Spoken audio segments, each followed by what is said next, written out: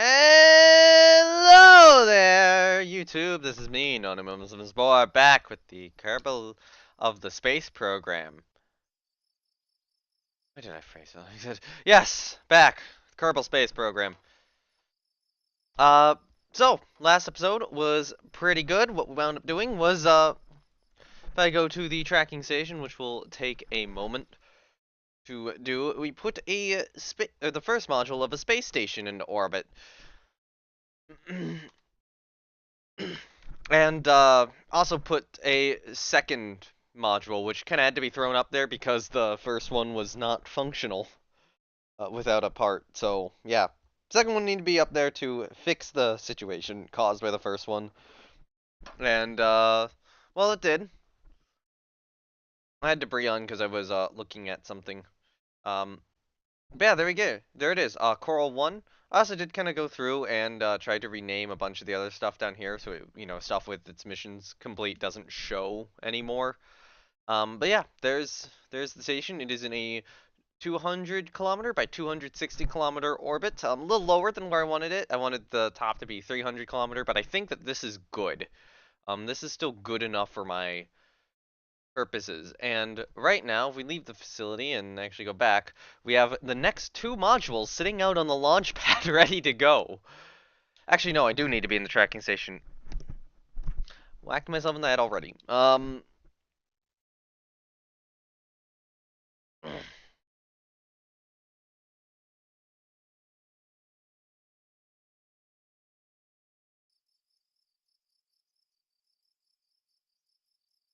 Yeah, okay, so I need to go back in the tracking station because I actually need to align the launch of the next module, which I'm going to be immediately doing. Um, so yeah, launch we have right coming up soon would be I believe it's the Discovery module. This will be the science lab attached to the station. I need to make sure that it is aligned, although I also I'm trying to decide if I want to do this at night or in the morning. Um,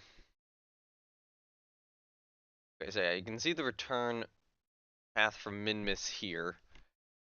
And then we have Pearl 1, this is the Space Center and the Island Airfield. It's actually in a fairly good position right now to launch, and we'd be launching into the sunlight, so that would actually be pretty good.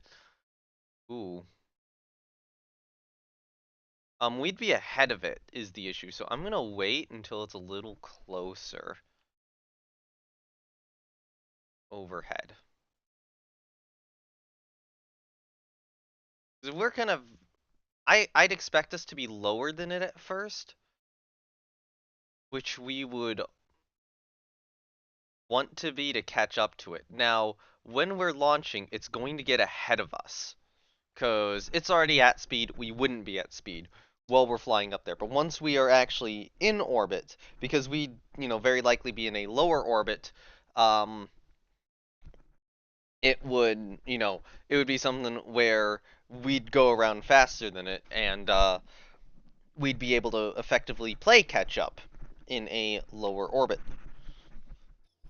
Obviously, I mean, that obviously that's only good if the station is ahead of us and not, behind us. So, if I go to the VAB, Discovery is at LC2 and Connectivity is at LC1. These will both be on Bluebird 1Bs. In terms of other missions we're working on, Oasis would be the last remaining module that is still a day out from completion. And then we are following that up with an Eve mission. And actually, there are some other missions we're going to have to start building. We're going to have to start building a crewed launch vehicle. Do not take anyone with you. There we go. We'll be working on a crewed launch, a crewed launch very soon to the space station, so that'll be a Crow 1 AC. So that'll have to be quickly added to the manifest. And after that,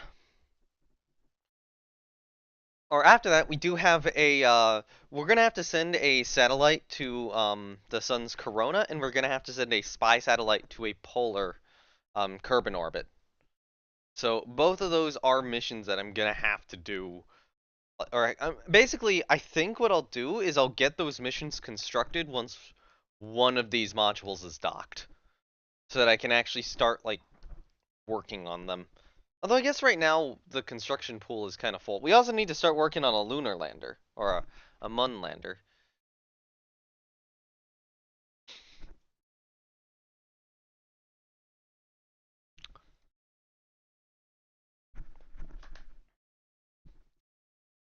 Oh yes, the KSP X64.exe is not responding. Wait for program to respond. It'll work. It'll work. Just give it enough time. I have faith in the Kerbal. There we go. It is responding now.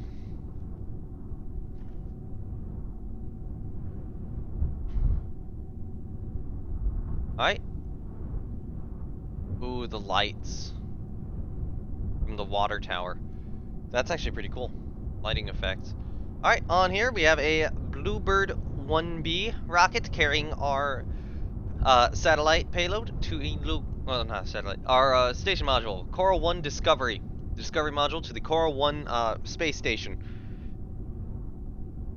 This will be the science module on the space station and the third of an expected 5 modules to be delivered before the first crewed flight.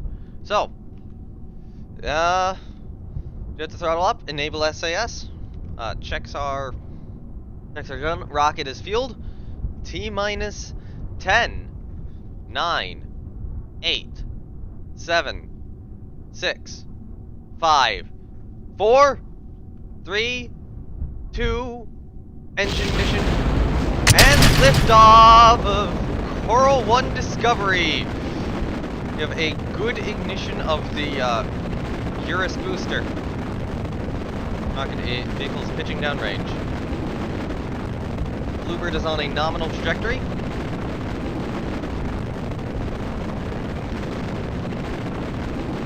Oh, look at the plume. Ooh, that's a good photo. It's just the plume of the rocket. Alright, Bluebird is going supersonic. We're not quite at max Q yet, but we're starting to get there. Let me look on the map. So yeah, you can see that the space station is now ahead of us, which will be really good for a low Kerbin orbit.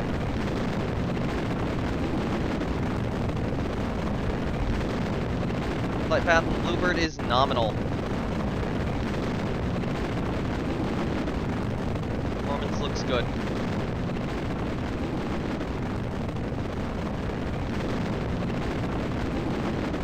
Oh, we're gonna be in sunlight soon, aren't we?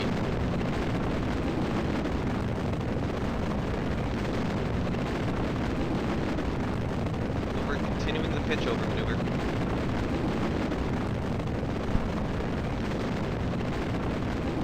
We will go for bearing separation at about a little bit past 30 kilometers.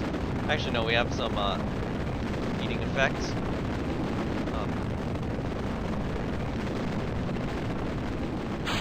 Bearing separation is confirmed. Got burnout of the booster. Bluebird is currently in a slight coast phase. Apoaps is 104 kilometers. Bluebird is going for stage separation. Stage separation confirmed. Second engine ignition confirmed.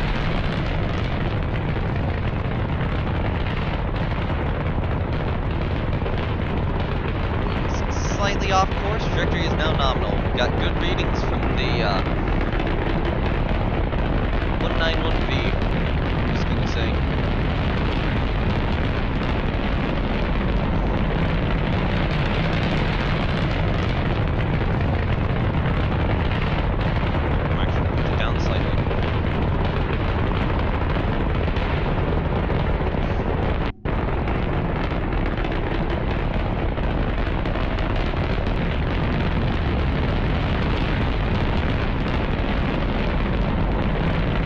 That's actually cool. I like that kind of like sunrise photo.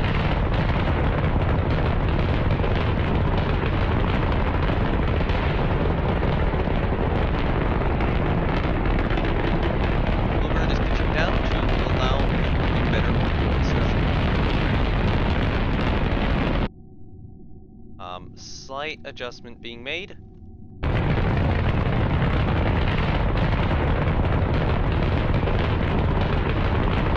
Orbit confirmed.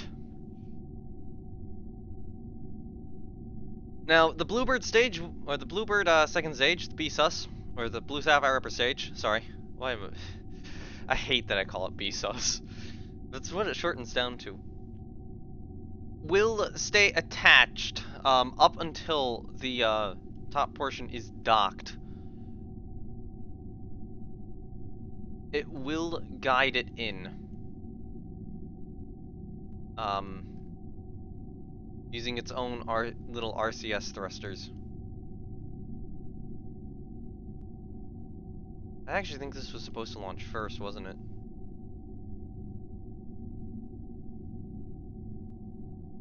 Well, if not, it would be something where it has to rendezvous. Anyway. Got good deployment of the solar panels.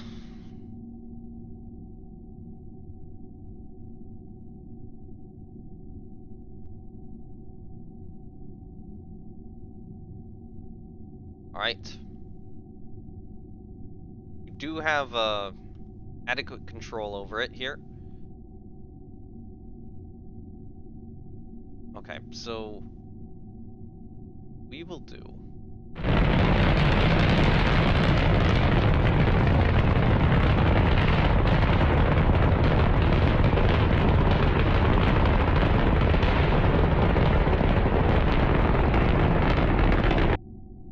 We'll get an intersect.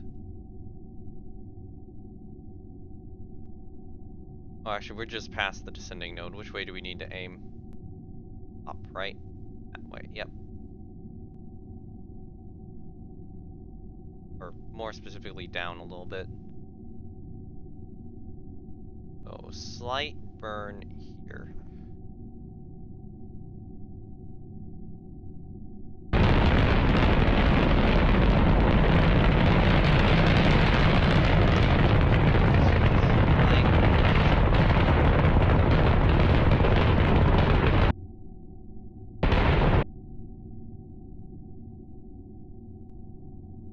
Okay. So let's see. That would be the target. That would be us. So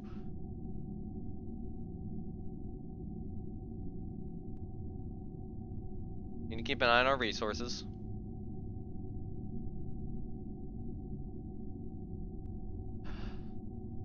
Now this stage is not particularly capable of docking, I should quickly point out. So what will be done instead is that this stage will be berthed, or B-E-R-T-H, not B-I-R-T-H, berthed, like a ship, or like, you know, Cargo Dragon 1, not 2, to the station using the station's newly named curb arm. Thank you, friend, for naming that. My little bitches. Okay, good enough. So, yeah. We won't catch up to it here. We'll see how it is. So that's target position, that's our position, right? Yeah. Alright. Aim prograde, we will be extending the orbit now. Still have a lot of delta V to do this with.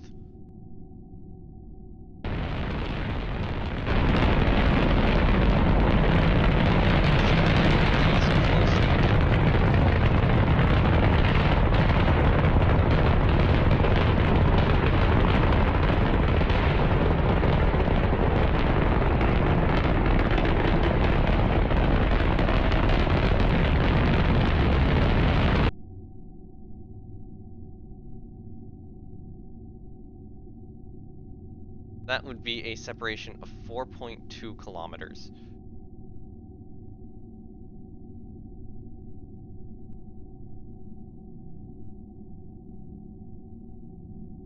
Hold on, I need to make sure that this is... No, do not stability assist. Right now, I want stability assist, not just that. Hibernate and warp should be auto.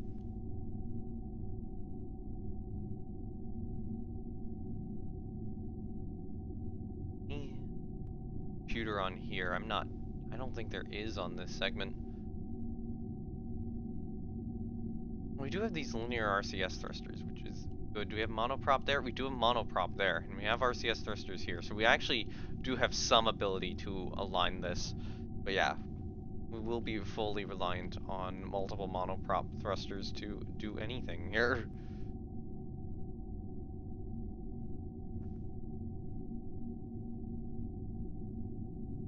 Okay.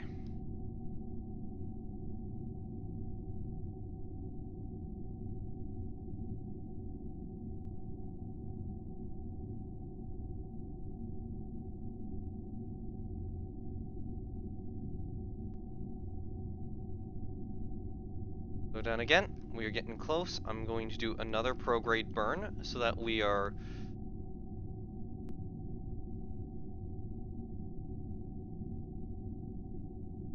What? Oh.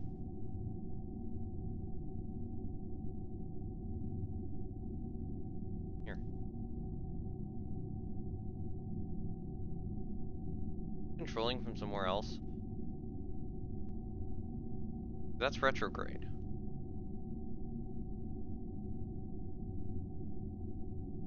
Oh, that's prograde to the target.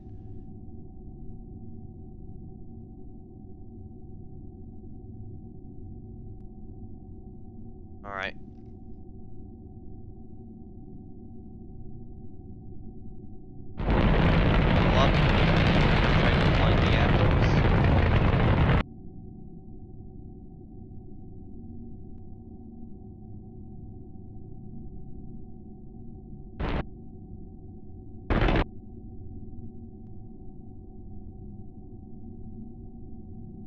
Okay,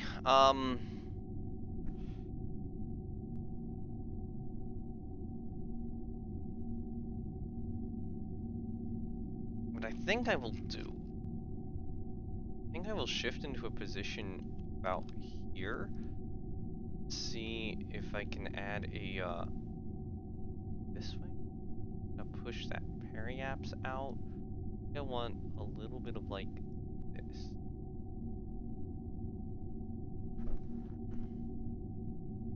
Aim at the maneuver node. That'll be an extremely short burn. For whatever reason,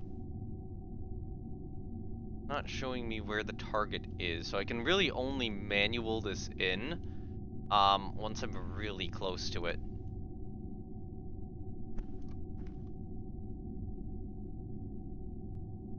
And we did just, you know, we had a 4-kilometer approach there, it should be noted. Right.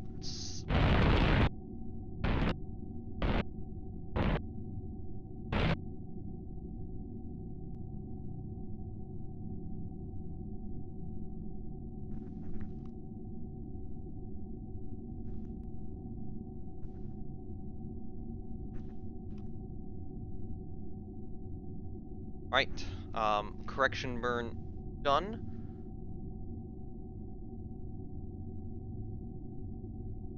I think we're still slightly low. We're slightly off. Okay, so what I'm gonna see is, let's say I add just a little bit to it here. Does this create a closer approach or not? God. Okay, scoot the approach forward.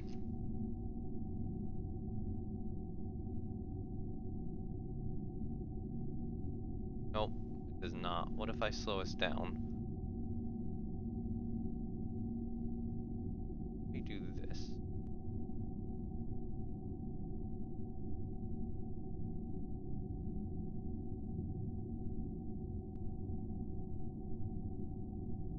Ooh. We get this burn precise? The second approach is going to be exceptionally close.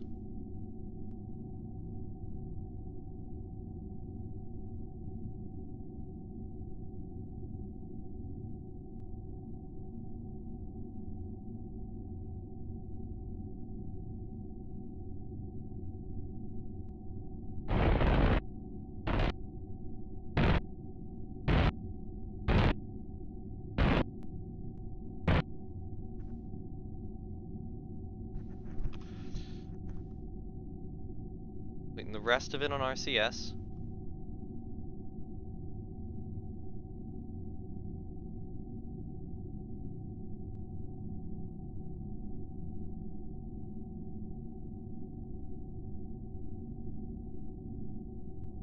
Let's see, what's our separation at that one? 0.4 kilometers. Okay. A lot of maneuver there, but it's not going to be a maneuver with anything in it. That's kind of just a marker point. Alright.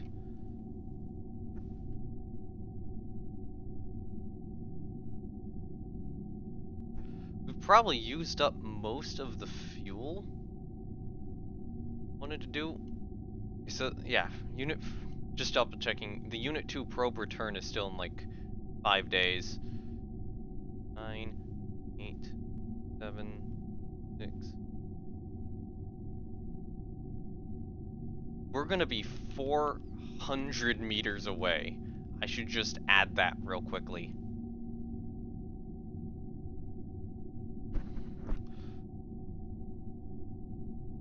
What's our separation distance? 2 kilometers. It's inside of us. Somewhere in here.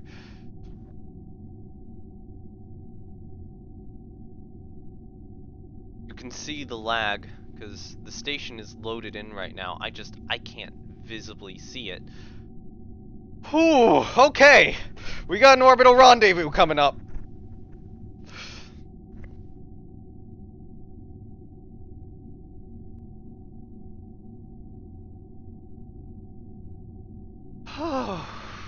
Always stressful, but hopefully this will be okay.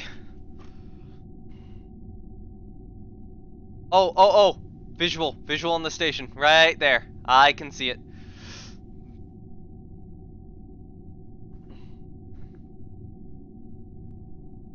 Okay, so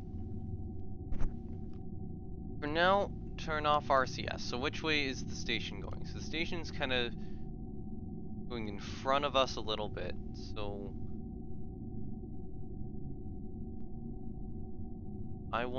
if we want to do an alignment, have to do this. Then we're probably coming kind of on the inside of it, so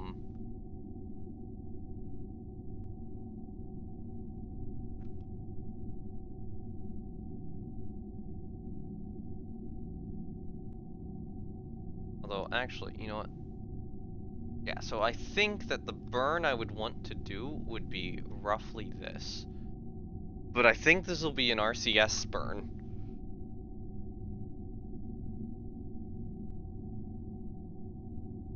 There it is! Oh my god, we are so close!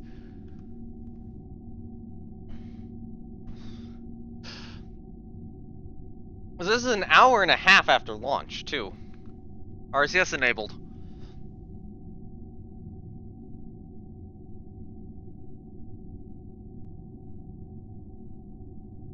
Yeah, I probably don't want to be making, like, major burns right now with the engine. Although, I don't know, 9.2 meters per second, that is an engine correction I could do. I just app it. App it a little bit. Okay,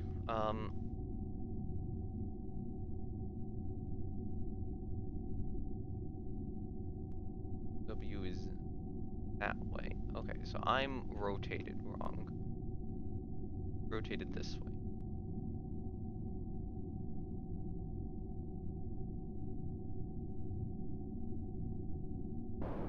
Yes.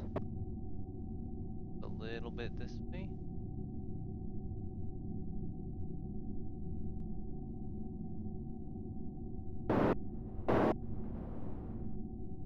No. Which way is it?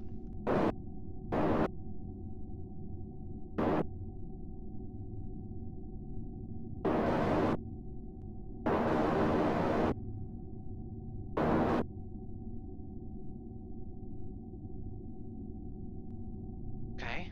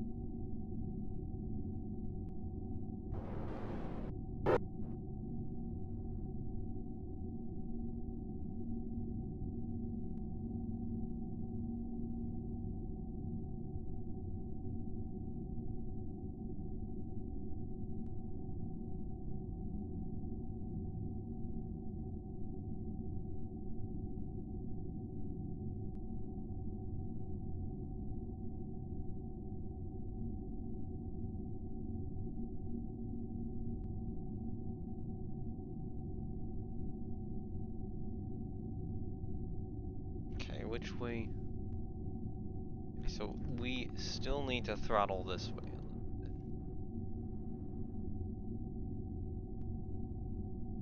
Okay.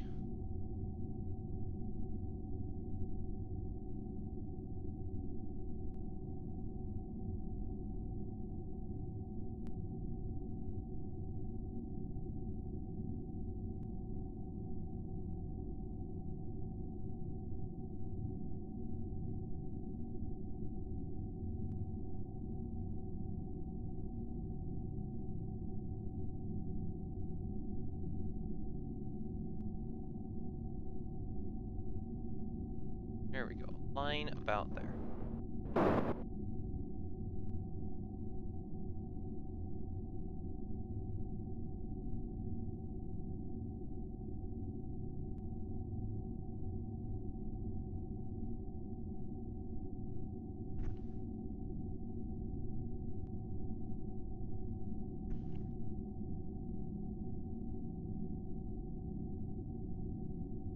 What's our separation distance currently?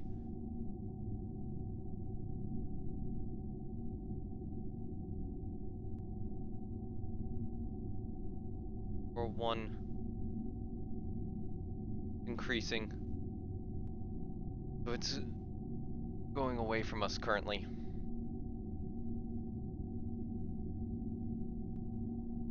You know what? Target.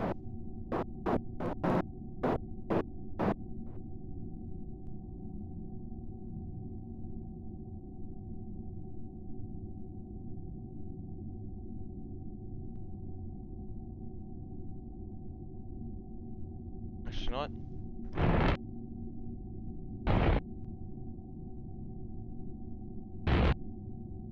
Okay, now we're heading towards it. About a meter a second.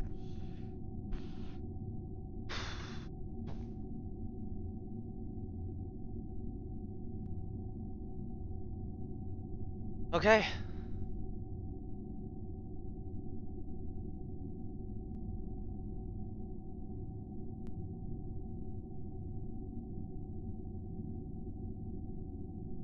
Okay. Which way is it shifting?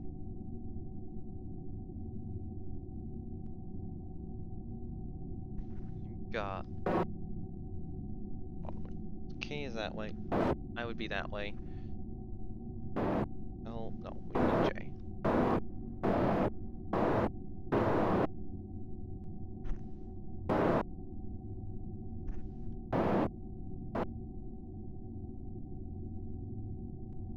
Still on approach.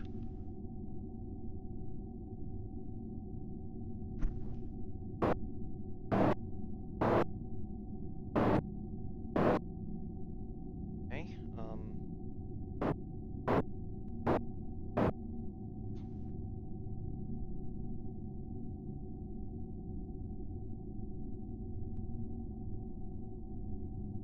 is it gaining or increasing distance? It's gaining. Okay, so, throttle up. Actually, not.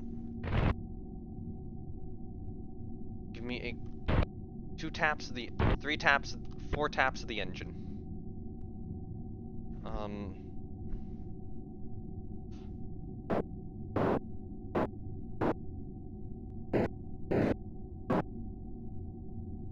Okay.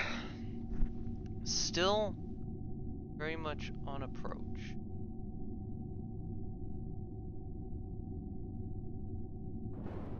Okay,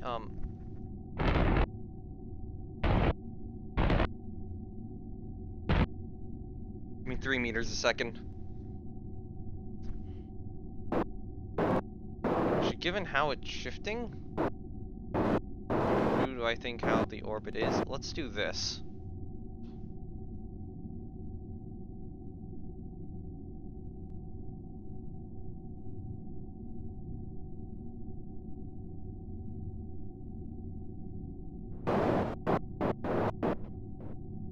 Alright, station in sight. I'm gonna L.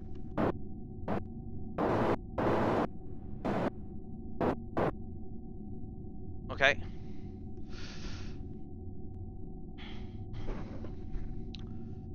Oh, you can see it. I love that.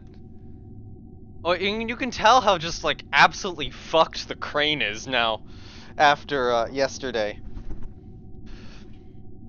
But what I'm gonna do is we're gonna align the crane with the incoming object. So all it has to do is maneuver itself into the crane and we're good. Unlock that. At an angle roughly there.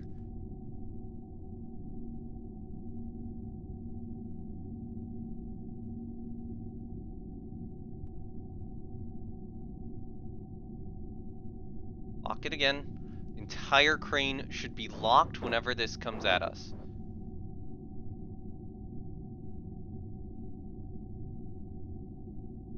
Now, I'm going to unlock this one.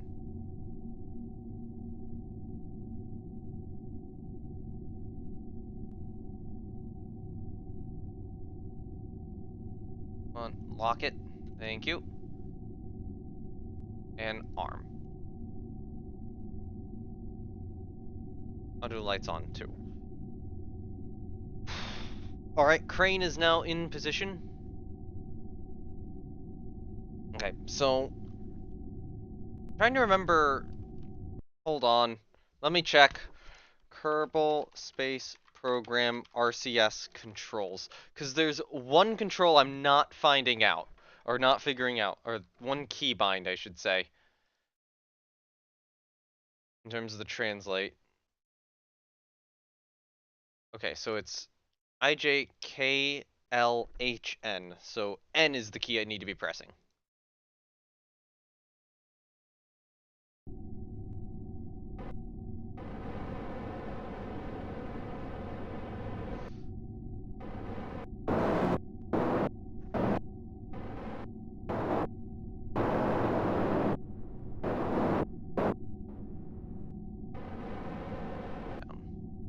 Okay. Keep us pointed at target. But I'm gonna quickly order a rotation about here.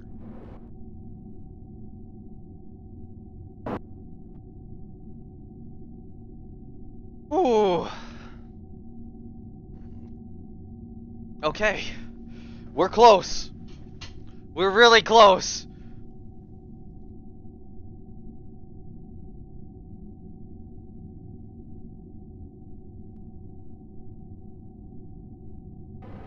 Go down with N.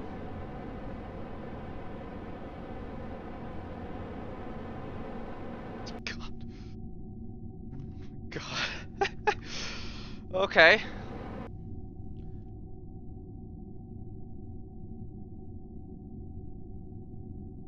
Okay, you know what?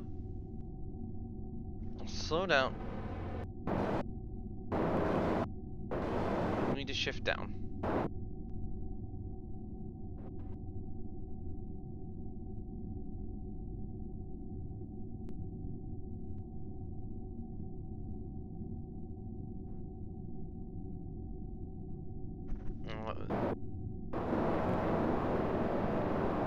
No, not L.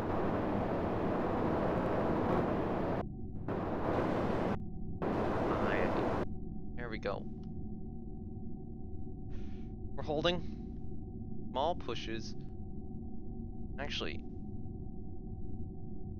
I'm gonna quit aligning us with the arm.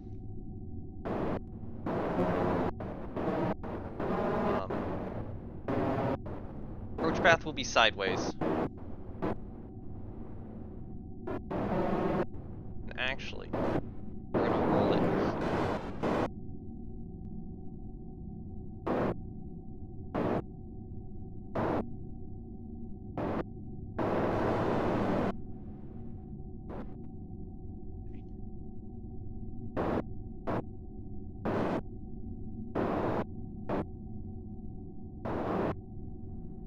L is down right now. Phase back. Okay.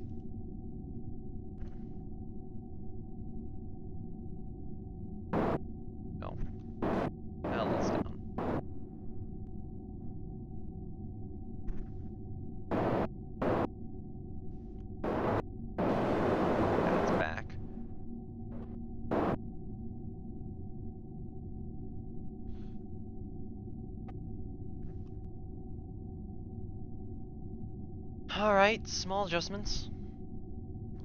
L is down, J is up.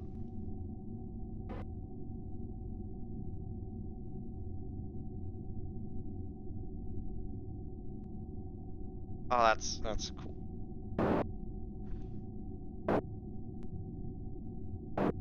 Which one is towards? That's towards.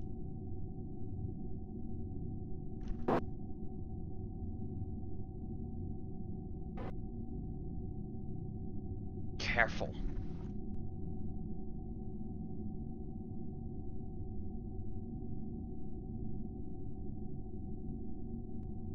Approach looks good.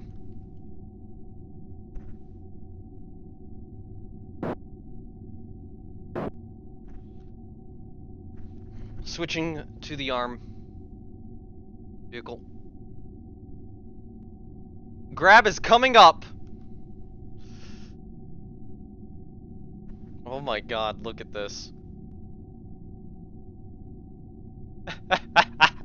I think we got it! I think we got it! Just let it drift into the claw.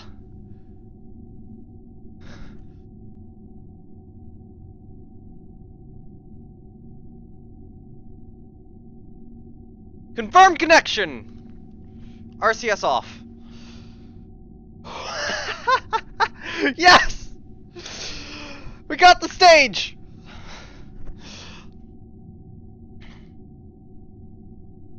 Okay. So.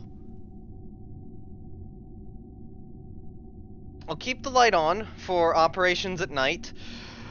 Okay, I'm trying to remember which side we attached this stage to. Because, in terms of docking ports, we have one there. Oh yeah, no, we attached this to this one. Yeah. And I believe it is, we gotta attach this side to here.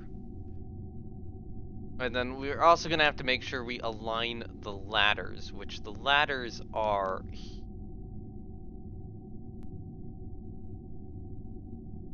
here. Actually, that's the ladder. So that ladder has to be aligned to this ladder.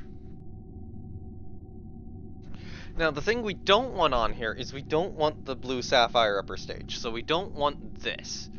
This is gonna get going. Although, well, let's hear.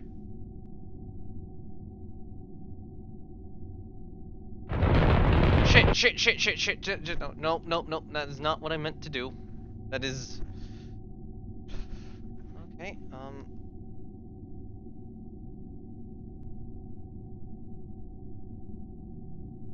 I accidentally throttled up. Okay. In place now? Okay, you're in place now. What I wanted to do was see if I could transfer some of the fuel into here, but that's suicidal. Fuck it.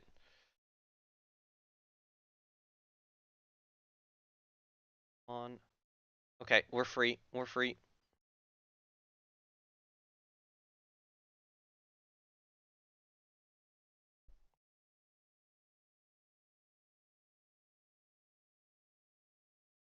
That's kind of beautiful, actually. Alright. Vsauce is getting deorbited.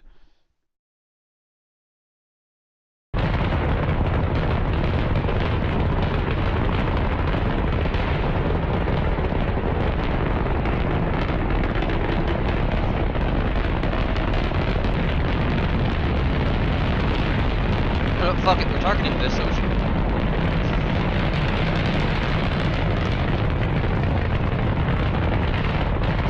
I am actually reversing the course!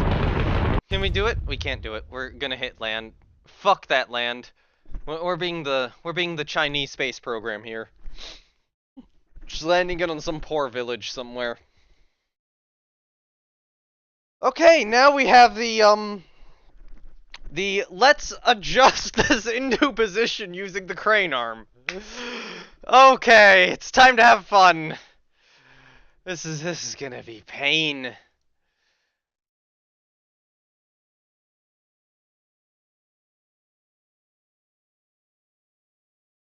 Oh no.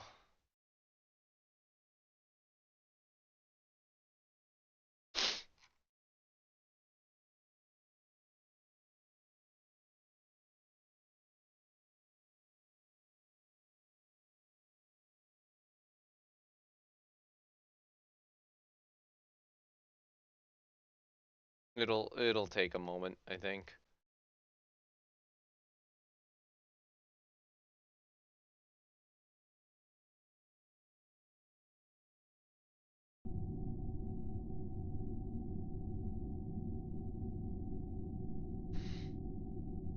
Right.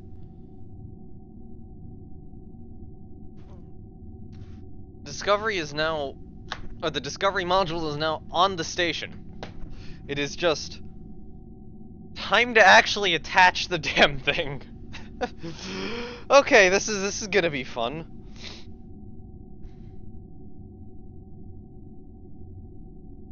Alright, so first thing we need to do is rotate the crane arm this way.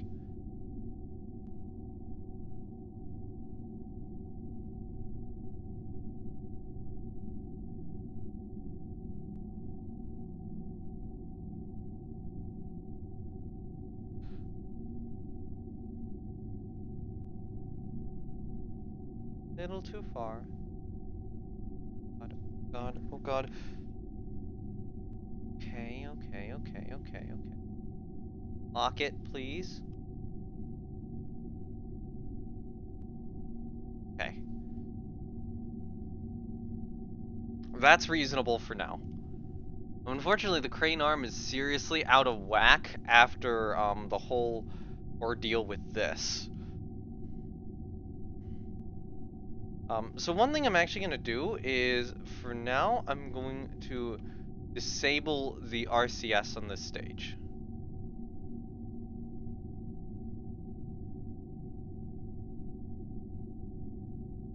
So these will, for now, have no wheel authority.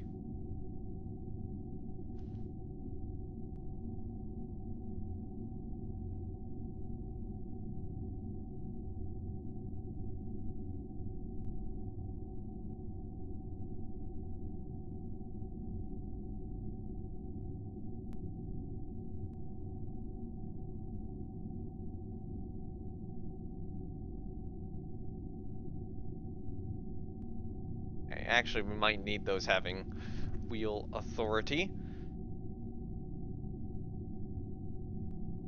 The one thing we are going to have to do is that this is going to have to rotate into place. Now, thankfully, this will be able to be done with the end of the arm, so specifically this guy.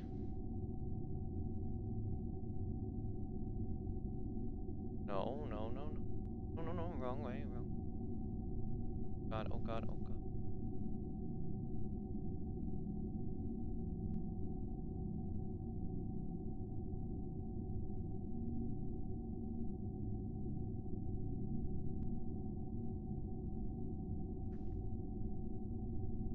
Stop wobbling.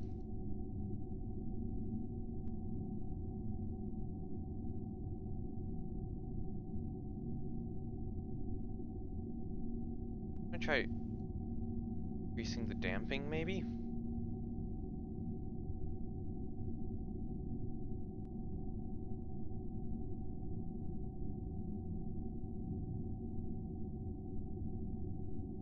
Or at some point, that antenna is gonna have to come off.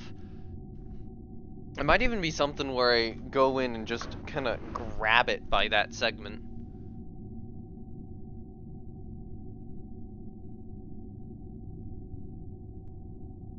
Do you have any lights on here? I'm curious about. Remember, that's over that way. So,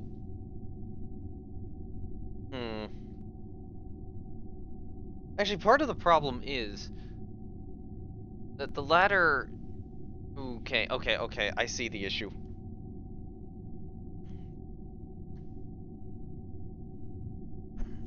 Uh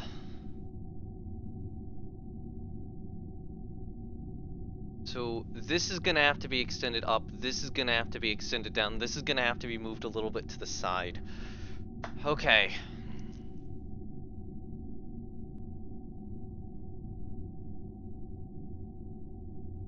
At about 90 degrees. Or not 90, like 0-ish.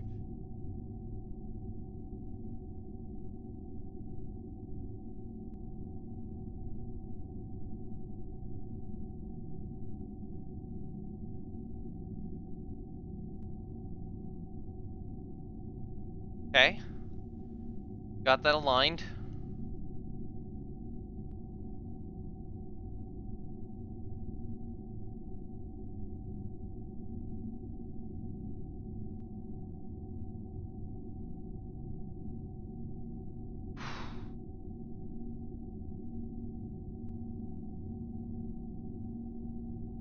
I might trying to do this at night, I feel like, is just gonna be a bad idea. In which right now, unfortunately, the station is passing into darkness, so, we don't really have any lights on board.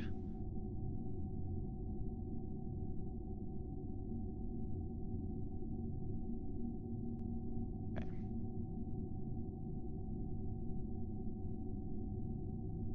Do any of you actually have, like, lighting stuff? No, you don't.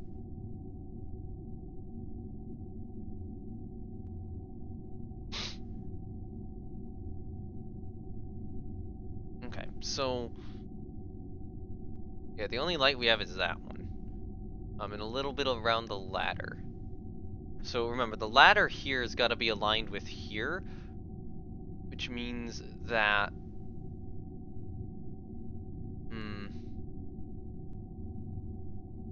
this would have to... okay, I'm trying to think how to do this.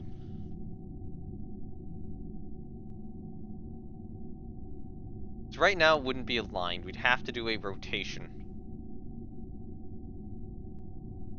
Should have thought about this when docking.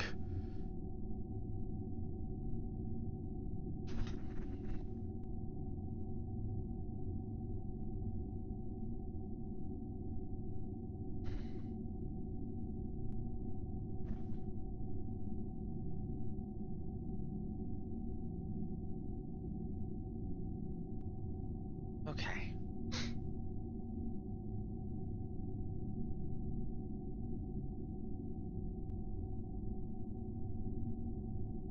So I think I have to...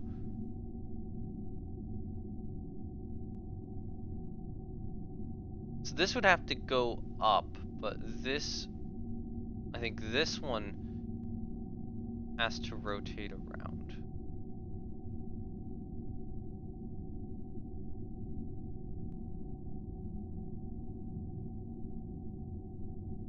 Bar.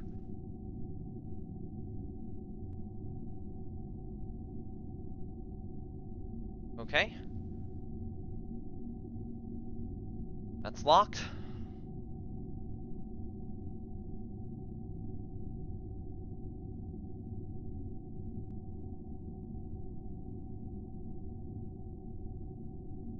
Oh, that one wasn't locked this whole time.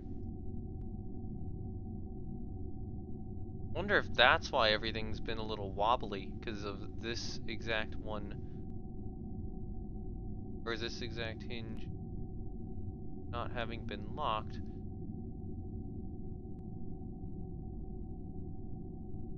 Okay,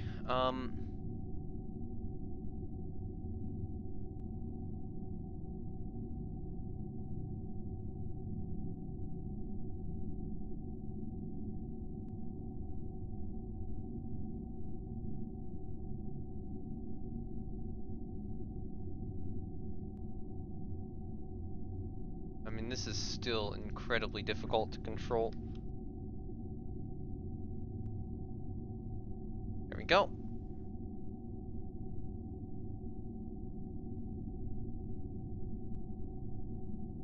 We'll do a full pass around.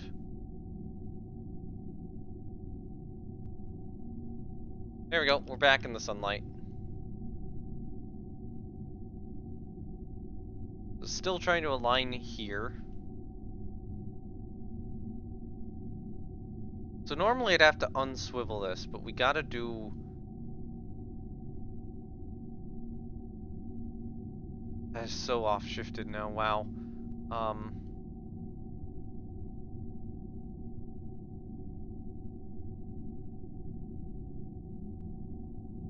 I actually think this guy...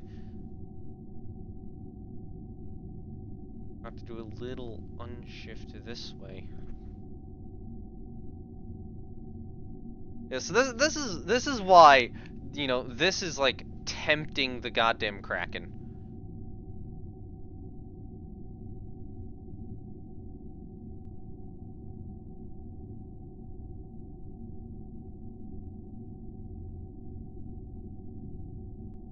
Actually, let me just check the orbit we're in. We're in, yeah, 201 by 258. So it's shifting a little bit. Because of the additional module. Actually, probably because I accidentally throttled up the engine briefly. That's probably largely the change.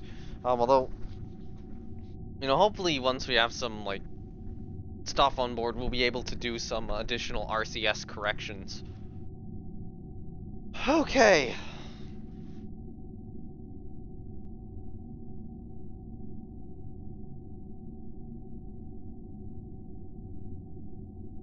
So, I think I'd have to rotate this.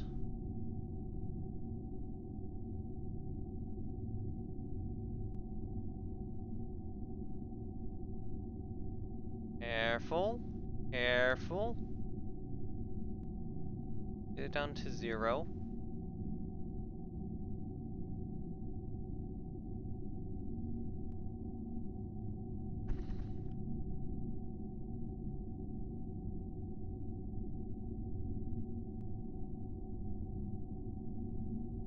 There we go. It's locked.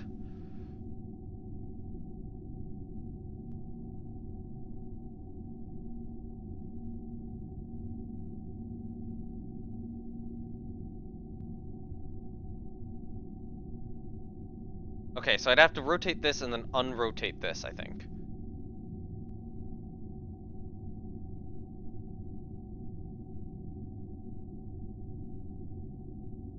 So I gotta do this rotation here, I believe. About 90.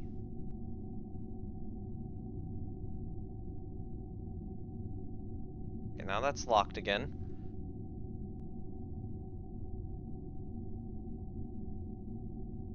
And this guy has to unrotate.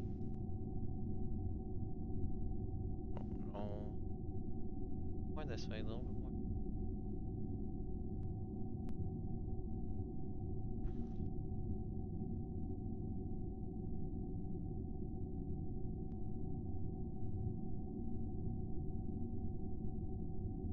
Let me extend this ladder.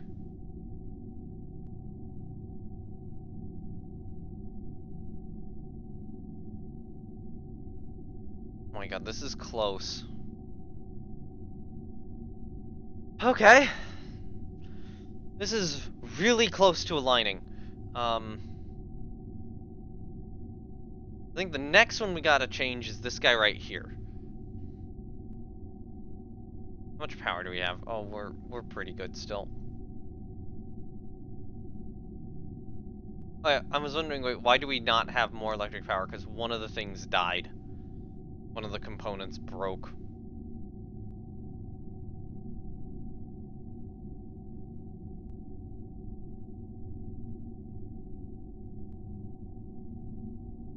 Okay.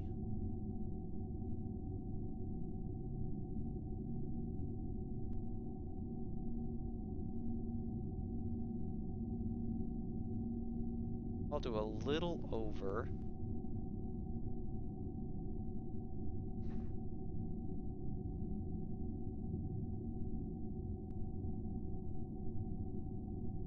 Then we have to undo this.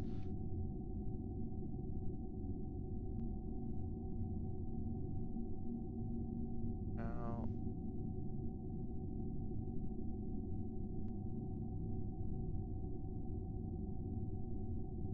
I'm gonna get a screenshot of me still attempting to dock this module, or berth this module specifically. A bare thing would be the correct term. Ladders are pretty aligned right now, which is good news. And I think that can just be a little tighter.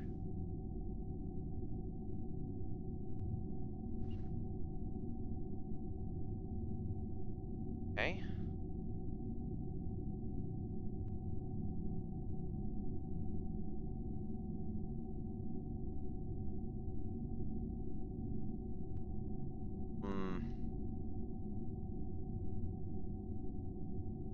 So this would pull it out this way. I think I need to rotate this a little more.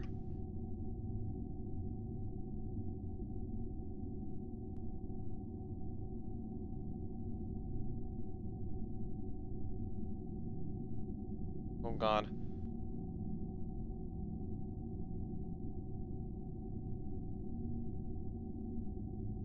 Okay.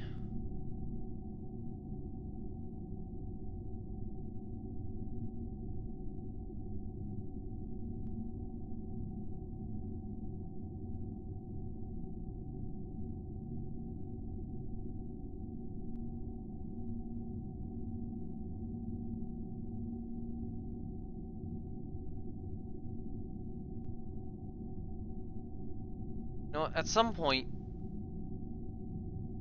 we kind of need to detach this.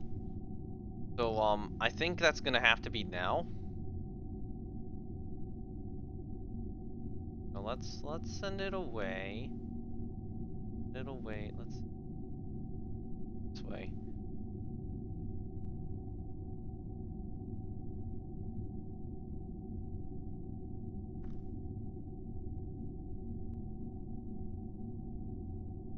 Be free, little Zebulon!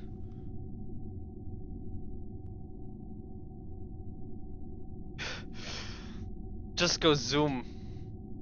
So now that docking port is available. I didn't want to like have any weird issues when the Zebulon comes detached. So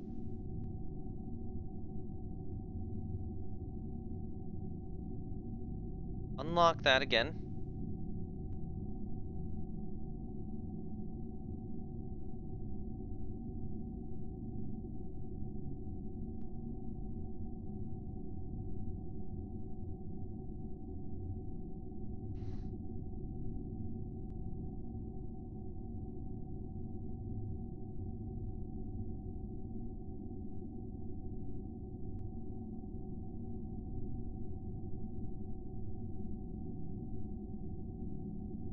Ladders are not yet perfectly aligned, so this roll has to be slightly undone.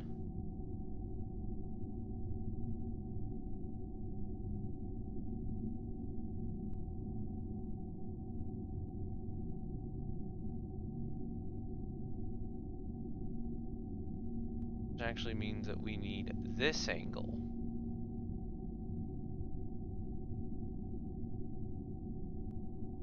A little bit.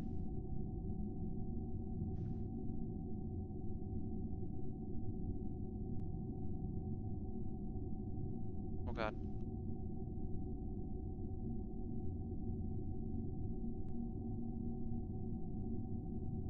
There you go.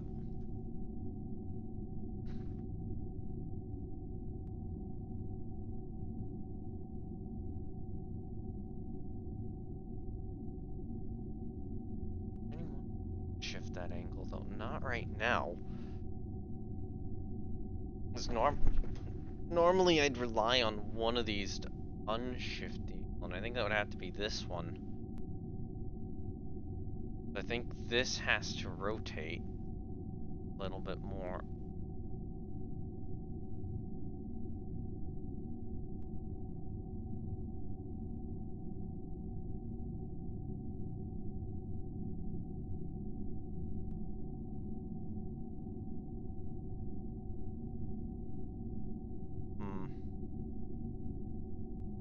I think if I do a slight...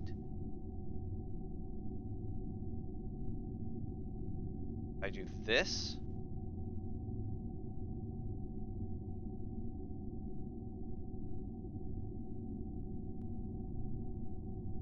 like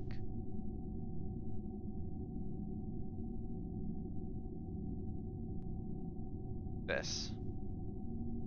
Okay,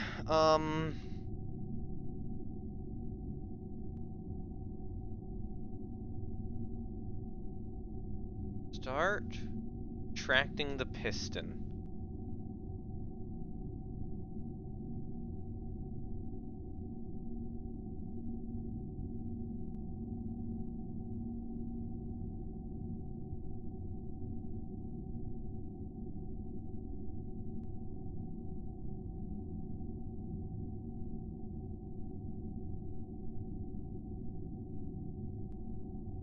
Lock again.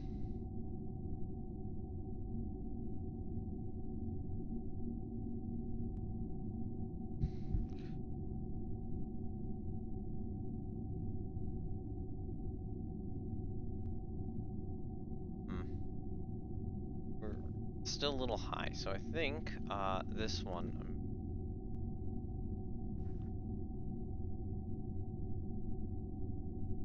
Do that.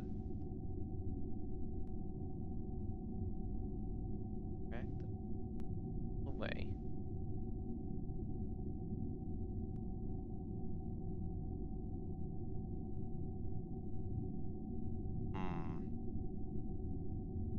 God, we are so close to this.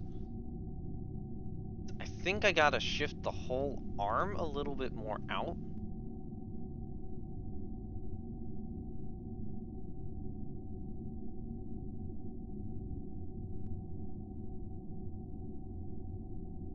Like that.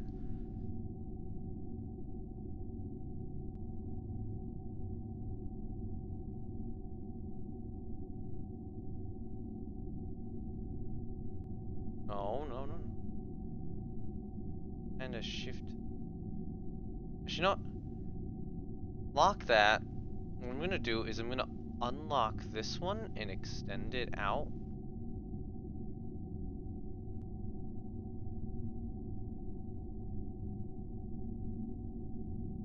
Good enough. Okay.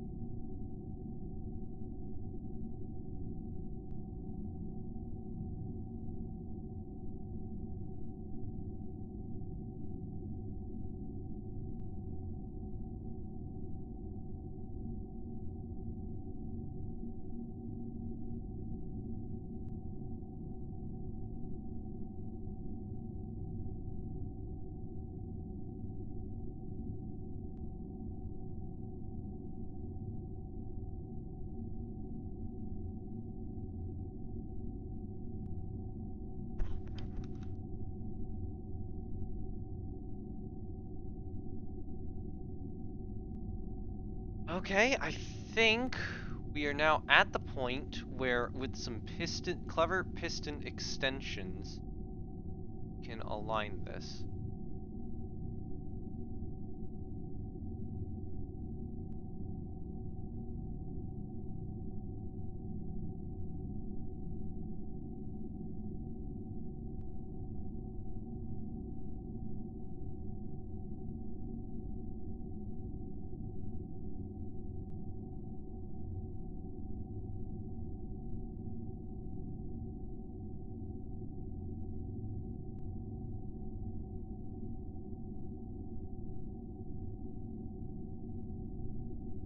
Farther back.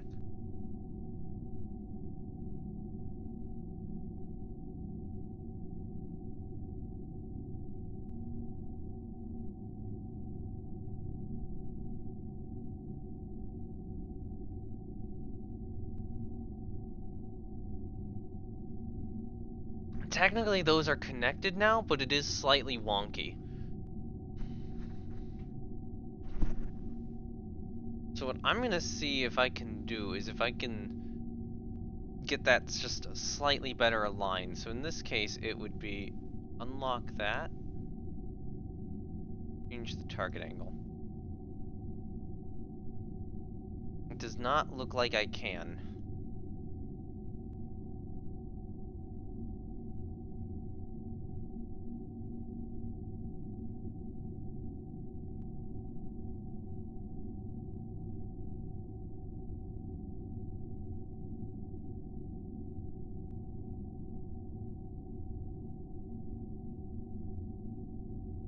Okay, how about a quick save here? We'll,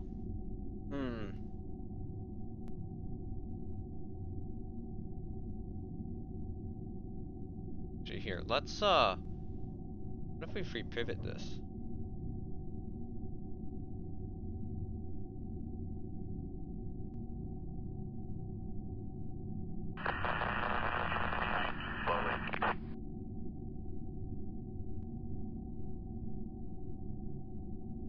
Okay, that's aligned now. Disarm.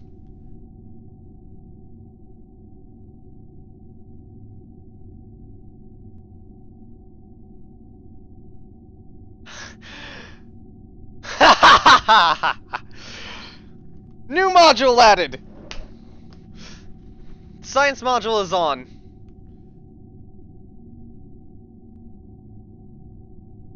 Oh, it's beautiful that that works.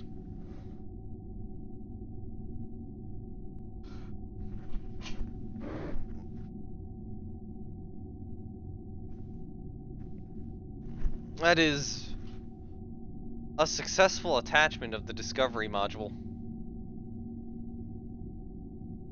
In terms of the ladder alignment, I'm gonna say we got that pretty good. That is usable. So we still have two modules to attach. That would be the Oasis module and the connectivity module. I believe connectivity. Well, I don't know which. Oasis might go this side. Connectivity might go this side.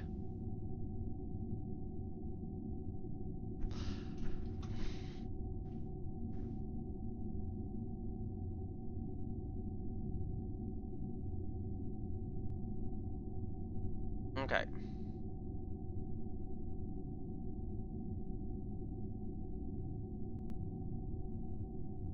Actually, you know what? Let me set this one to 0, or about 1. 1 will be fine. Let's set you to about 1.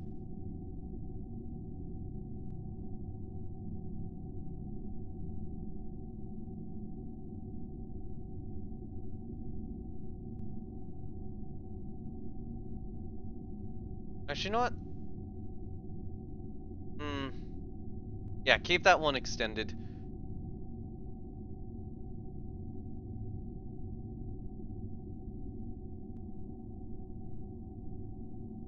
Oh, okay. You know what?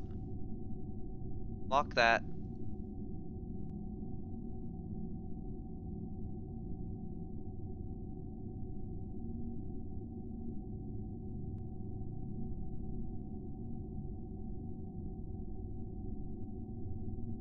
I'm trying to now shift the robotic arm into a different position.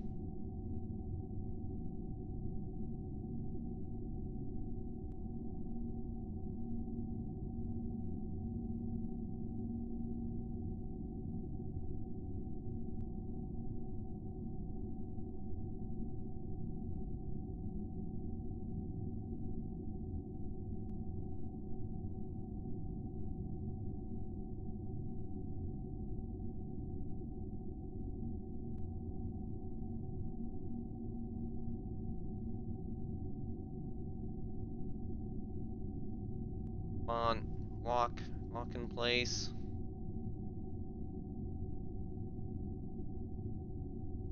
Different levels of damping do.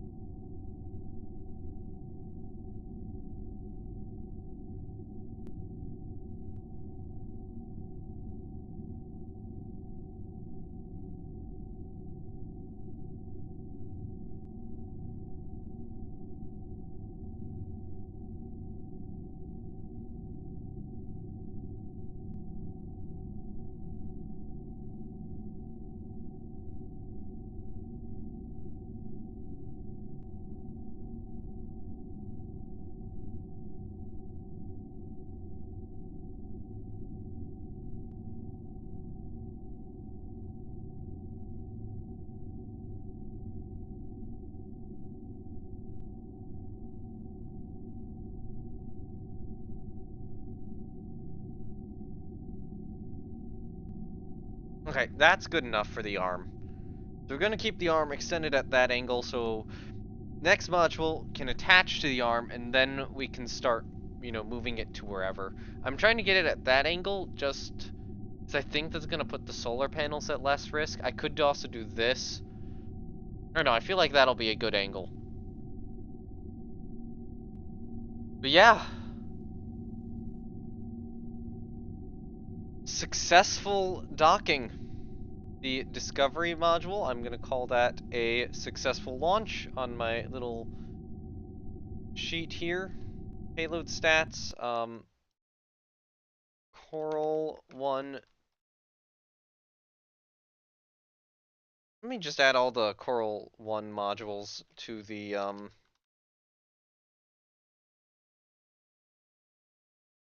payload list I have going while I wait for the thing to load. Uh,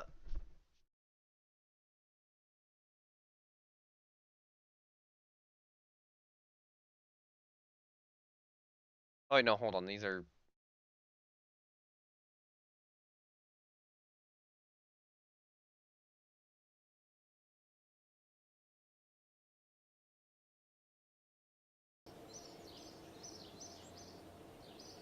Need more science station modules, yep.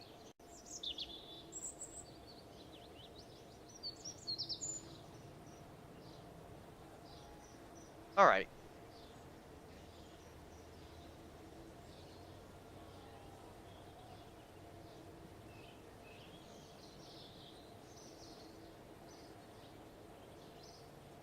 How did that work?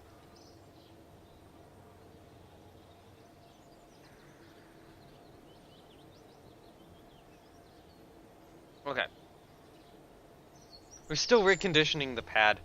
So I want to do, in an interim,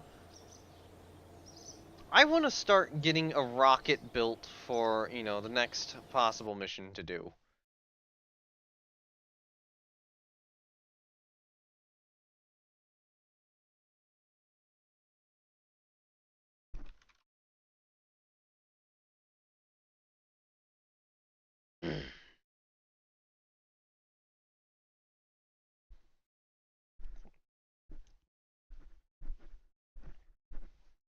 I'm still shocked that the robotic arm is working as well as it is. The robotic arm should not be working that well.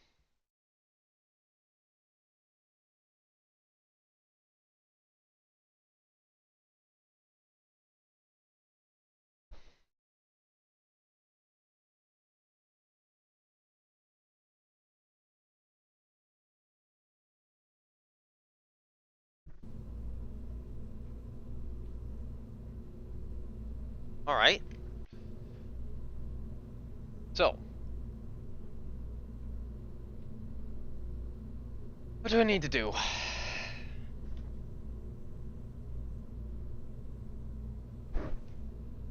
Having a thought. So in terms of missions, there are 3 primary ones we need to queue up. One would be a crow mission to the station once it is complete. I also need a resupply vehicle at some point. I really do. I really need to think about what I'm gonna do for a resupply vehicle. I think with the crow, we need to figure out a way to better attach the consumables on the bottom of it too, so that the arm can kind of like grab them out and haul them away.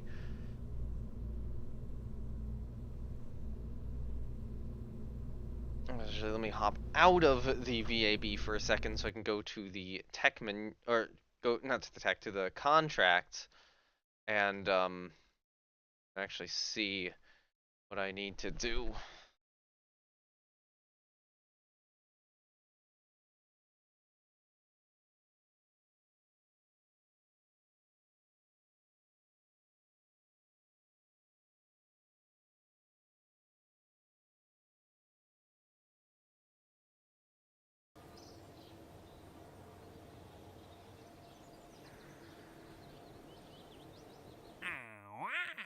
So, active contracts. One of the ones I took. So this is coming back. So it'd be another BDB. So Photo reconnaissance from a polar orbit of Kerbin. So we need an SG4 or an SG4B with a film canister. Now, just the fact that we have a film canister means that this is probably going to be at the minimum, a Robin. I don't think that this would be a good idea to do on a Starling, although I think I have done some similar missions before. So we need 3 photos. Grasslands, um, ice caps, and southern ice shelf.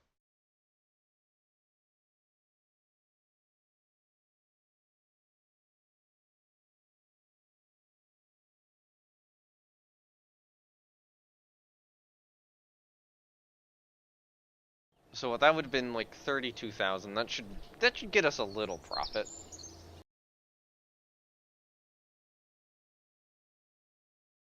Man, it does really hurt how bad I set the economics on this. I'm surprised that I'm even anywhere. So that's mission 1. Mission 2 is going to be send something through the corona of the sun. Now, the big question with the corona mission, which I need to check, is do I need to recover it or not? Because that's going to change the mission requirements drastically. If I do need to recover it, I need to kind of think what launch profile I want to actually send that on into the sun's corona. Because I don't want that to take like a full. I don't want the mission to take a full year to complete. So it's how would I get that mission done, quickly.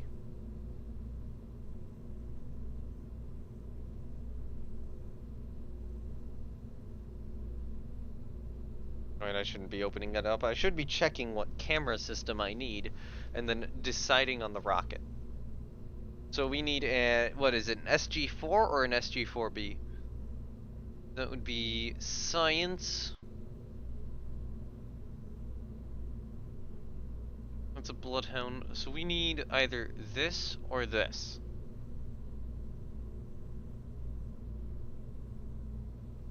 That would have samples 6, that would have samples 3. Then this is lighter, but I think it's also longer, right? Yeah. It is lighter.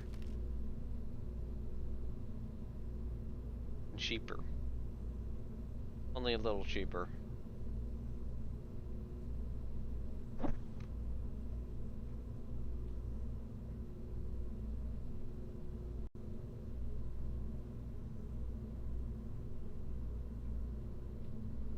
Oh, I am actively considering a Starling for this.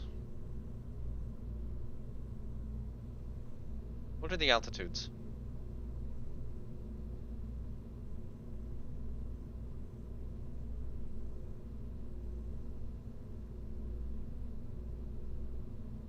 Okay, explore Kerbal probe. Yeah, it is landed or splashed down. But it's only a vessel landed or splashed down. Although I think I still want to do I would still want to do the science container in that case. Hmm. For that mission, it's definitely gonna need to be one of my capsule returns. Probably an 8 fuel tank version with a kick stage. Um, I'm sitting here. I'm trying to think about how to do that right now. Still.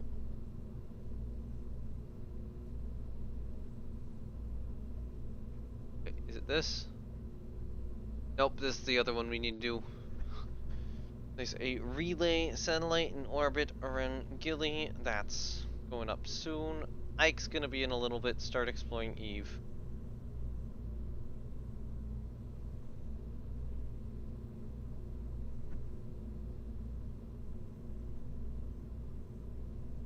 So we do have to do both Gilly and Ike. And I do have Explore Duna probe. So we're gonna have to start thinking about a Duna mission sometime soon, but we're out of phase right now, so it doesn't really matter. It's gonna be a while. Photo reconnaissance from a polar orbit. So it is low altitude.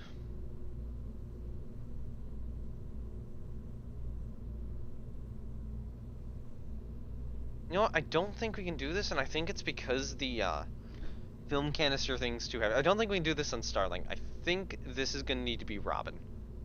I can still do it cheaply enough on Robin. Um, but yeah, this will be a Robin 1B flight.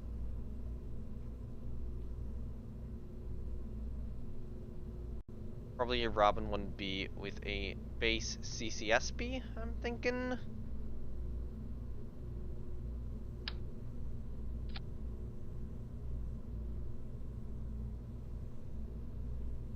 No relay. Although it's possible. I don't know if I'll do a CCSB or not.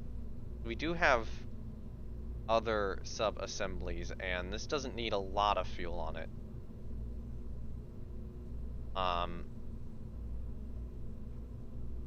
Actually, what's a light one? What's a really light one? I have that in performance metrics. I have the weight of all of these.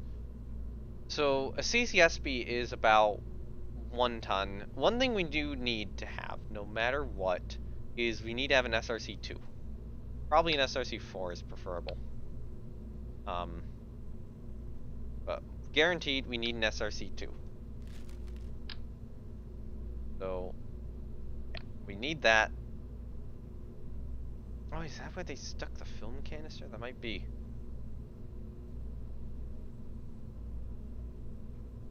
And I need a little decoupler on top. So let's see if we can get a smaller one.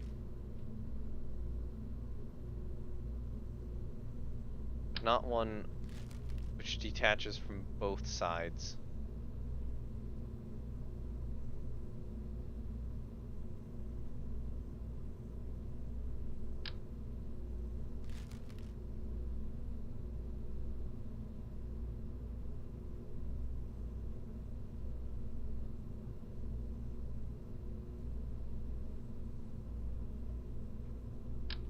I think I'll have to use one of these.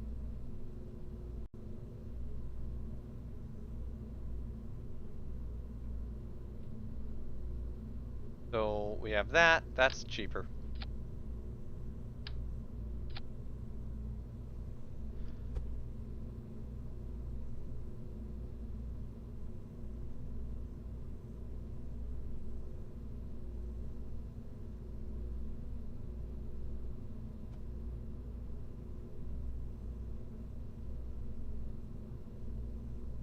Actually, you know what? No, that antenna will only extend once the... Right, no. That antenna should extend earlier. So, yeah, the antenna will be stuck out to the side like that.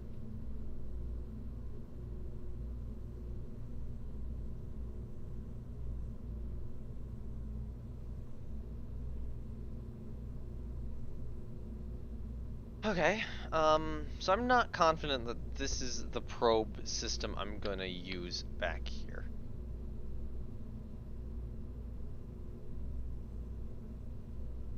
If I look at the sub-assemblies, a CCSB is 0.919 tons. A CCSB2, which I'd actually probably want to be using, is 0.93 tons. Admittedly, the removal of the relay antenna does reduce that down, but I could go with something older. So, say an LSB, a light satellite bus. Oh, that's really old. So, this thing is somehow...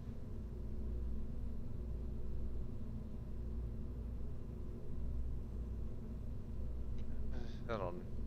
NELSASP. SASB. This is 0.561 tons. As well as an LRSSBW.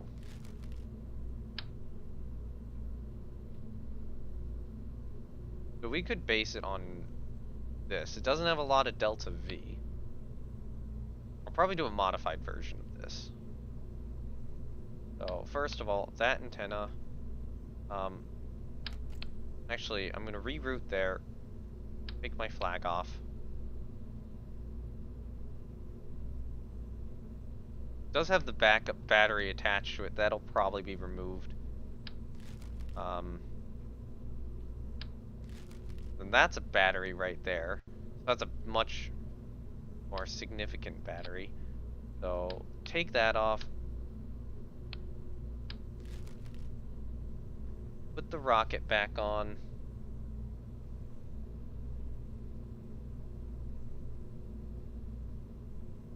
There you go, thank you.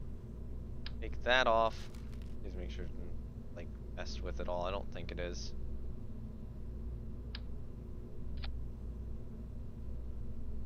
These, yeah, those are good good fuel tanks already. Does that still fit? Yeah, that still fits. And really the only issue is that these kind of don't.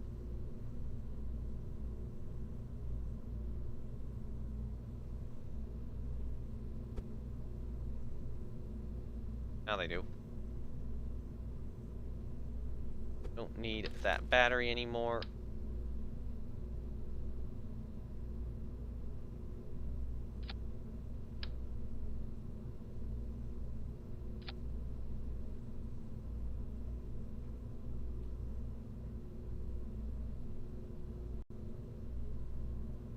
Actually, I'll stick with that battery.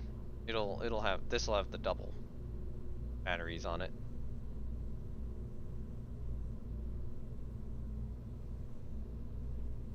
You know, idea would be to do.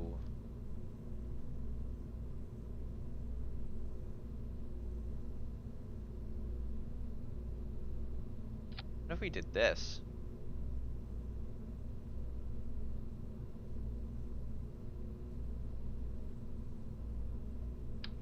Actually, hold on. What if we did this but did it times 4?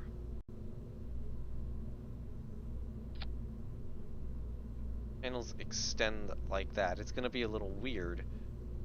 But yeah, that's still within the fairing.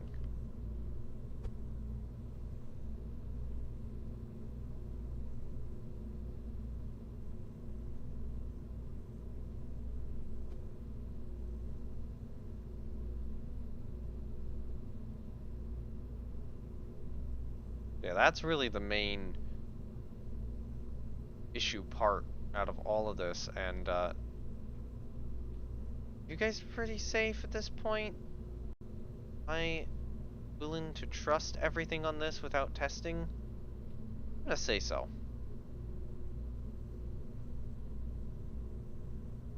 I think the worst part about this is the booster, an SRB safety rating of 9. Despite these fuel tanks having like a safety rating of 7. I'll just start heaviest part.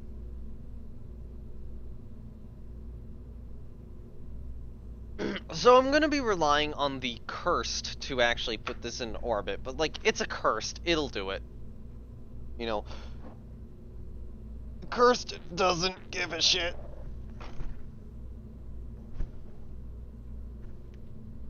Okay, I need to actually look through my missions.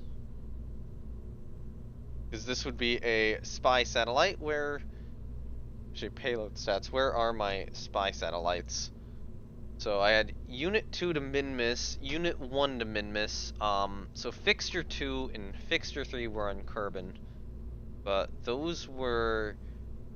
Oh no, those are SG-4Bs. This will be KS2 Fixture 4, I believe.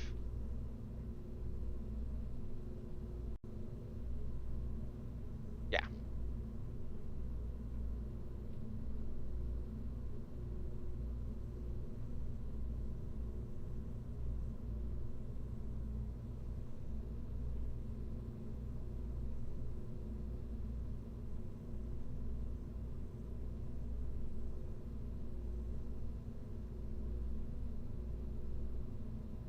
Actually, I'm gonna call it the KS2B.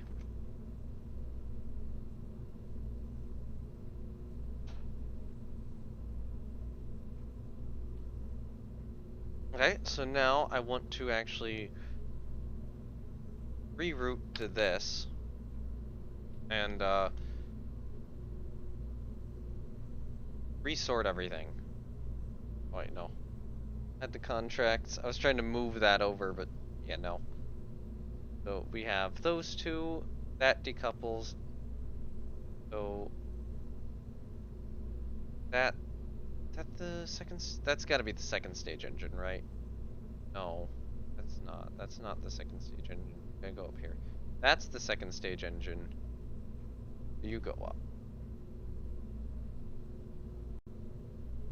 up. Parachutes.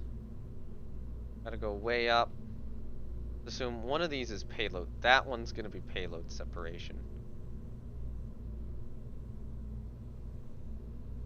I do feel like I'm also gonna take this satellite bus and call it something. Yeah. We have that.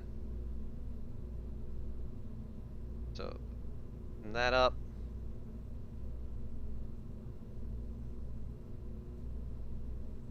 Disable staging on that decoupler.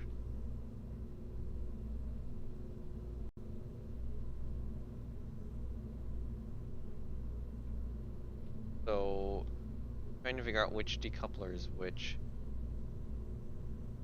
So this decoupler should be at the very top. Which decoupler is... Oh, wait, no. That's that decoupler, right? This one down here, that's ignite that engine. So I'm assuming that this is ignite that engine, which means that this decoupler is the one which needs to be activated there. So decouple that, ignite that engine.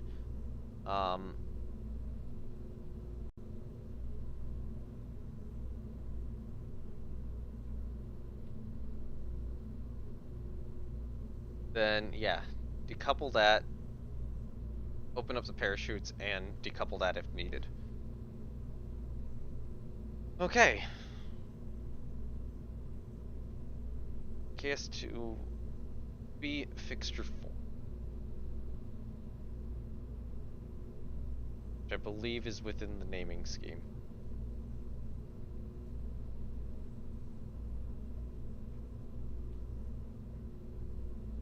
So this will be taken to a polar low Kerbin orbit. I'm actually curious on the mass. Okay, this is for Blue Dog Design Bureau, so I do have to take their little logo there. And do have to add one of those to the satellite.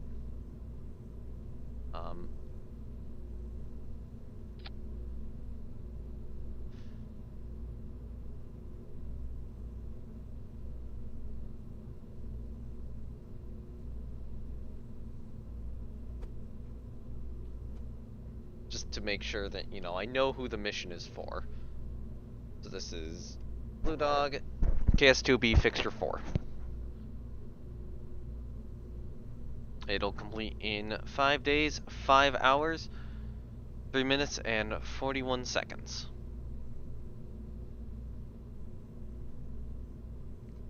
Alright, Fixture 4 is now building. Okay, so at some point I will have to grab that satellite as a satellite bus.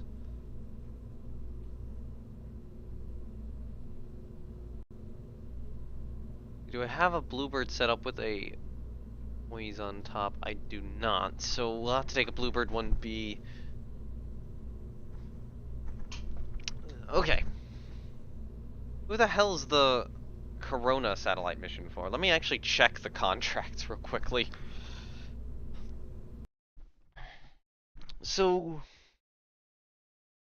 how I'm thinking about doing, I'm gonna have to think about how to do the whole, you know, Corona satellite contract. To send it into the sun's corona, come out, and figure out a way to get that back to Kerbin. So obviously we're gonna have heavy radiators on this thing. It is gonna be solar powered. Gonna have a heat shield on its front.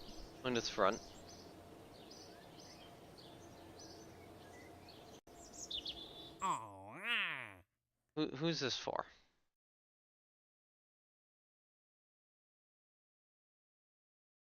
Okay, this is yeah, world's first records. I mean, that's a really good contract. If you know, if I can get that done, that's like, that's getting this upgraded.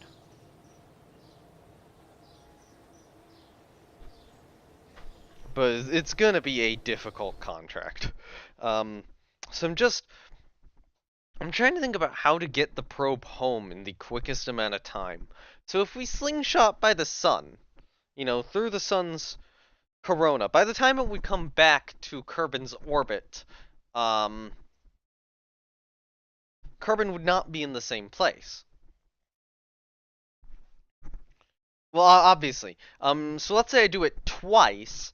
Then, if I do it twice, Kerbin could wind up being in the same place. So if I have one take half a year, and then the second one also take half a year to complete.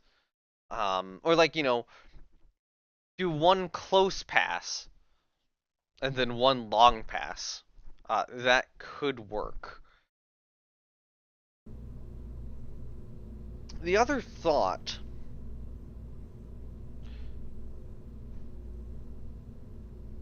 is that, what if I sent it retrograde? Because let's say I send it... Yeah, let's say I do send it retrograde. I'd probably need a Poisey at that point rather than just a regular Poise. Just to get that extra kick. Yeah, if we send it retrograde and give it a little bit more momentum,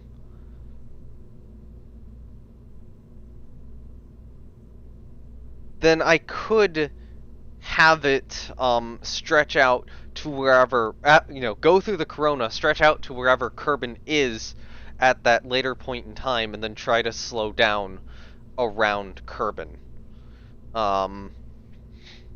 This thing's gonna require a mad amount of fuel, though, in order to do that. But I think that's what we go for. Oh man, this is gonna be so stupid, isn't it? Alright. I need a planetary orbital insertion stage extended. Otherwise known as the Poisey.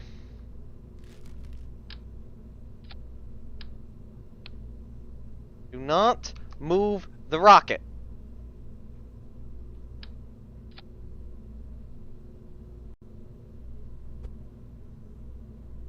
What if I do like a poise on top of... Or what if I build it on a poise? And then have the poisey on the bottom?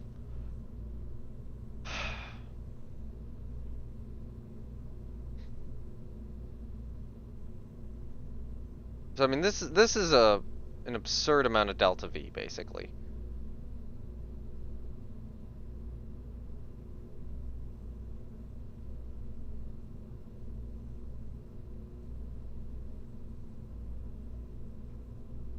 And that's kind of the goal. We get an absurd amount of delta V up here with this kick stage.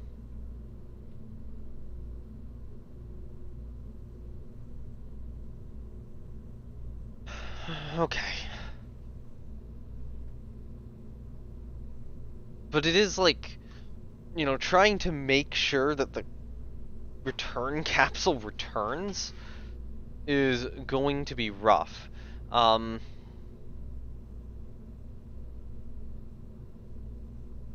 gonna be very rough.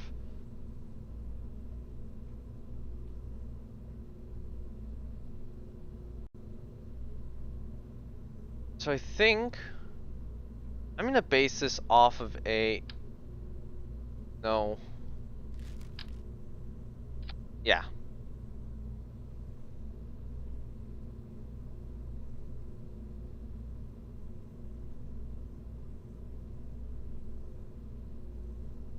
Yeah, we're gonna base this off of a... do I even want to? I don't know. I think I want to design my own stage here. So, no relay. Keep those. We'll keep those. Keep that. Keep you. Get rid of all that. I do want to keep that.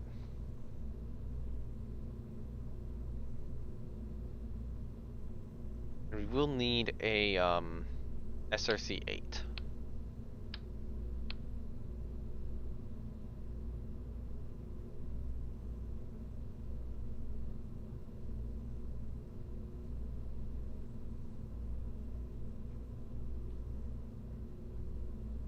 Just trying to think of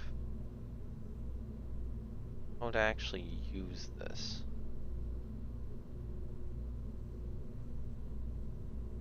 Okay, so the SRC-8 is gonna have to return. I have to remember that.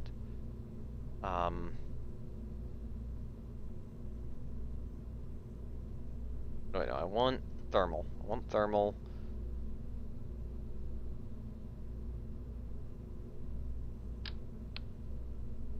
Hold on, does this actually have a,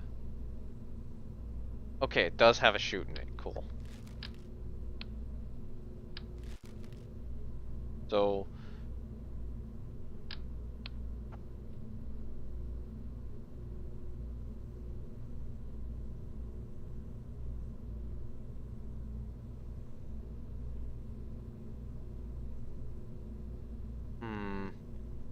They have these extending out ones.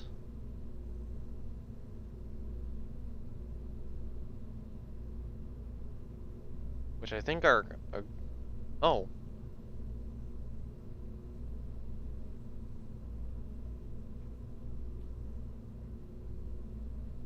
Ooh, that's a good idea.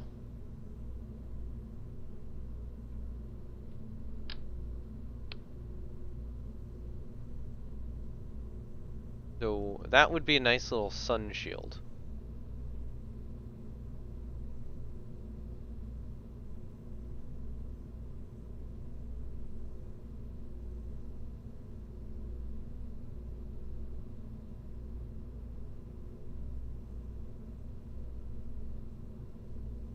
Actually, how good is that sun shield? Okay, so max temp is 1200K. These have a lot higher temperatures.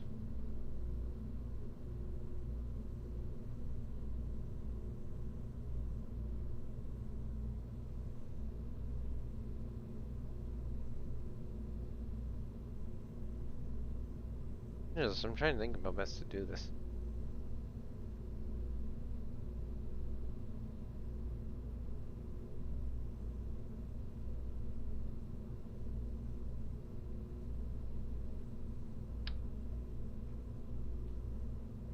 Let's say we have this on top.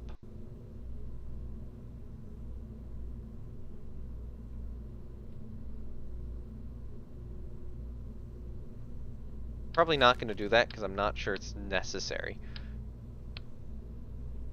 So we're going to have this on top. So that would be, you know, where the probe is defended from the sun. Everything's kind of got to be behind that. So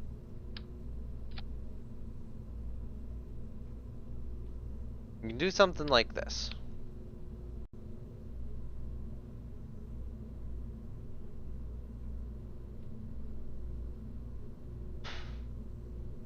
I think this is going to have to be located back here and faced backwards. Which is going to lead... Well, can we actually stack stuff on top of it is the question I have. Hold on. Okay, yes, we can.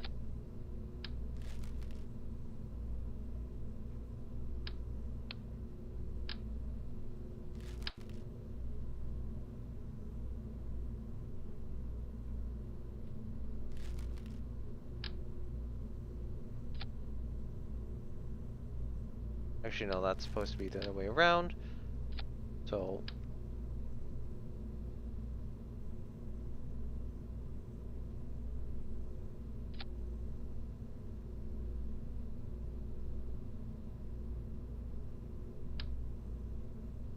I need to figure out a better way to attach this. So what I need to do is...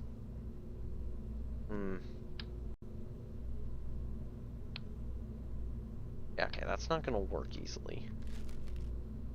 Ah, god damn it.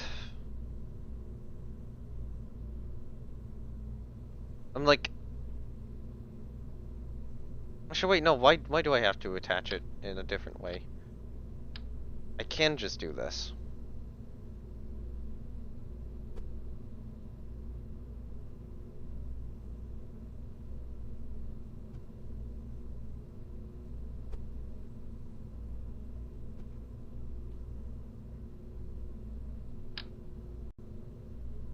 So then we put one of these on upside down.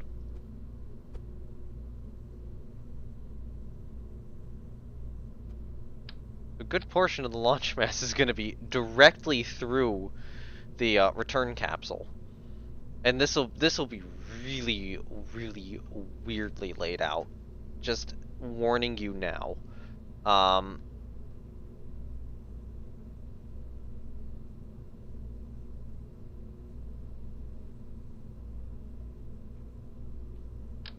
put the fuel tanks on the sides. Actually, hold on.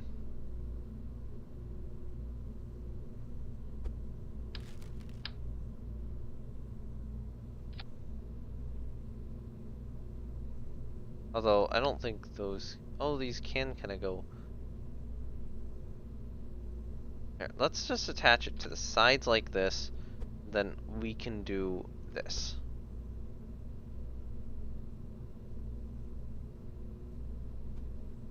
Now you're seeing what I'm trying to do.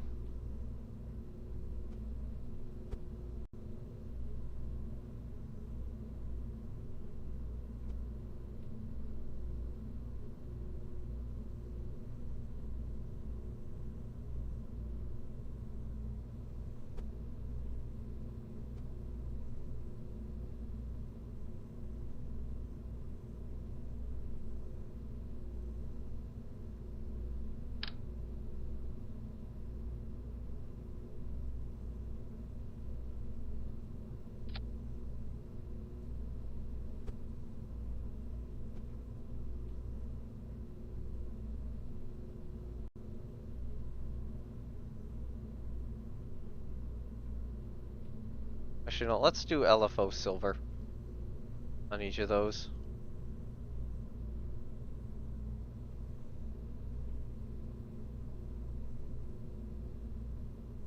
Okay, so I need to stick as much damn fuel into this thing as I can. Which is, you know, also with tested fuel tanks, not untested ones. Untested ones are bad.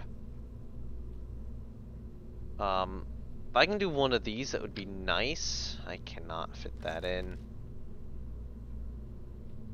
So I need something denser. I think the Charas? That's not even tested.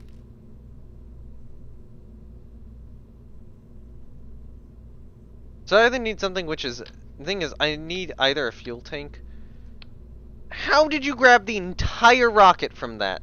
Seriously, it's not even pressing shift. It's just like, oh yeah, let's grab the rocket. I would love to take something like this. Parts new.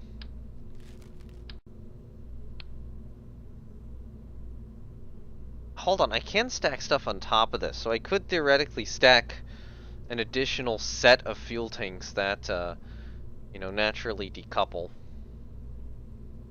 Oh, the other thing is this here needs a kick stage. I forgot. So,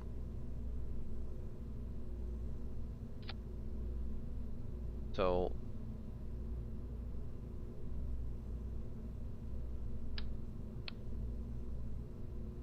You have to design a kick stage.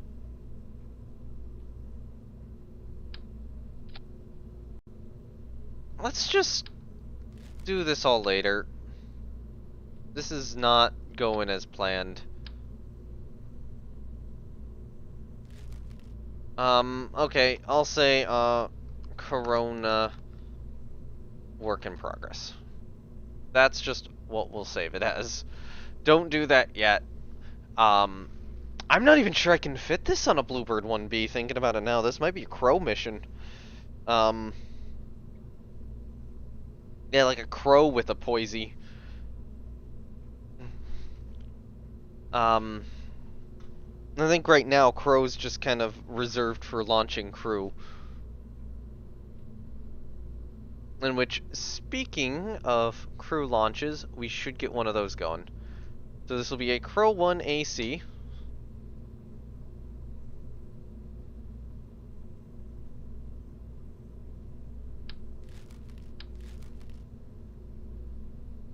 This will be in cooperation with these guys.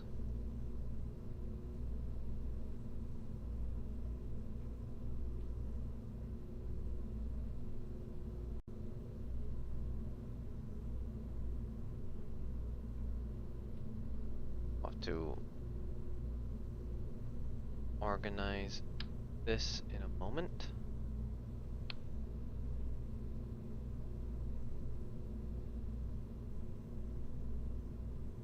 So we want it to be able to attach from the top to the bottom of this. And then also be able to attach to the structure, or, you know, attach to the station itself.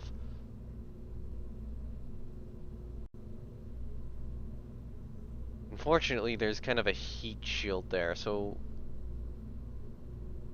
I think the first thought is I just put some form of plate down. Like just a structural plate on the aft end. It's hopefully the same width. So somewhere in structure.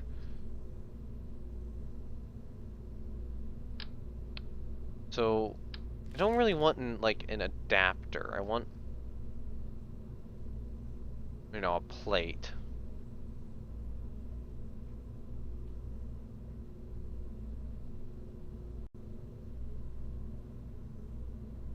And preferably with plate I can like stick on the side of something just to make it easier.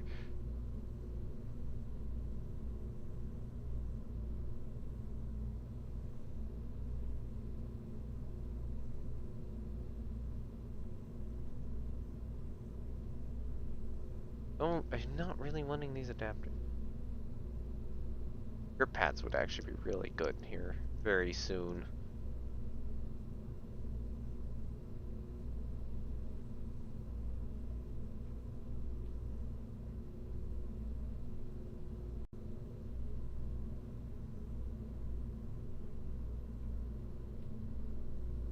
You're a 2.5 meter inner stage.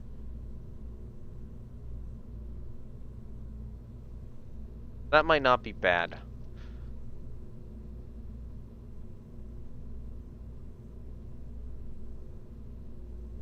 That's an engine mount. There's a fuselages, but a little big.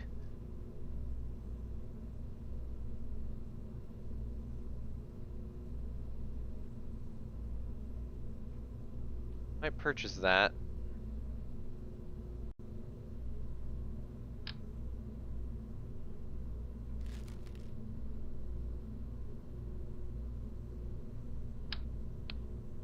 Actually, you know, that's perfect.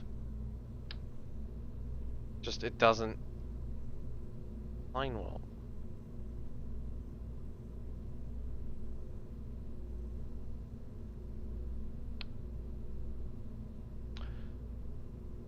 But what I can do is I can make this look visually correct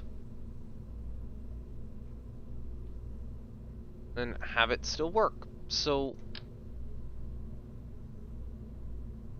how about we do, yeah, not Clampatron Junior. You know, we'll do a Clampatron Junior. So what we can do is we can put a Clampatron Junior on, extend it out.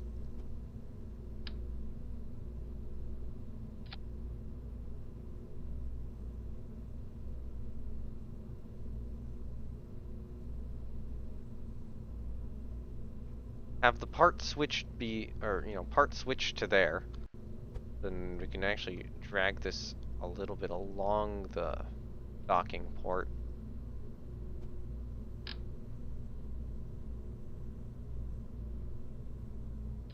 Take that there.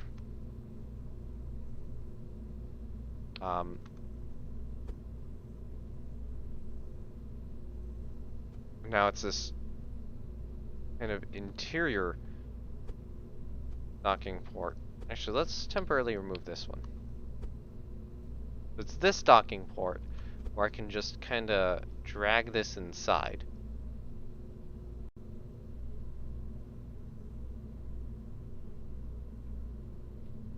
And then up.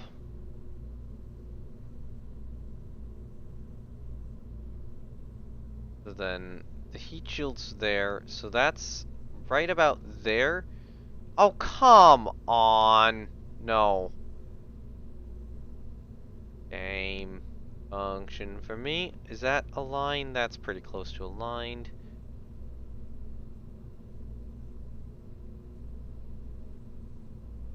Seriously, seriously, this is the second time you have done that. I have released shift slightly early. And you're like, have a fucking heart attack. Alright.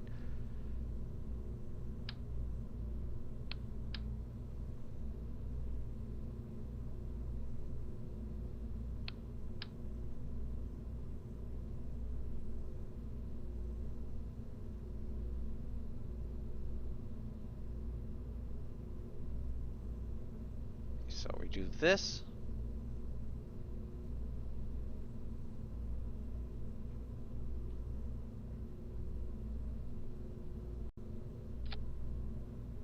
Where the hell is it? There.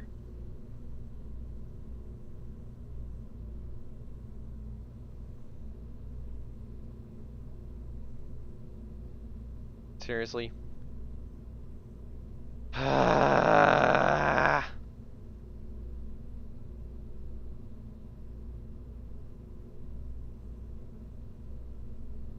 Okay, so here's what we'll do.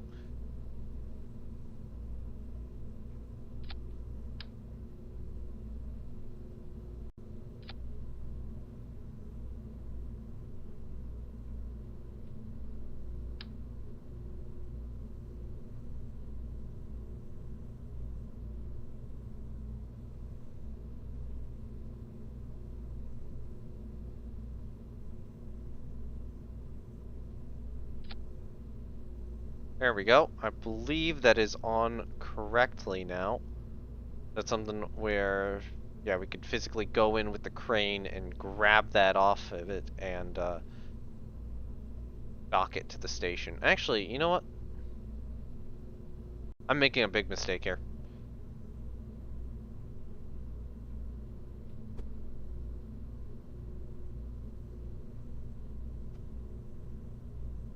No, wrong piece.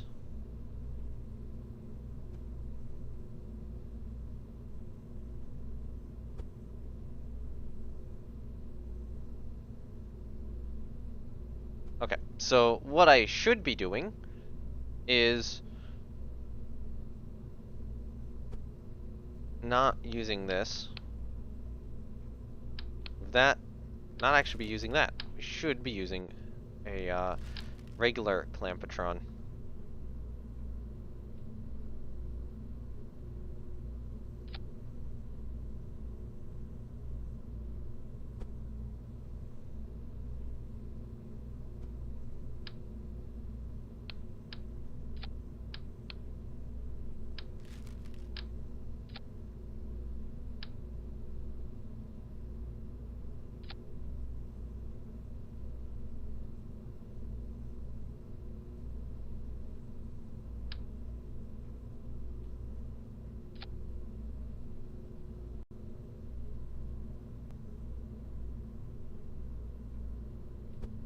Oh, move that down a little bit. Move this up a little bit.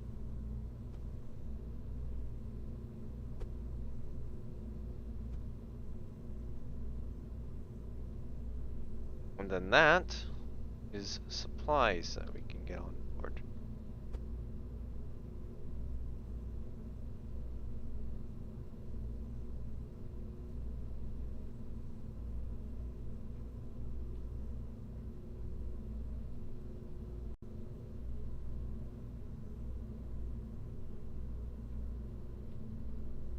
And we could actually just use the robotic arm to take those out, dock them to the station, and then put them back in.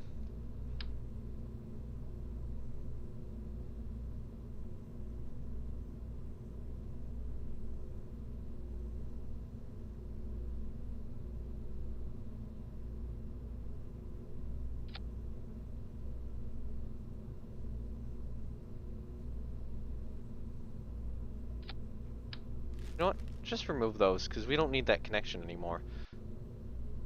Okay, this will be a Crow 1.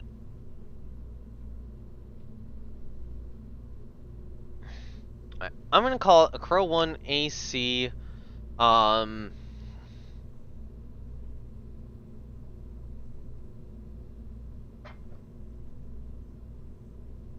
I need... Okay, you know what? In parentheses, I'll put on a revised. Revised. Yeah.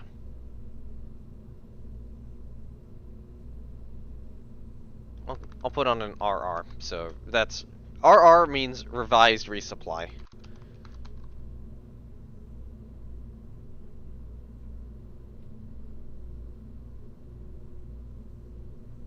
Okay. So with that all in place, I think all these are still laid out correctly, because that's not gonna change the connection order at all. So I'm gonna save this as a Crow and AC revised resupply, and then what we're going to do is we're gonna add a name on this. And we're gonna make sure that the rocket will be good.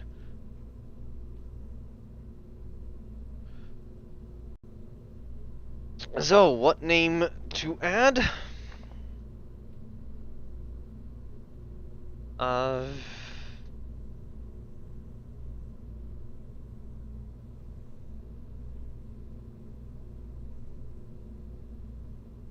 You know what? Okay, normally, I'm trying to think normally what they're called. So, or what, like, space station missions are called. So normally you get expeditions, but that's not the actual, like, launch names themselves. Um, so, say, with Soyuz, it would be, like, you know, Soyuz, variant. So let's say MS, I think MS is the current variant, and then a number. If we go with, say, Shuttle, those were always STS, and then a number. And that would be no matter what orbit it is to. If it's Dragon 2, it's SpaceX crew and then the number. I'm not sure what China does, and I'm not sure what Starliner will be, because, like, outside of Skylab, I think that counts for all the orbital, like, space station accessing missions done historically. Oh dear God, there's been four if we're counting China. Been 4. Oh wait, no, 5. There's been 5. The Skylab stuff, but I don't know what the Skylab stuff was called.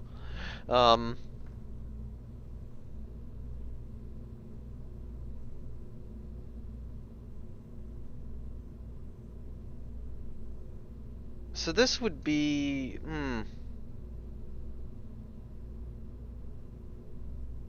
Okay, so the rocket is Crow, the station is KROL.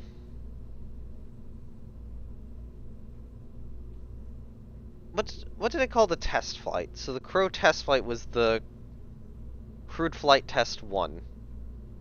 Or the CFT 1. So, we're gonna go Expedition 1. Call it, so I'll do an RR/Crow Exp1. Crow Expedition 1.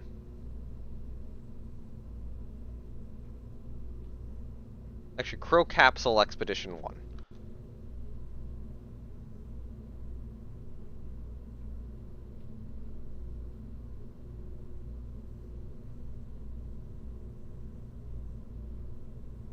And I'm actually going to, on this one, go that.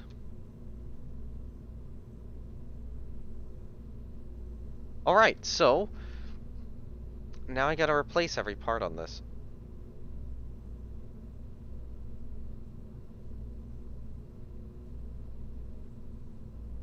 Disable the shroud. I'm not going to do anything with fairings.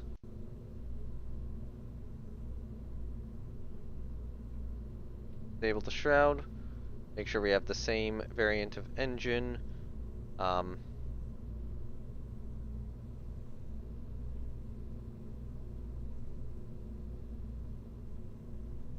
Make sure all these are the same.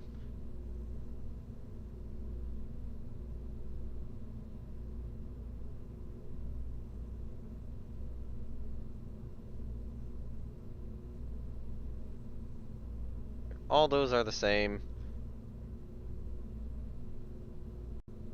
Have one with one previous use. So do that little flip. And the reason I'm doing that little flip, you know, there and back, is just to make sure that it preserves the data. That would be there. So there is a coupler there. That might actually be that. I think that is the inner stage. So the Zebulon liquid fuel engine. I'm going to apply one of the test ones we have.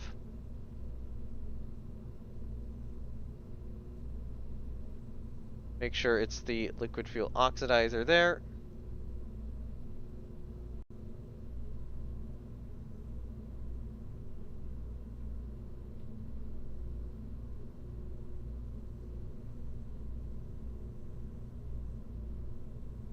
This is just shortening the construction time as much as possible.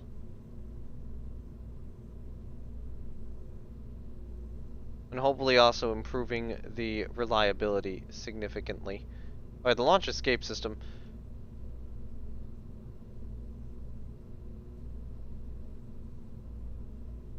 Do that. Because the launch escape system needs to function.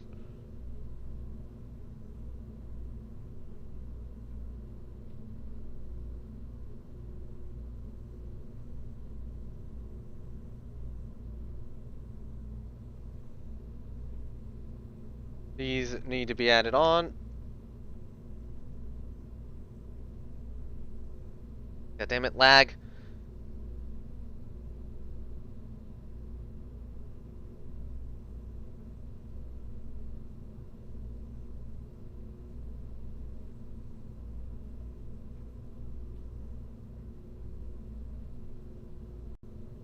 Come on.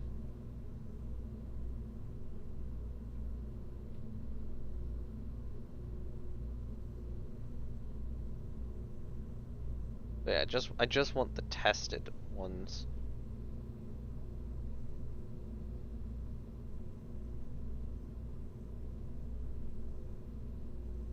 Make sure it's on life support.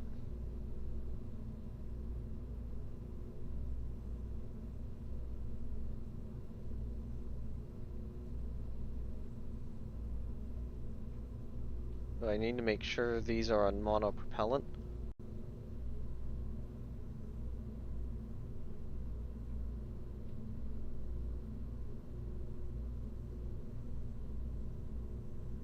You know what? Just make sure they're on monopropellant. I'll leave them new. Because it doesn't seem like those I can change, but they have like perfect reliability anyway, so I don't really care.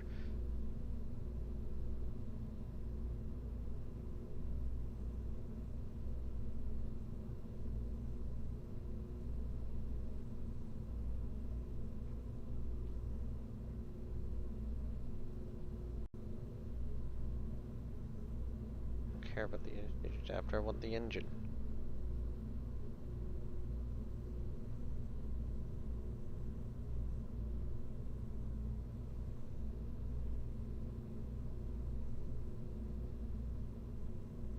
I think one of these was a 9, right? Yeah. Now that's a 10.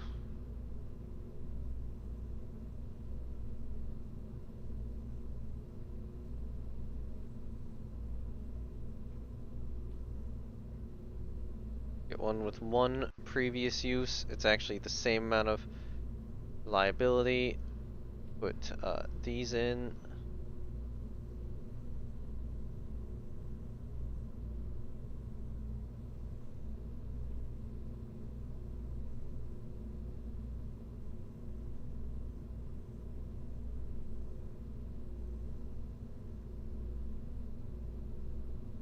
Won't bother with that. I do want to get...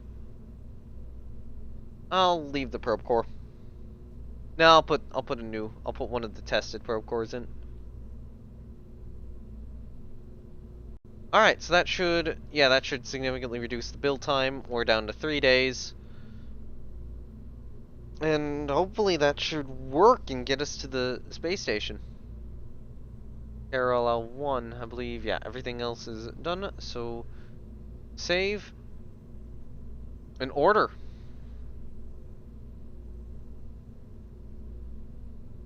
Okay, so that's 2 launches queued up. I'll hold off on the Corona Sat launch thing. Let's do the next station assembly launch. We'll have to get the station in a good position again, where it's kind of like just about to pass overhead, and then we'll launch the connectivity module. After that, I will probably take a quick break to reboot the game. Actually, no, I'll do 2 tests, and then I'll take a quick break to reboot the game. But yeah, we will do our next bit of station assembly, and then, you know, 2 additional tests so that we can, fly additional Crow vehicles. There's 2 Crow engine tests which need to be done. And yeah, I'll do a quick reboot. Come back in. We got one more Bluebird launch to do. Oasis after that. I'll probably want to move Fixer 2 and yeah, I want to move these up because these are like actual launches.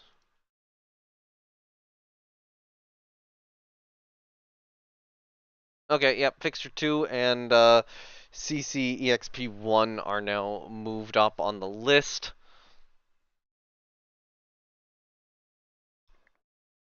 It looks like it'll be CCEXP1 and then probably the Eve missions and then Fixture 4.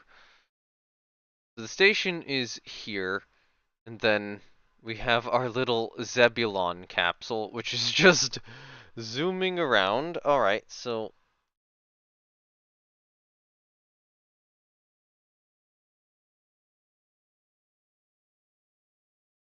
the station,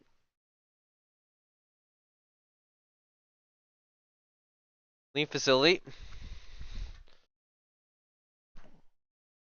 We'll definitely have to go lower than the station to kind of catch up to it. I should have had it a little bit further back, but this will still work. And I'll do a quick F. Oh, I should have done an F5 once the thing was complete. Well, I'll do an F5 now to make sure. Well, not now. Once we're on the launch pad, I'll do that to make sure that the game is in a state where if I accidentally F9 at any point in the future, I don't go back to before the discovery module is docked.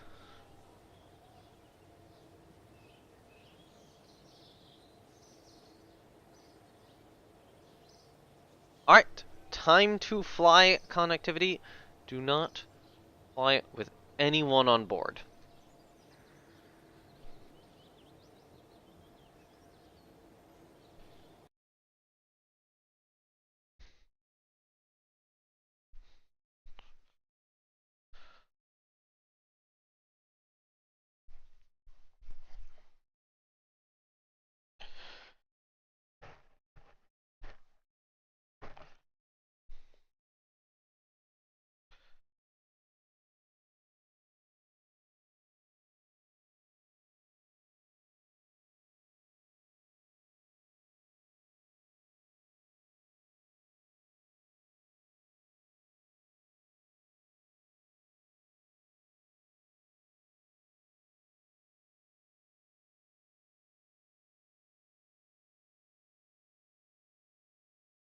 Okay, next station module launch.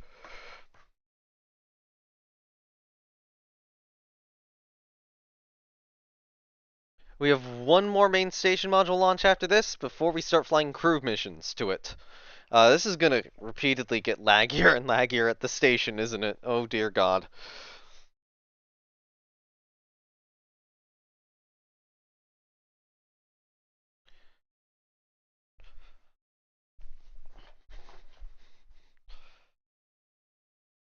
This will also probably be another one where it does rendezvous with the booster attached, and then once it's grabbed, the booster will detach.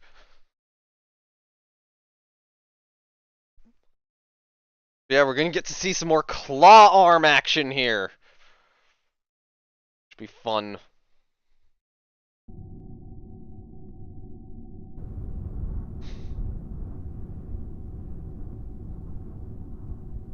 Alright. Oh yeah, the Unit 2 probe is returning soon too. That's gonna have to be something.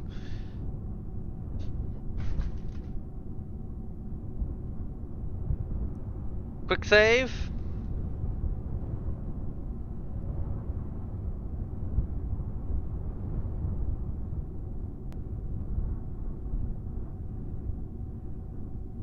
Alright, throttle, yeah, do that. Alright, this is our station module. This is KROL1, what's the name? Left my mind. Connectivity, I believe? Yeah, this is the connectivity module for our KROL1 station. The Kerbin Orbital Research Laboratory.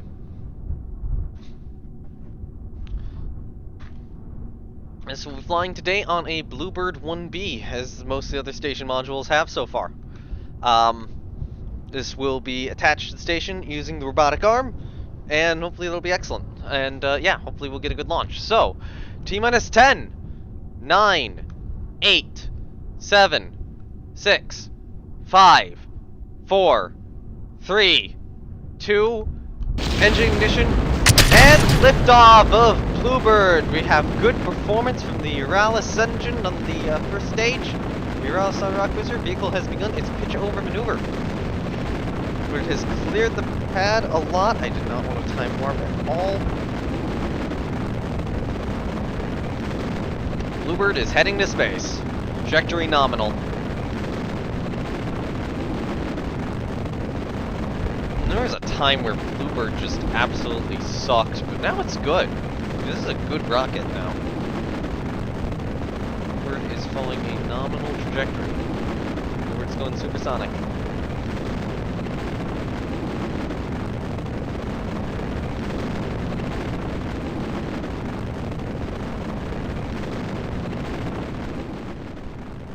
I don't want like a photo from here. Oh wait, there we go. Just the shot cone on the front is cool. Bluebird is continuing to pitch over. Bluebird's still following a nominal trajectory.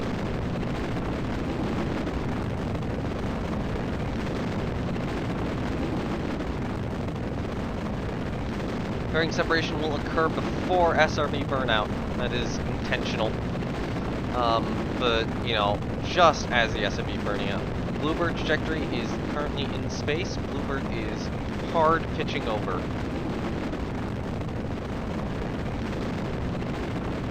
Alright, getting close to SRB burnout. Going for fairing separation. Fairing separation confirmed. Fairing separation is clean. Got good burnout on the SRB. Bluebird is going for stage separation. Stage separation is confirmed. Second stage ignition is confirmed.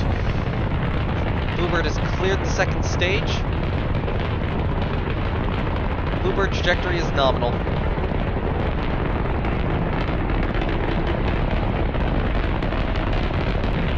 And there's the connectivity module now exposed to the vacuum of space. This one actually have solar panels on it.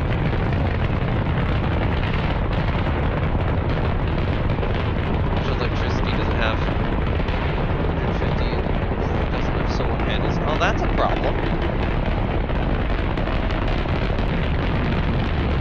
So phenomenal. That's gonna be an issue. The lack of solar panel. Oh yeah, because it was supposed to launch with the other stage, which would have had which would have solar panels on it.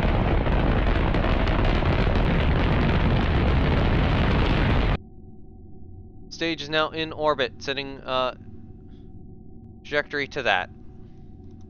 So how is this gonna have to be handled?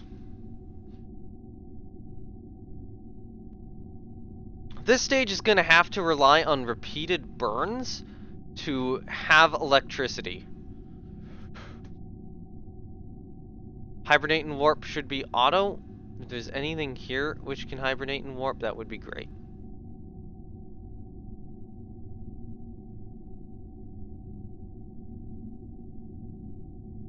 Because yeah, this stage and the other stage were supposed to launch as one, but I checked and I couldn't figure out a way to actually do it.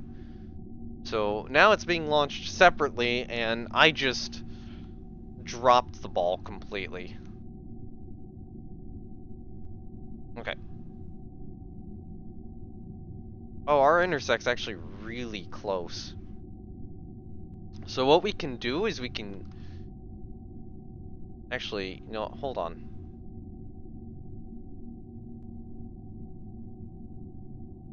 Okay.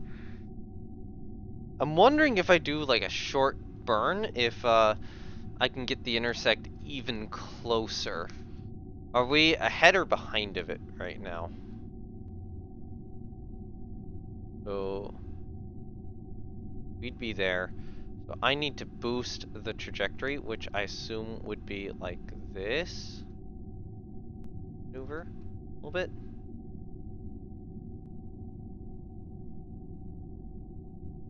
No. That would get the trajectory closer, but it's still way ahead of us there.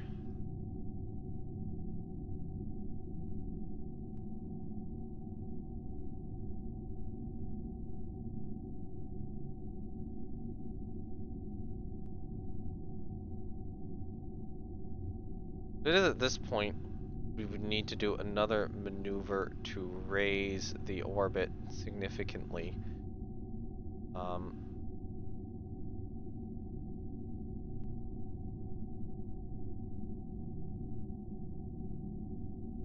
Okay, that would be 10.8 kilometers. Point at the maneuver node. Be very careful. That electricity is the electricity is going to have to be managed so carefully on this mission. But we do have an alternator on the stage, so every time I throttle up the engine, we can get a little bit of power. I'm going to rely on that to provide power, which is concerning.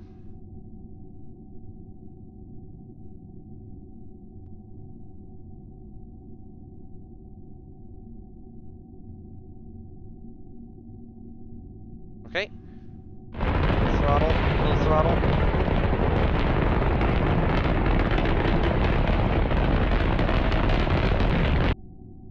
Alright. Pretty close to matching. How close is our descending node? Negative 1.4. Oh, we're basically at the ascending node right now. So right now, let's say... I think we need to angle down this way, right? Yeah. Point at the maneuver node. So...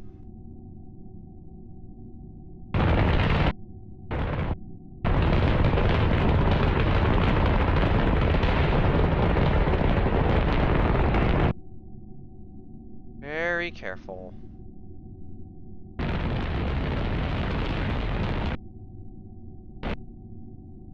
Alright, so how close is our approach now? 0.5 kilometers! We're gonna pass within 500 meters! Oh god, yes! Okay. Okay, so add a maneuver there. That's just telling us when this is gonna happen. I'm gonna have to be so careful of the electrical management. There's a very reasonable chance I'll have to do like a short burn one way, short burn another way, or at least use the engine more than I should be. We do have RCS fuel on this, even though these are like liquid fuel RCS engines. Because we have liquid fuel in the first stage, we will be good. But oh man, this is going to be an approach.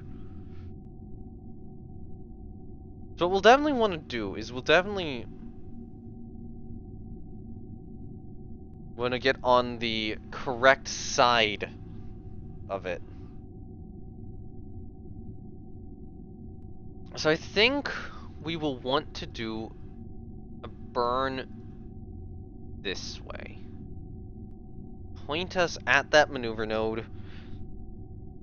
That's prograde in the orbit. And now cancel it.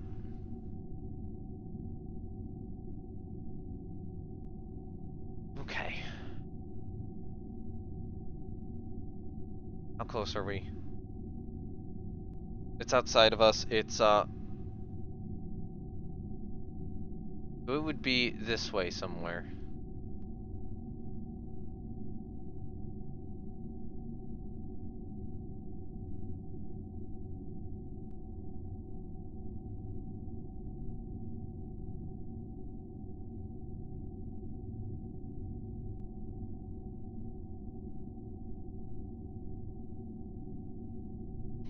I don't remember how this goes. No, these didn't used to be docking points. These used to be habitation modules.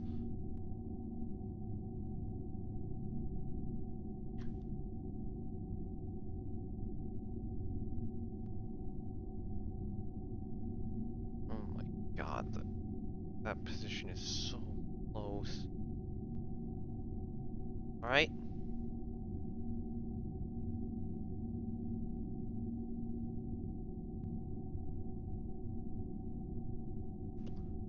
Careful.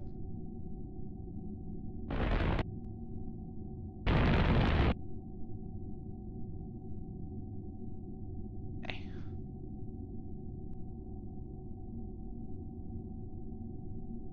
Alright. Now we have to begin maneuvers to actually get close to the target. Where is the target?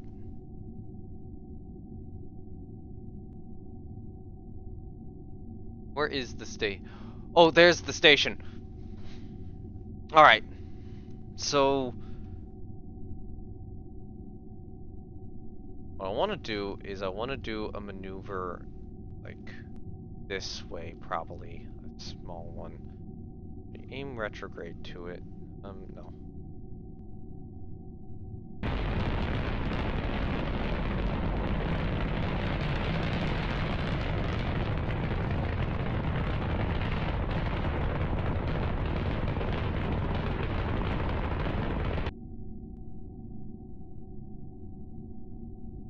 Okay.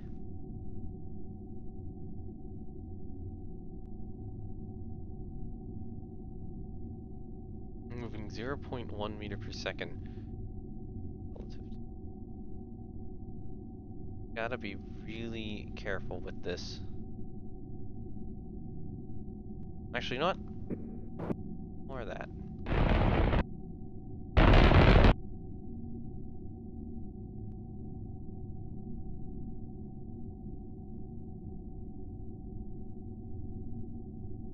How many reaction wheels do we got on here? I'm willing to use the RCS instead. I think it's mainly this. Toggle torque.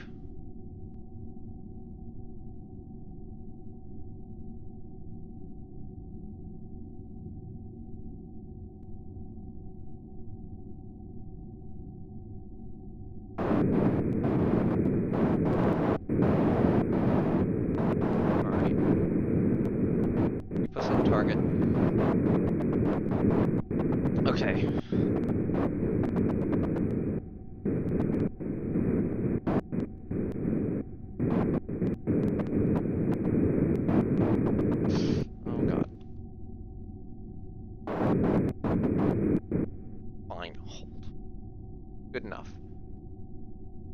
so, which way is which?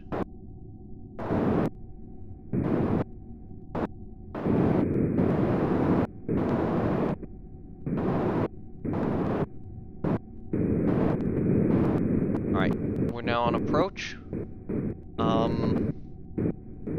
What I'm going to do is I'm gonna physically rotate crane.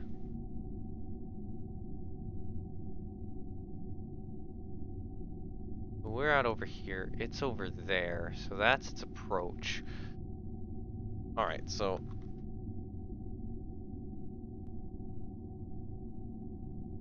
your goal.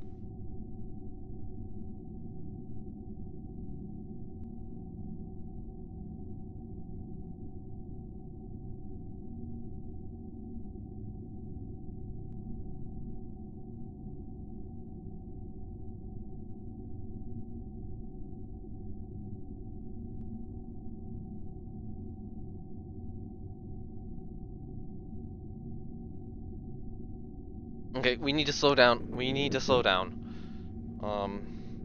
Just N.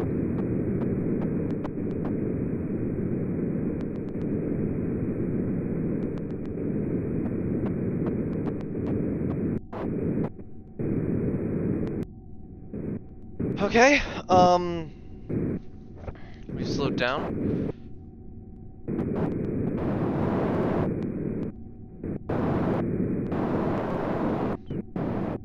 Got a good approach going.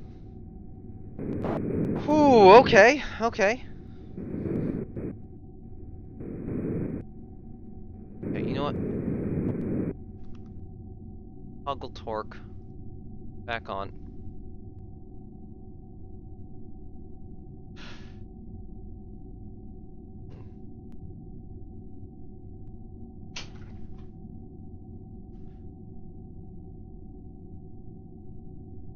Gotta switch back to the station. Robotic arm is armed.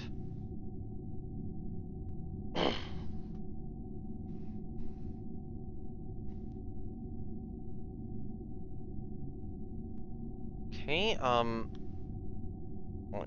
RCS. Reduce. Approach. Approach reduced.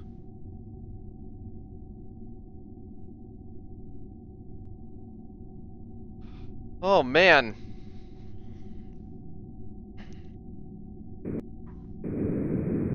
Just careful on it. Okay, so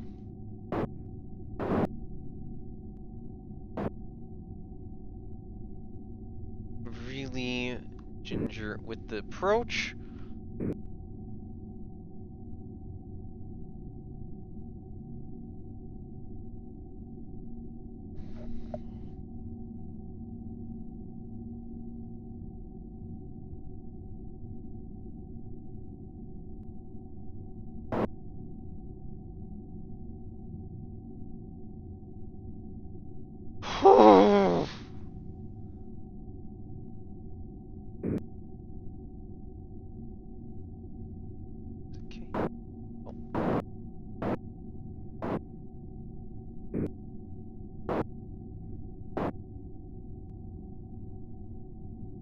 Careful.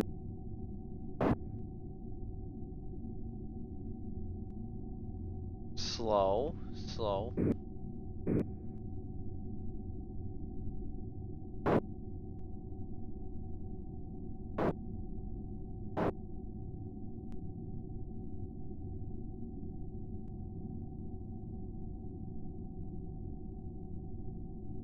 Actually,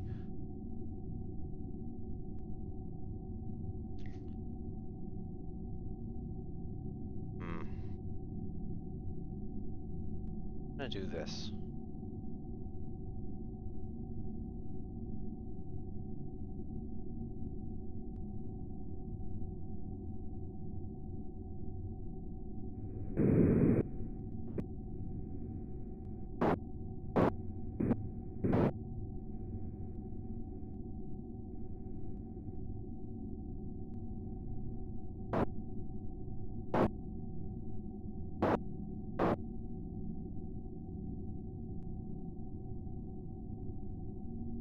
think it's K to go down. Right. Oh my god. I'm just like hovering this thing here. It is shifting over this way, so.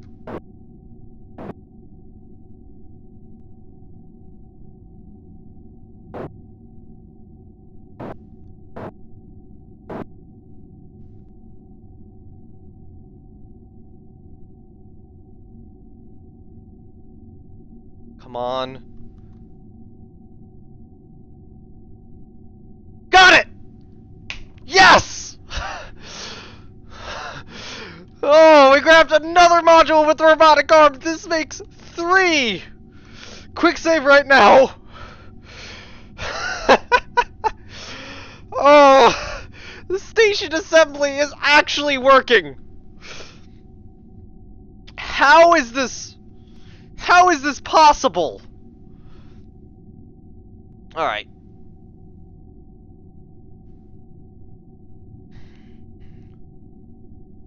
Whew. Oh, yes.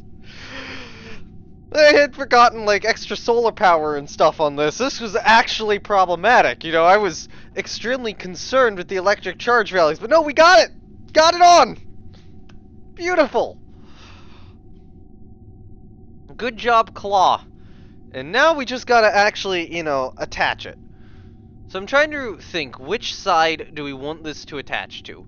Because the other side will have the habitation module, or... yeah, the habitation module. So Oasis would be that. So this was supposed to be just a, extra hub. I actually think this was supposed to attach to the end, or supposed to attach to the end of Oasis. That might be something where I have to move it, in the future to the bottom of Oasis. Oh joy. But I think there's a way I can do that with the robotic arm. So what I might try, actually, I think it'll be okay up here. Actually, no, it'll be okay down here, and then we stick Oasis up here. All right. So.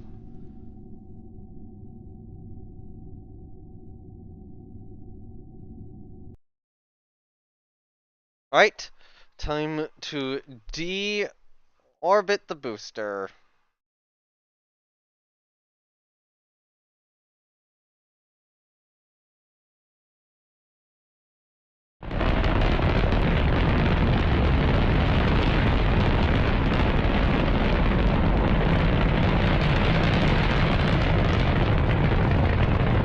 We're physically relying on its electric charge to do this too. Booster orbit, or deorbit confirmed.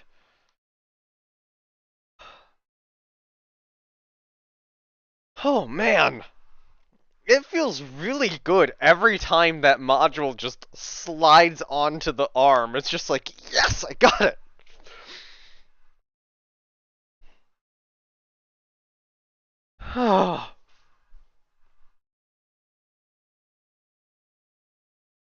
I still had plenty of electric charge too by the end of that, so I probably shouldn't have been that worried. Alright, time to summon the Kraken again as we attempt to dock the module onto it.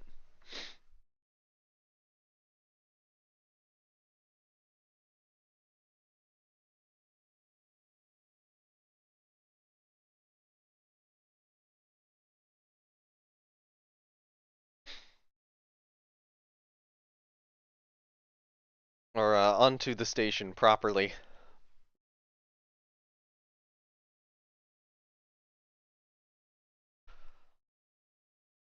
I should probably mark the launch as a success in Bluebird's books.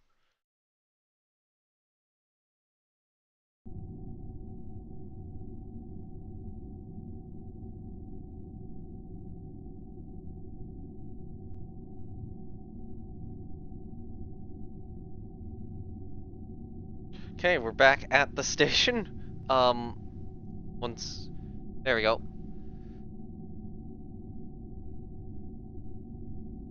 Alright, so, I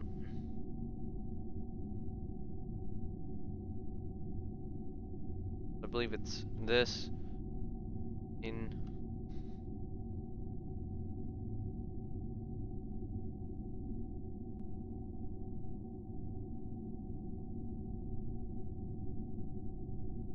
A tank safety rating of 9. Yep, and it's still broke, so, we'll toggle that, part failure highlight there. We saved some of its monopropellant got leaked into space, some of it did not. That's gonna be the second part on this station with a part failure. Hopefully once we get some crew up, they'll be able to kind of fix it. So, we'll have to take this and insert it on this side over here. So I think the first thing we do is we unlock this.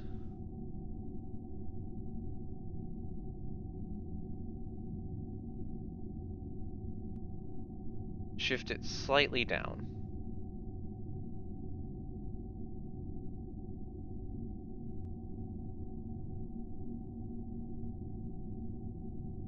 Okay, there we go.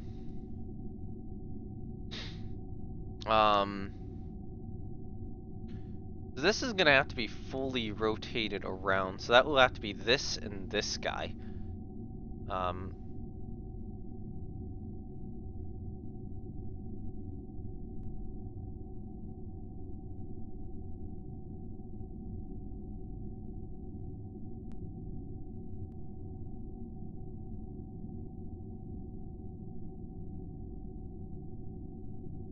Actually, no, hold on, don't do that yet.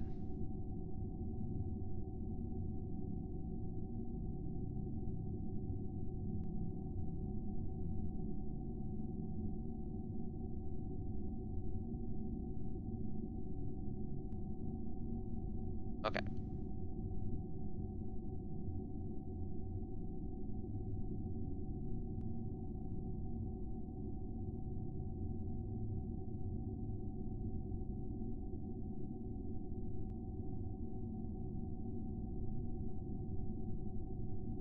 Wait, no, other way, other way, other way. Other way. Okay, I was accidentally creating a massive swing there.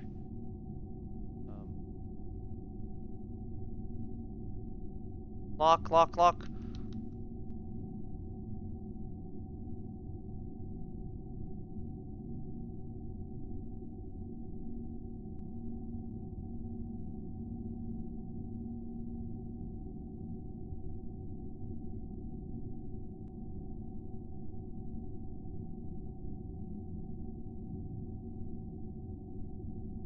There we go. Okay, so you're now locked in place. A weird ass angle. I think I will have to invert the direction of that one. Okay, so it was this one which got unlocked.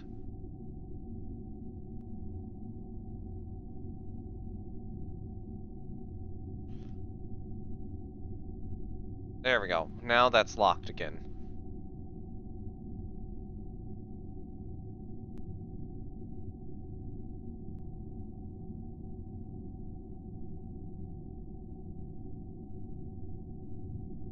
Oh shit.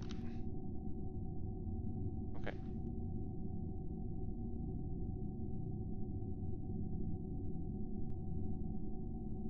Okay, so I think what we have to do is this module has to go all the way over here.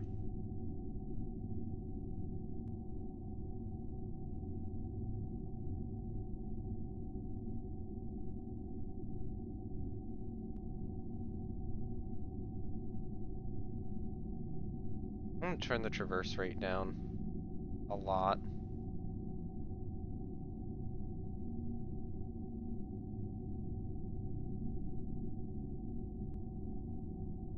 I think it needs...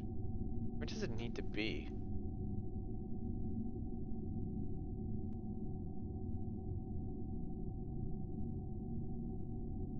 Okay, that definitely helped. Reducing the traverse rate has definitely helped swing this into position.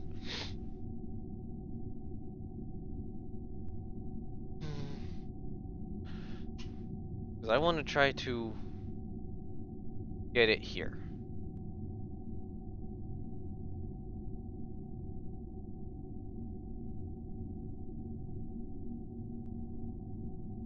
And not have this thing swinging around wildly like it's a baseball bat. Bring it a little further. A little further. Maybe not that far.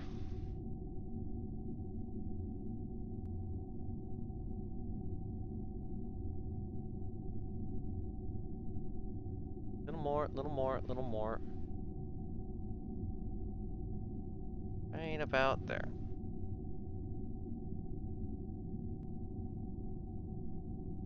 Okay, that's good enough.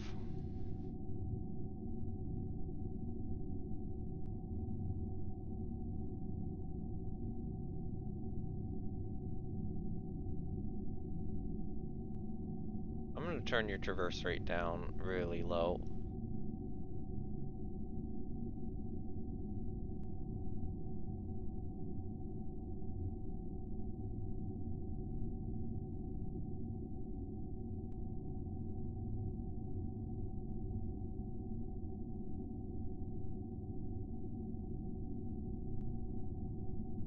Okay, that did lock, thank goodness.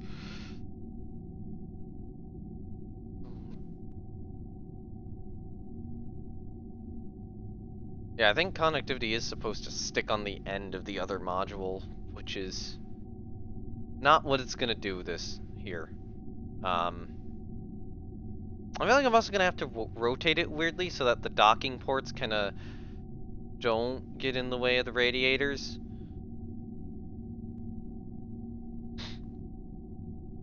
And I could also situate this really weirdly. Ooh, I have an idea on how to situate this actually.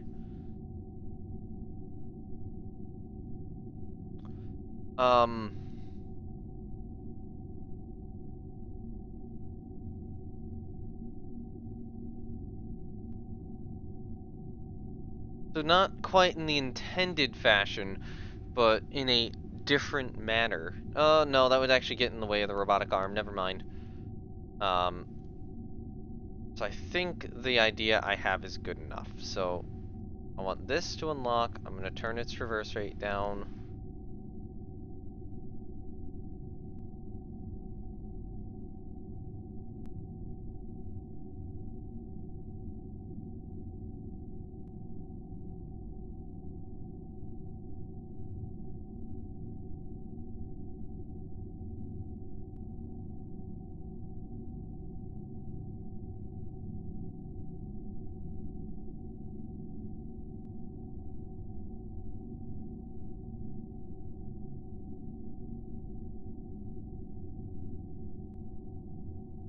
Just grow that a little bit.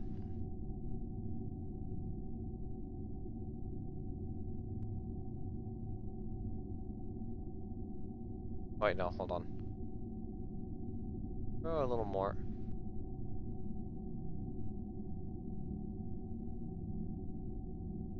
Okay, lock that.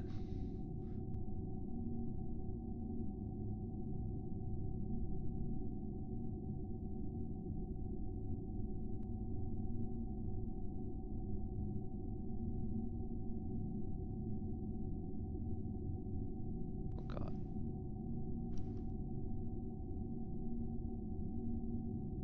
Okay. Hoping that this could actually fit on the way I wanted it to, but it does not appear, it does not look like it can.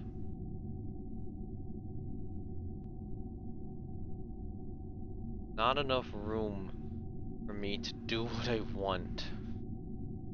Crap. Go increase the angle, increase the angle.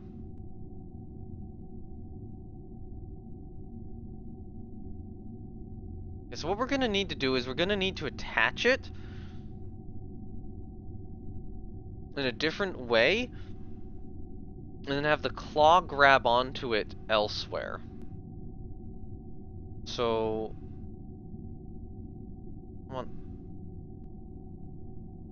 Please lock it. Please lock it.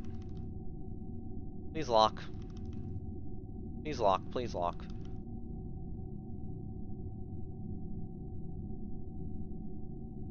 There we go. Alright, so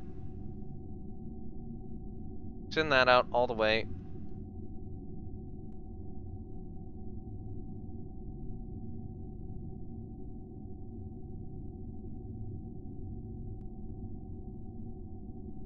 So, yeah, we're gonna have to attach this at a different angle, re-grab it with the claw.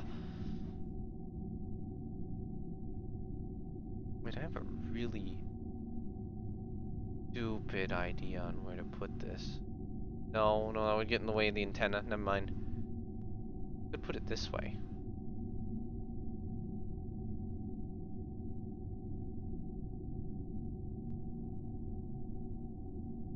No, I want it to be extending, not like really weirdly situated. This is also kind of why I've tried to design this station with the ability to move the claw around.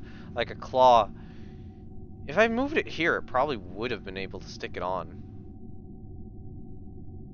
But this docking port just not as much. But yeah, I didn't think to move the claw first because I don't know what side I'd be grabbing this on. I think was part of that issue.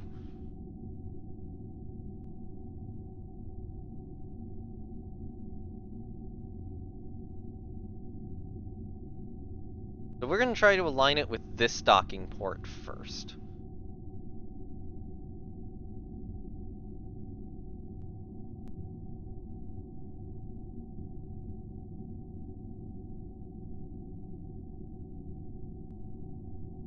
I'm going to see if we can do just by retracting these. And if we can't, which we cannot do,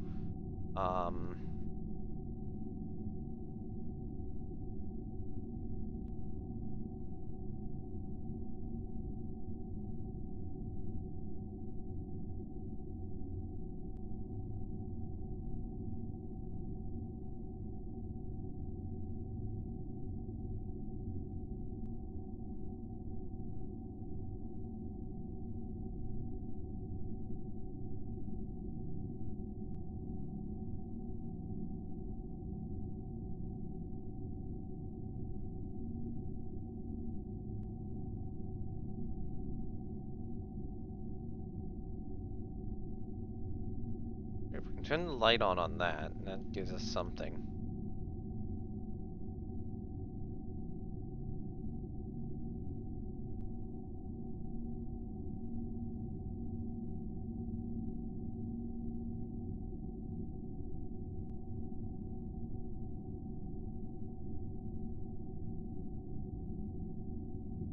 I'm gonna wrap around to the next daytime.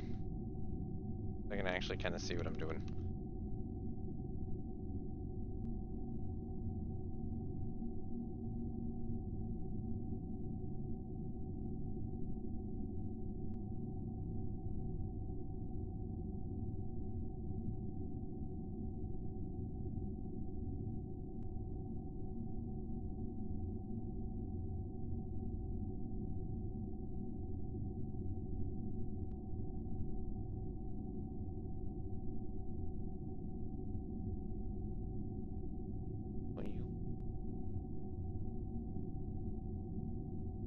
You would have to bend it that way a bit.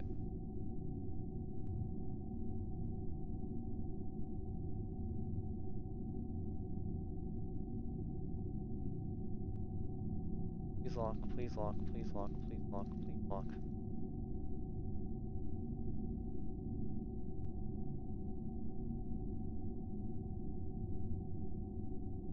Please lock, damn it. There we go.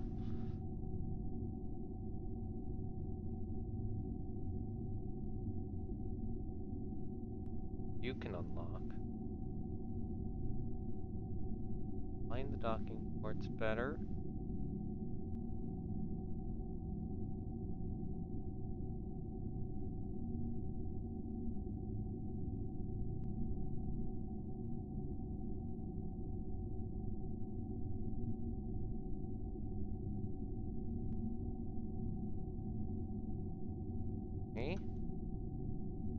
Close.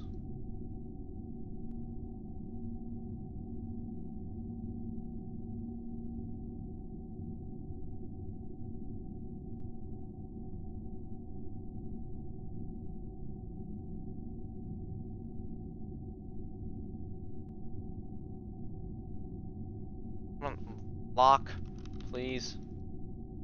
There we go.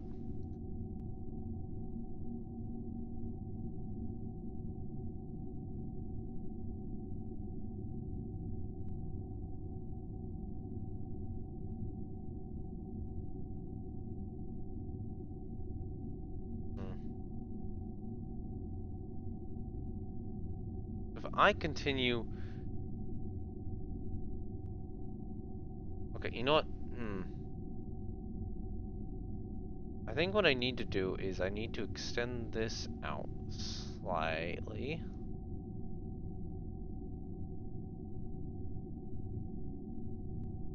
I'm sure you're docked.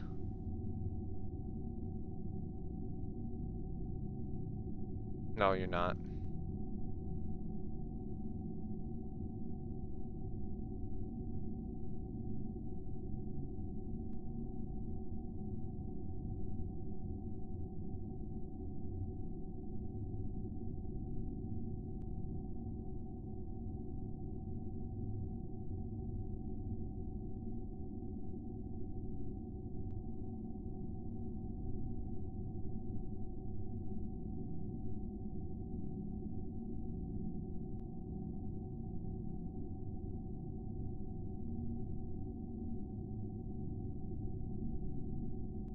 So just stick that one in a little more. Lock it.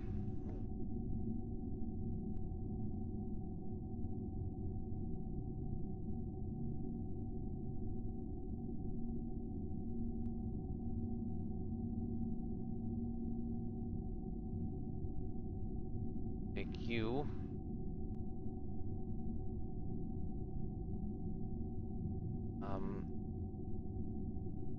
No more of a tart. Oh, other way, other way, other way.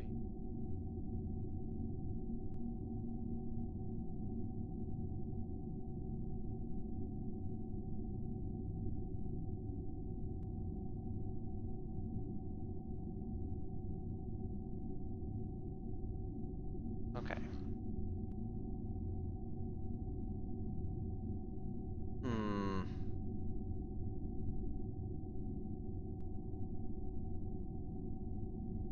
This is very difficult to figure out.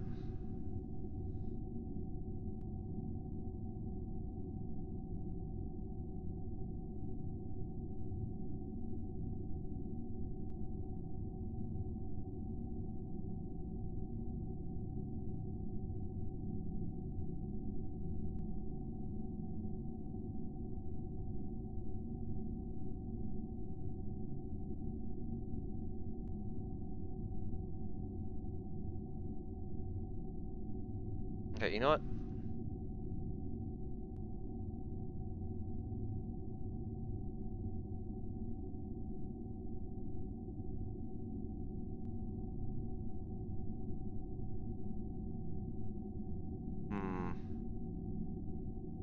Thinking we underdo this section. No, I think I gotta push this one a little bit more this way.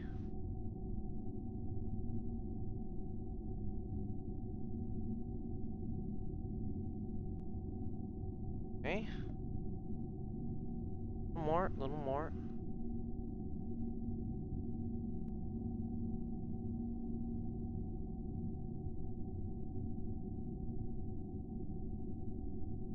Come on.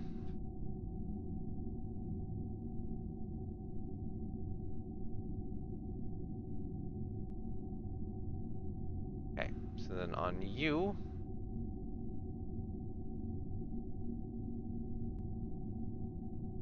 you gotta decrease your angle.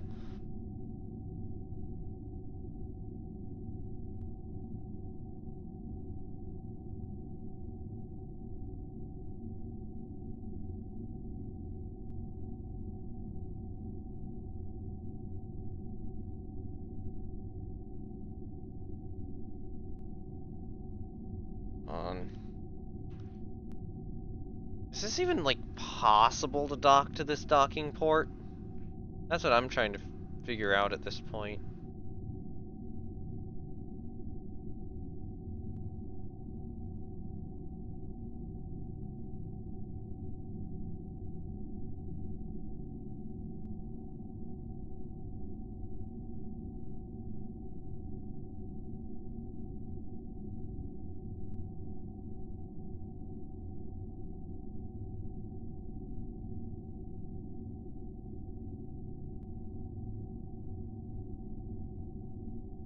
Okay, so this would have to be bent further over for this to work.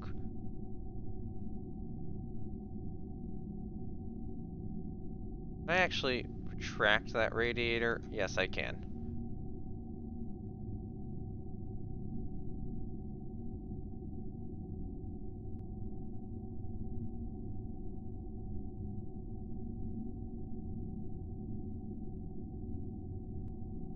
Because if I extend, yeah, if I do this, okay, let's say,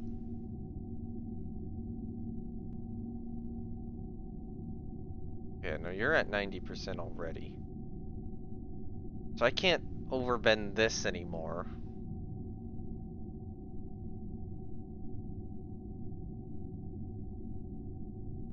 I have one last idea.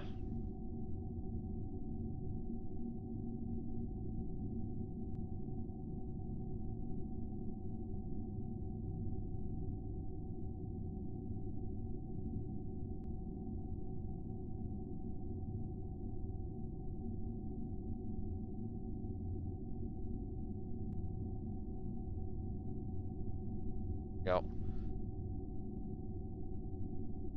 Okay, so unlock you. Currently you're at 109, which means I need you to do a 180-degree turn.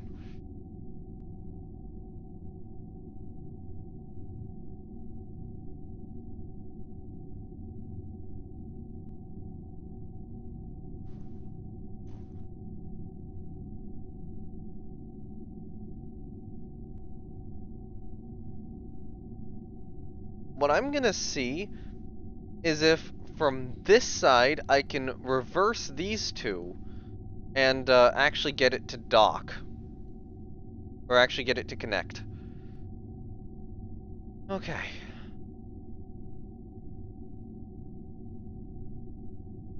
We're actually a little bit...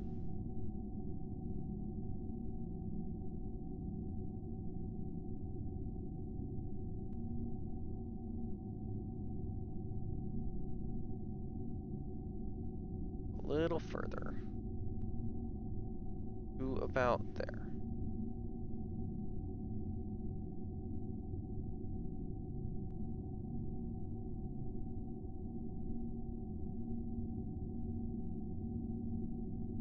There you go. Alright, so that's aligned.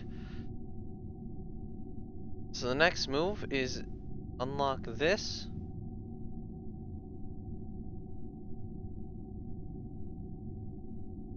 Set it to literally the reverse angle.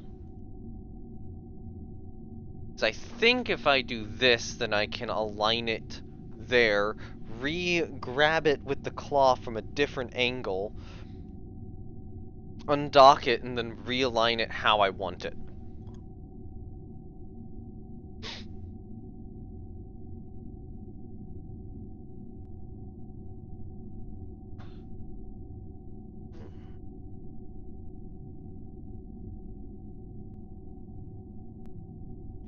I'm pretty certain you can actually kind of visibly see what I'm trying to do here.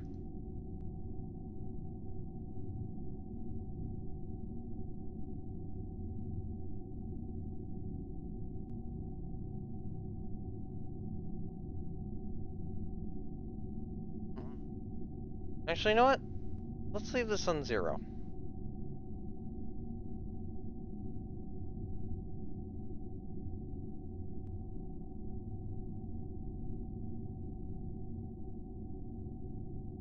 Okay.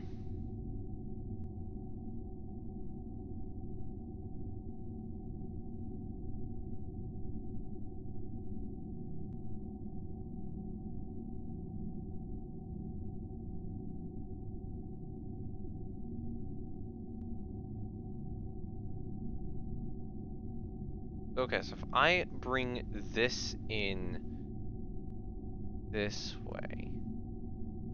Oh, too far, too far, too far.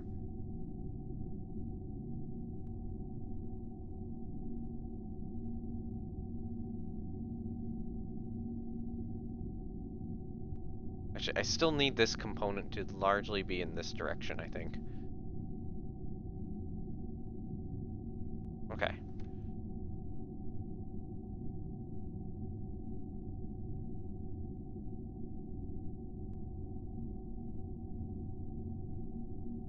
Yeah.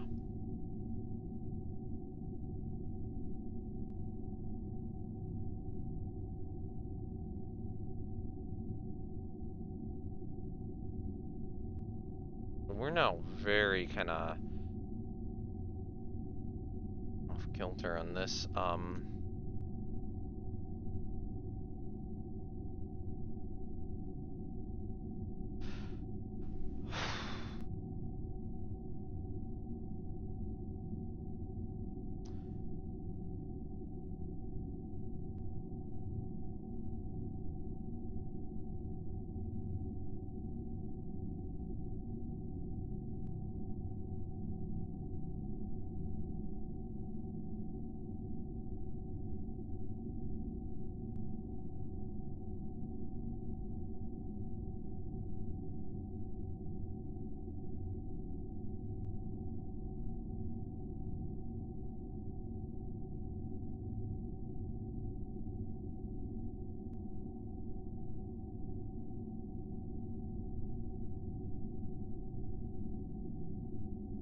I don't want to handle this.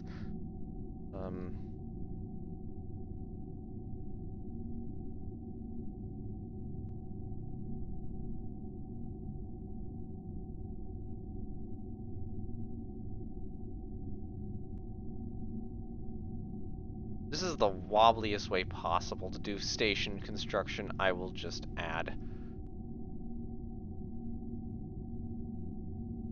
This might actually be possible to align using these largely. We're using the pistons. We are extremely close.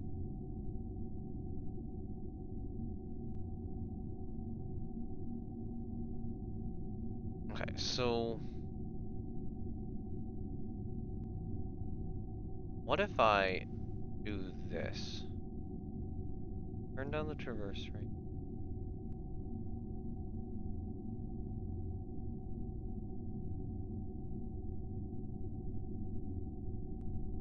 What if we do this one instead?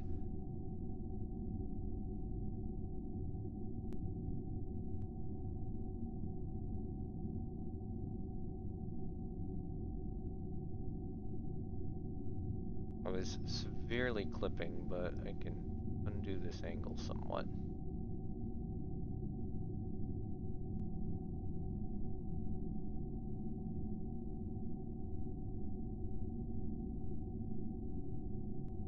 Okay, so this one would need a slight rotation probably here.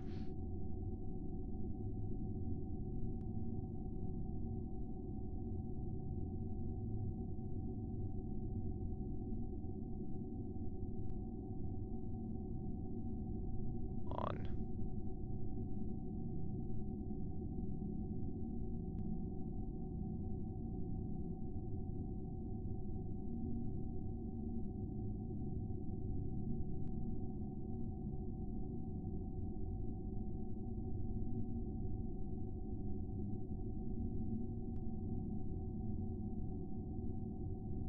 I think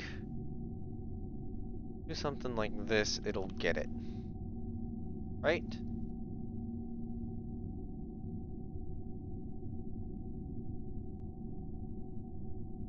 There we go. 84.4. Good enough. And then do another rotation here.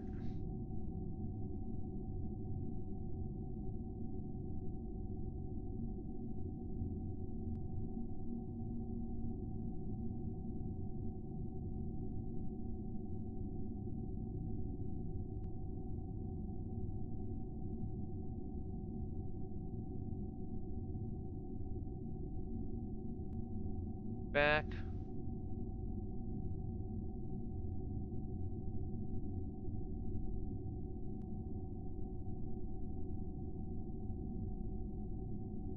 One more.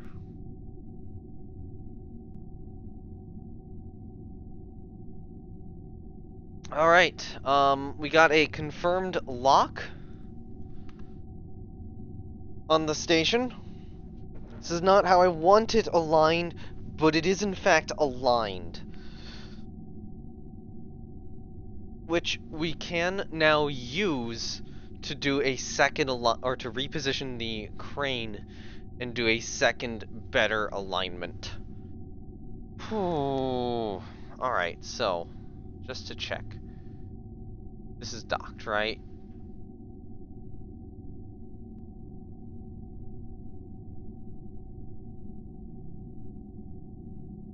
Yeah, it says undock. So this is docked.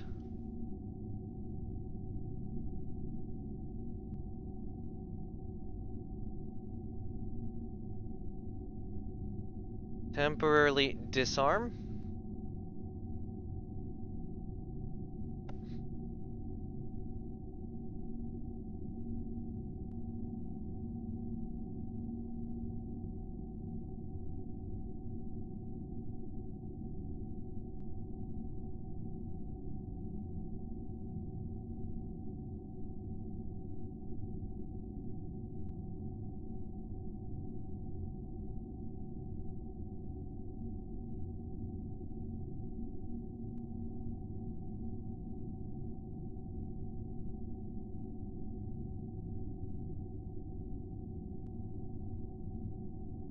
Oh, that's too far. Hold on.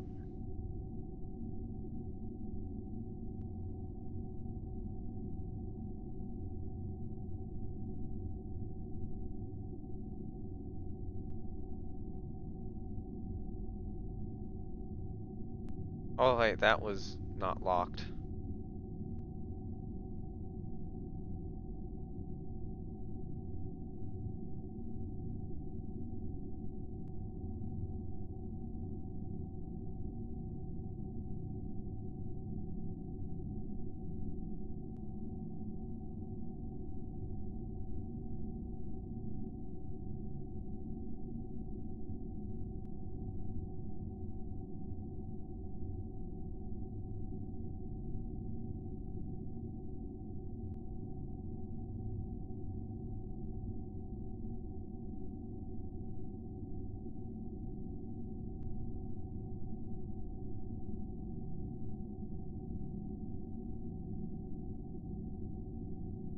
I wonder if when I bring a Kerbal up, if I could actually, like, try and fix the crane.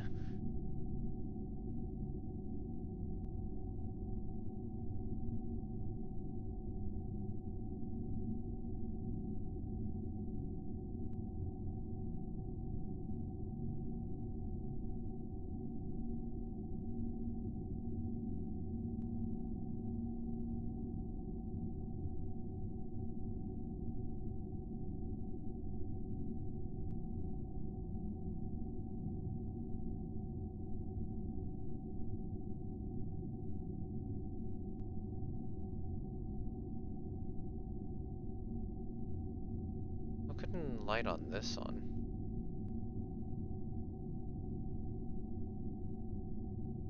I need the docking ports too. That would actually help me see at night better. I should have done that.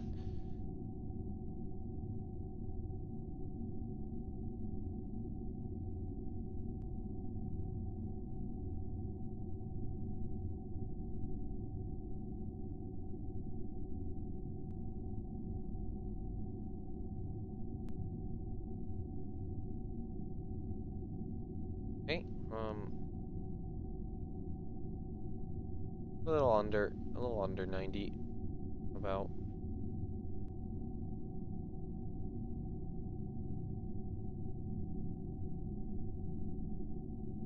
That'll be good.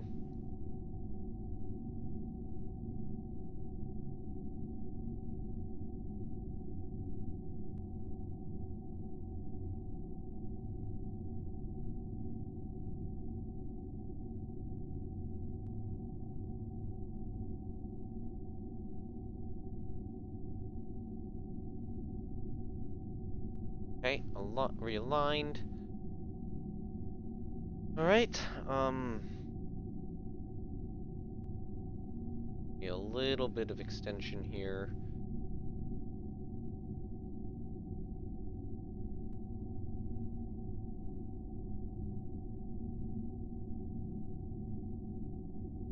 Tilt this a little bit more this way.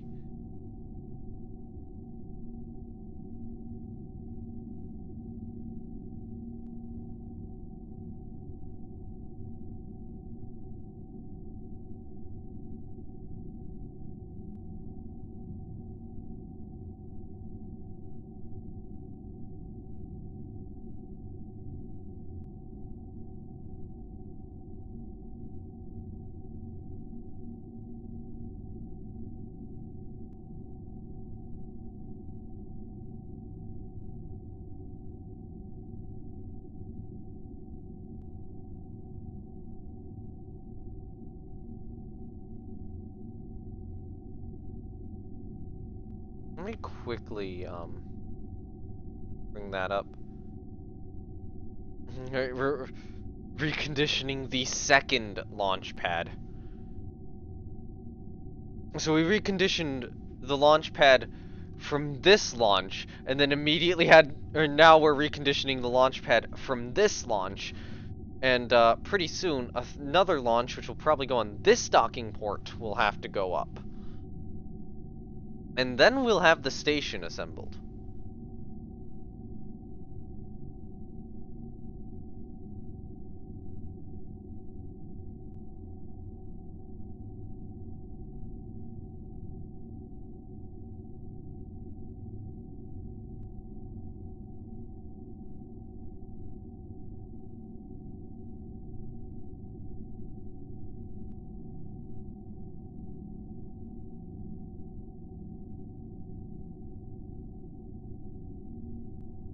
I still feel like this is like the stupidest thing I've ever done in Kerbal Space Program, is this damn robotic arm. I kinda like it.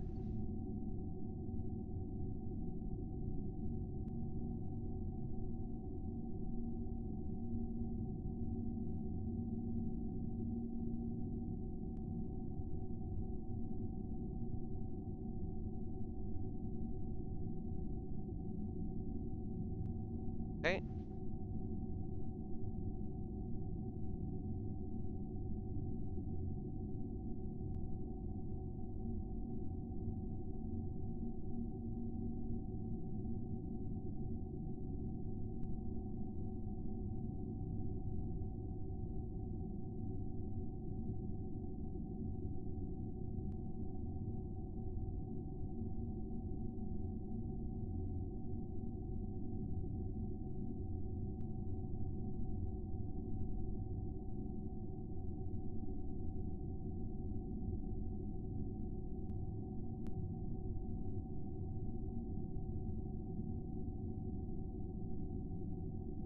Yeah, okay, we'll do that.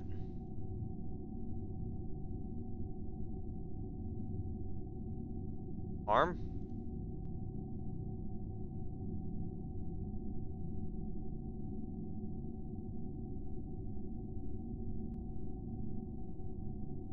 Alright. We have it grabbed. Okay.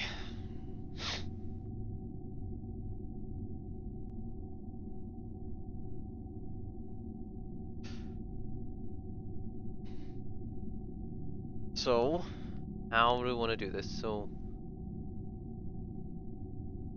I can do a quick save to this state if I need to.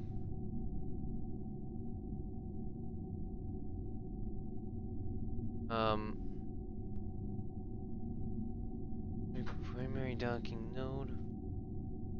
So that would be. I don't want to release from there. I'll make that the primary docking node. Are you? Okay, so if I do an undock here, I'm hoping it'll stay attached to the arm. If it doesn't, we do a reload.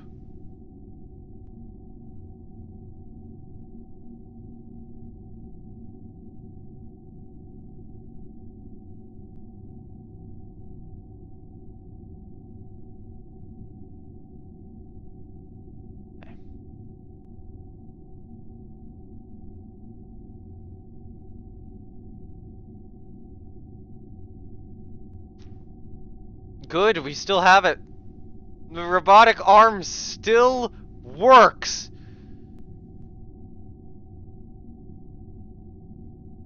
Okay, so we have managed to reposition where the thing is located on the arm, which is exactly what I wanted to do. So it's a lot closer now.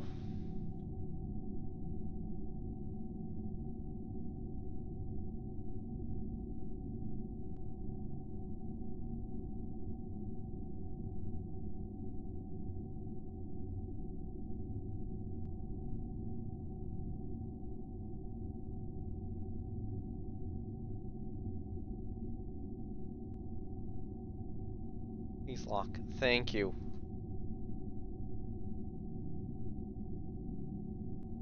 Alright, so unlock this. Other way, other way, other way, other way. This way, right?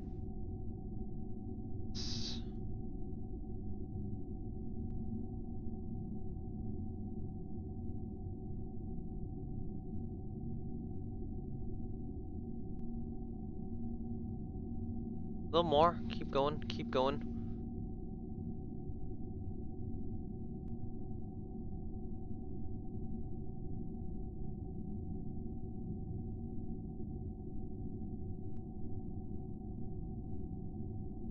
Come on, please lock. Swivel back where you need to. Please lock.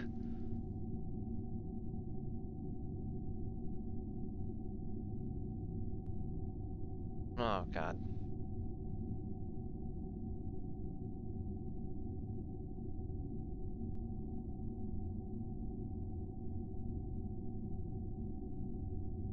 There we go.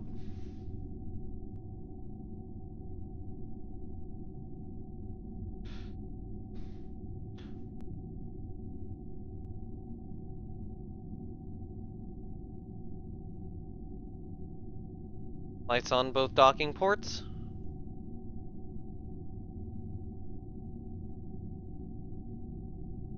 So, I would want to swivel this, but I feel like first I want to swivel this.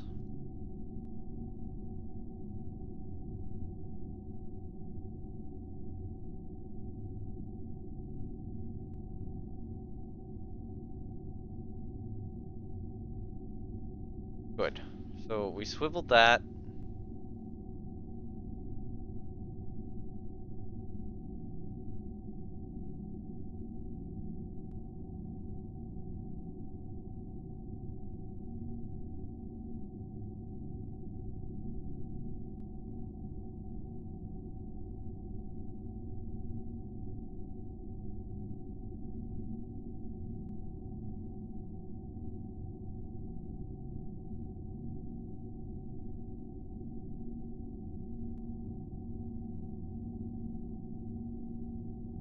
Okay, so now both those are at 80.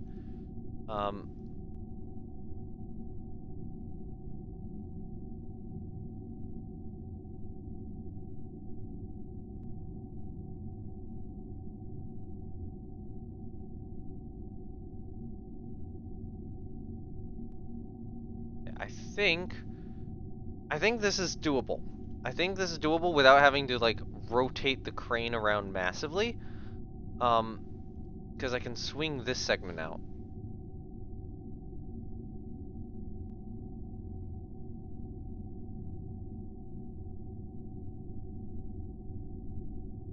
About there.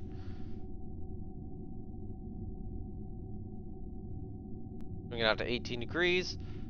We'll swing this segment in a little more.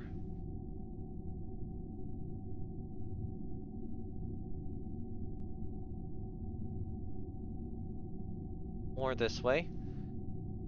I think we're gonna get it.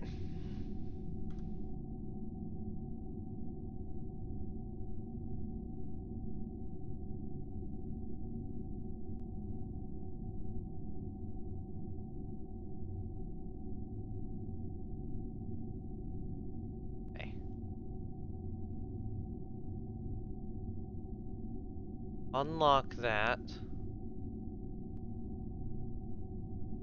at a significantly lower target angle.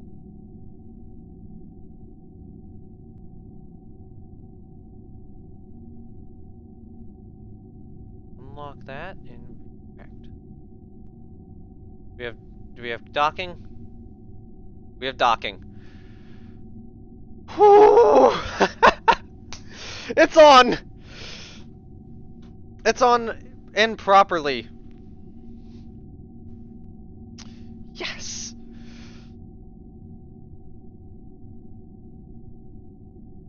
Okay, let me turn the lights off on these,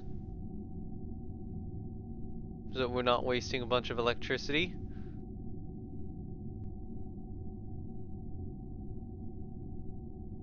And we can extend the second radiator again.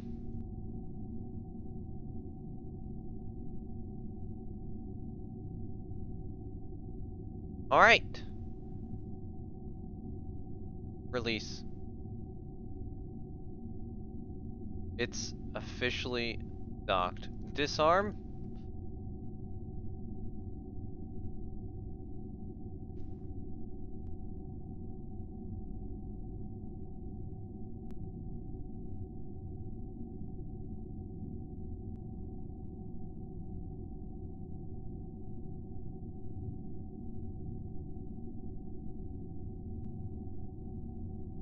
The same orientation we did before. Um,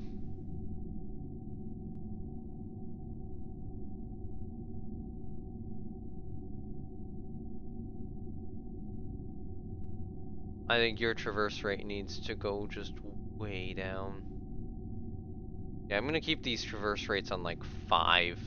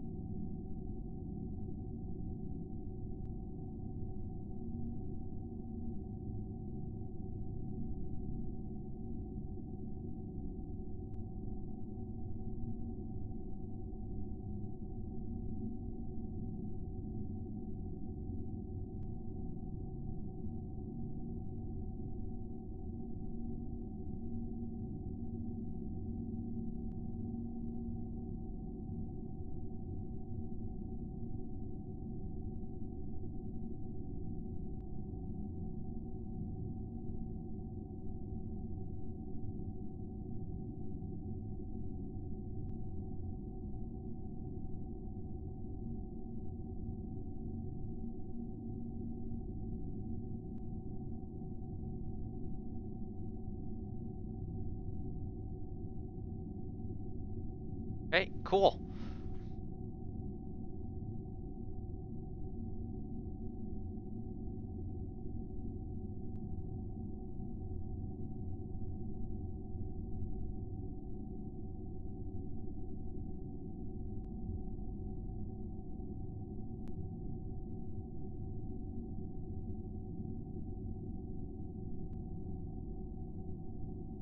Alright, there we go. The arm is once again working. We have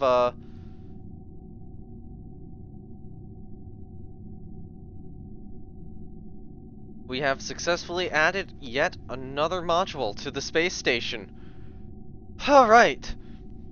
So I have 2 engine tests to do, and then I'm going to take a quick break.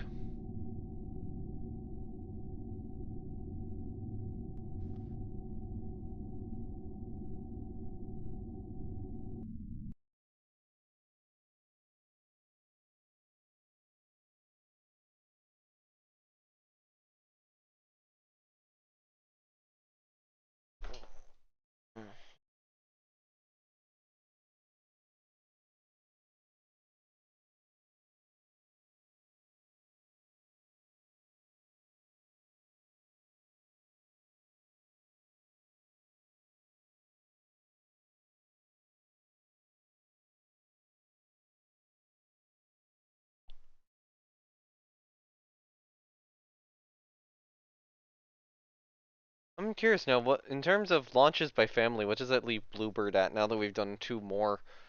Um, Okay, so it looks like Bluebird's done 14 launches total with 12 successes and 2 failures. Um, just to check, is that true? So it's 1, 2, Bluebird 1A, and then 1, 2, 3, 4, 5, 6, 7, 8, 9, 10, 11, 12, yeah.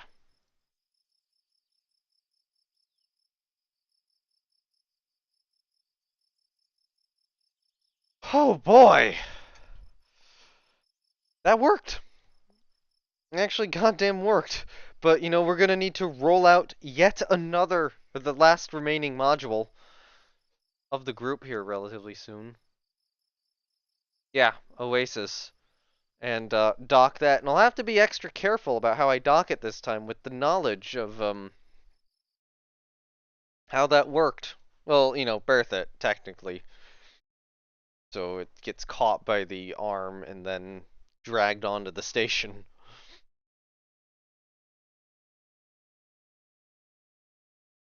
We kind of just maneuver it into the arm, and then the arm just move, maneuvers it onto the station. And it'll probably be after that one that the arm actually kind of retracts for a bit. Although I don't know, I think I will attempt like proper dockings with the crew or with the crew capsule. So yeah, I think the crew capsule is just suited, or he's just going to be suited enough for dockings to be able to do that sort of thing. Probably won't be trying, the weird birthings with it. I don't want to birth it. Yeah, we can do these 2 quick engine tests right now to better launch future Crow 1 Ace, or yeah, Crow 1s. Um, these are ones for the crew as well. No, I have to check that. I also have to see where the launch escape system is in terms of reliability, because I'll probably want to continue to just test launch escape systems, possibly in batches, so that the SRB safety rating is like constantly 10. Maybe that's what I'll get building in the spaceplane hangar before I go on break.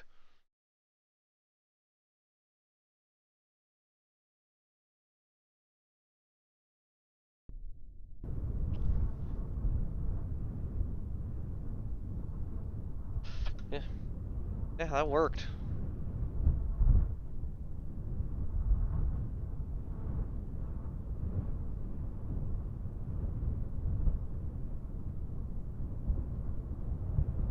All right, make the engines. Looks like a good test.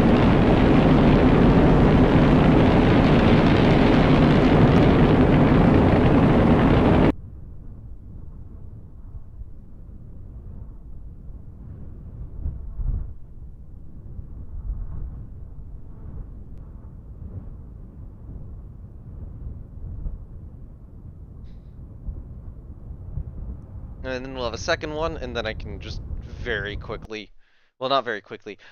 During the break, I will restart the game to get its performance just to be a bit better. Um, and also I'll be grabbing a snack, using the bathroom, doing that sort of stuff. Not quite there yet. It is 5:07 p.m. I would want to call it about 7. So what'll probably happen is I'll do the break.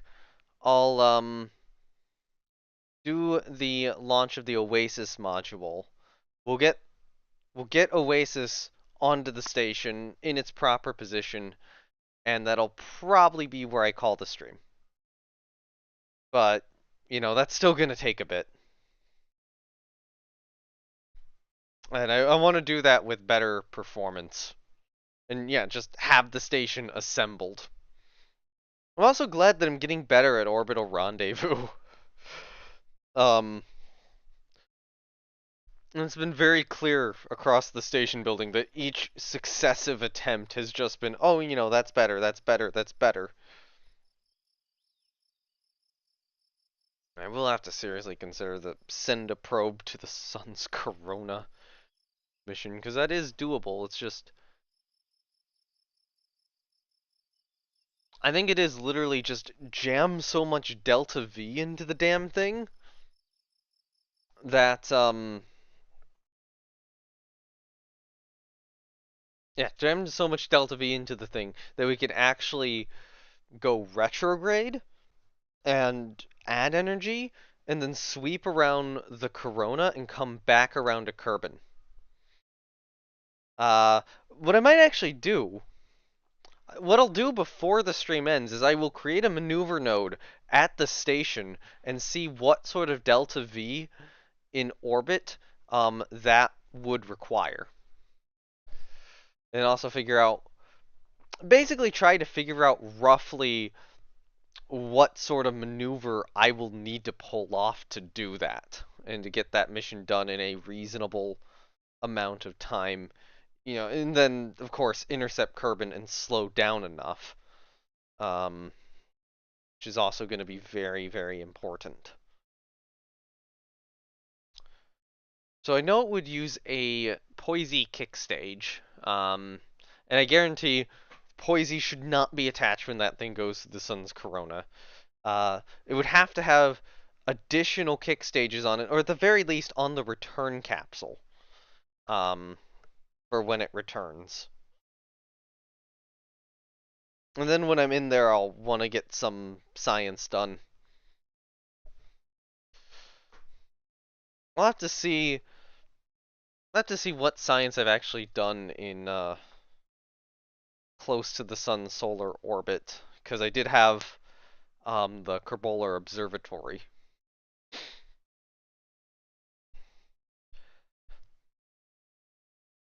I call the mission like Fire. No, I'll call the mission like Phoenix or something. I think Phoenix would be a good name. I know there is a Phoenix in real life, a Phoenix lander, but like that's Mars. I think Phoenix would work really, really well for the Sun intercept mission, or the, Corona mission. Alright. That's another Crow rocket tested.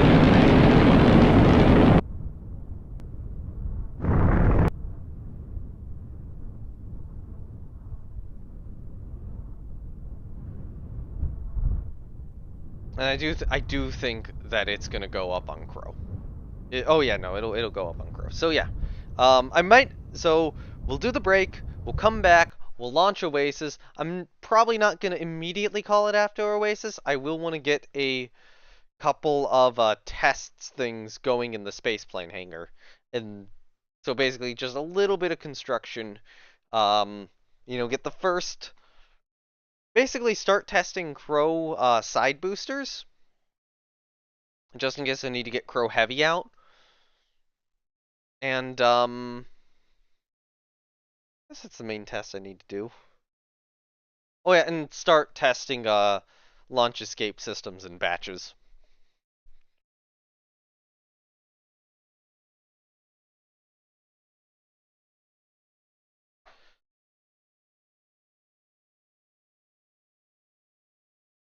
Oh, the launch abort system might actually have full fuel. Oh, fuck. Or not full fuel on the, Pro for the crew launch. I'm gonna have to edit that. Actually, I'm gonna have to edit that now. I cannot call the break yet because I just realized that there is a potential severe flaw. Um,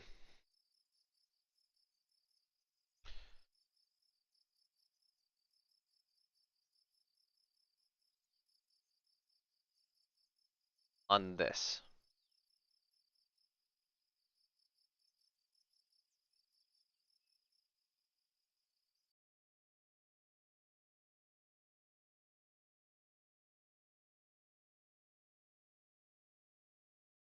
It is just 4 missions building right now, isn't it?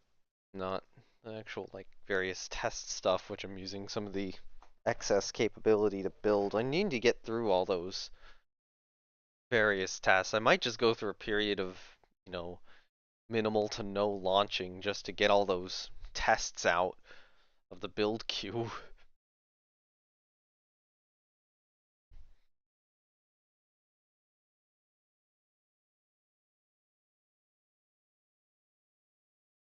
Because those will take, multiple days, and hopefully one of the missions is going to complete in that time, so we'll get a little bit more funds and be able to get a little bit better of a contract. Not better of a contract, an extra contract. So now, the reason I want to check the rocket is I think that the launch abort system is low or is set to a low fuel level, because I would test them at a low fuel level. Um, just to check it, first of all, use staged.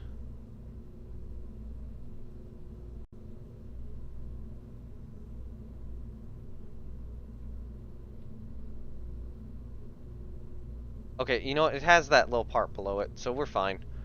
Okay, good. Launch abort system is good to go.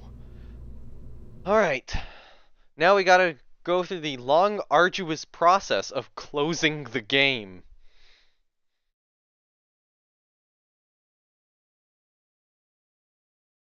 And then, getting the game reloaded again.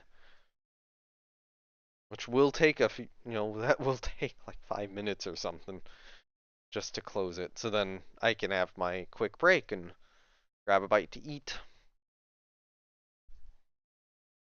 Grab a bite to eat, grab something to drink, and come back. So, okay. And then we'll have one more module to launch, Oasis. Oasis will dock. Oasis will be the primary crew and storage compartment. I'll also have to design a resupply vehicle soon. For the station. It'll probably also be something where on the station I might rotate science modules in and out, or, occasionally, like, dock just extra science modules to it.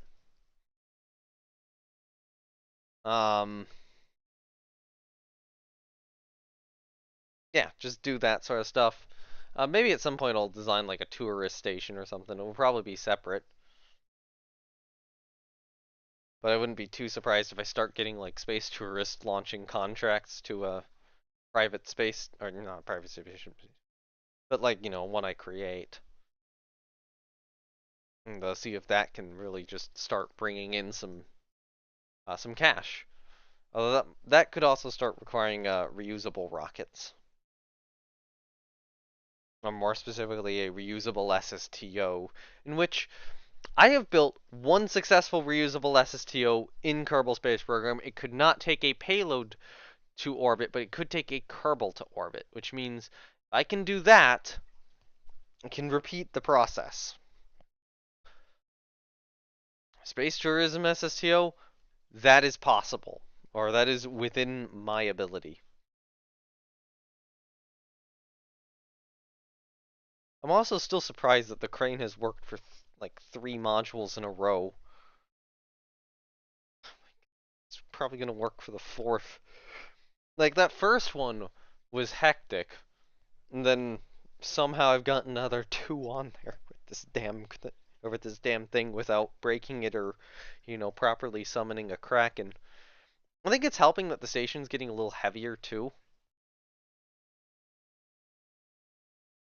Just because that means that it's pitching less when there's a heavy module on the end. So it's a little bit more controllable.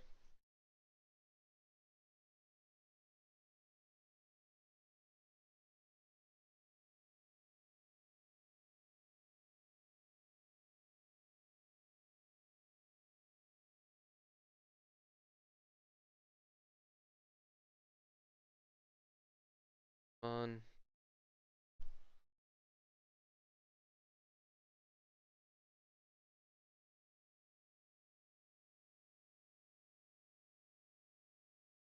Alright, now I can actually properly be right back. So, be right back as I restart up the game.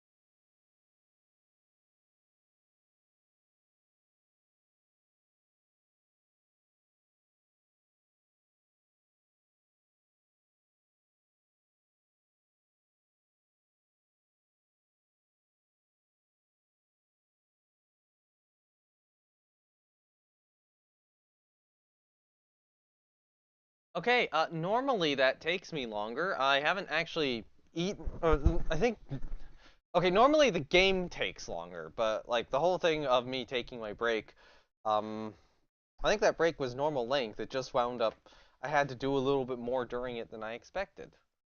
Um, I don't know, this might have just booted up quickly. Hmm.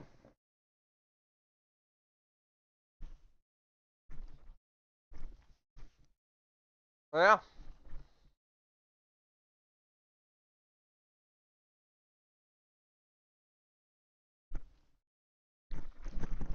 it's time to start launching more modules.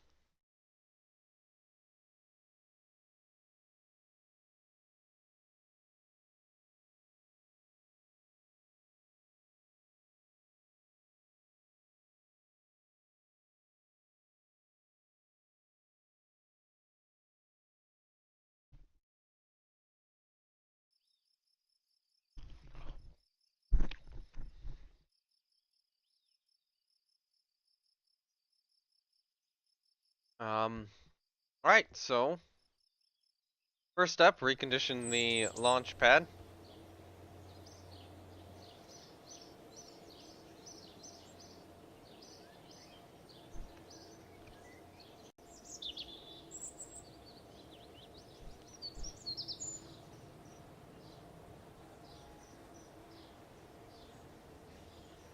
Next step, get the next launch vehicle done.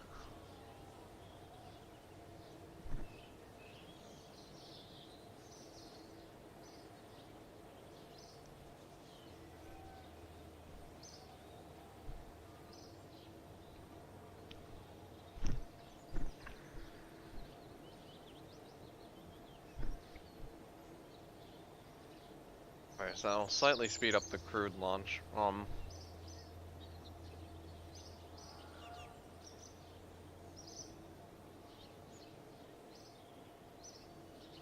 Mainly, I do feel like of these three, that's the least important.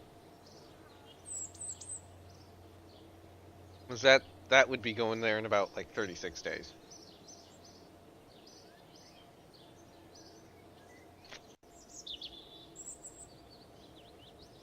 Yeah, we'll roll you out to LC1.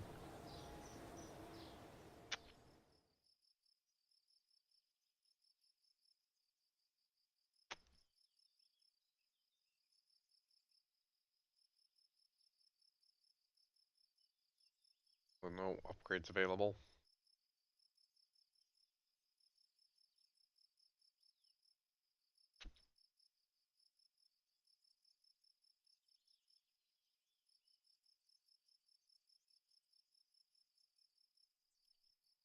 Taking a look at these.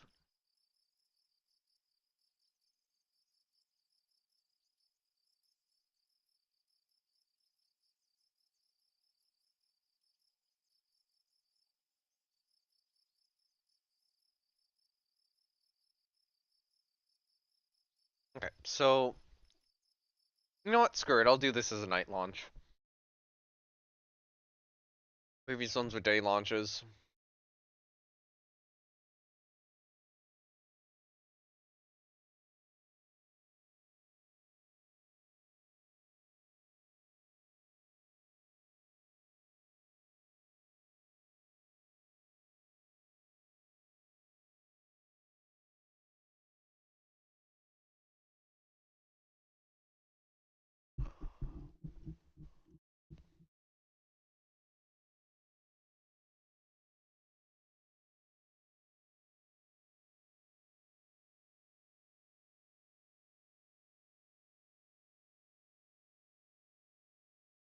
Okay, so there's the space station.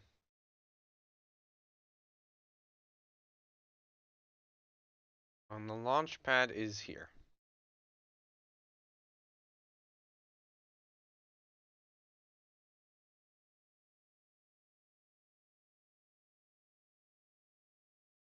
I want to quickly check out what are the unknowns.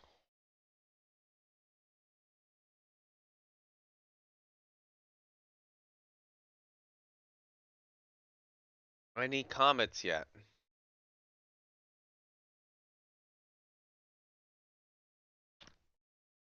There's not. So I assume that those are like where I go tonight on.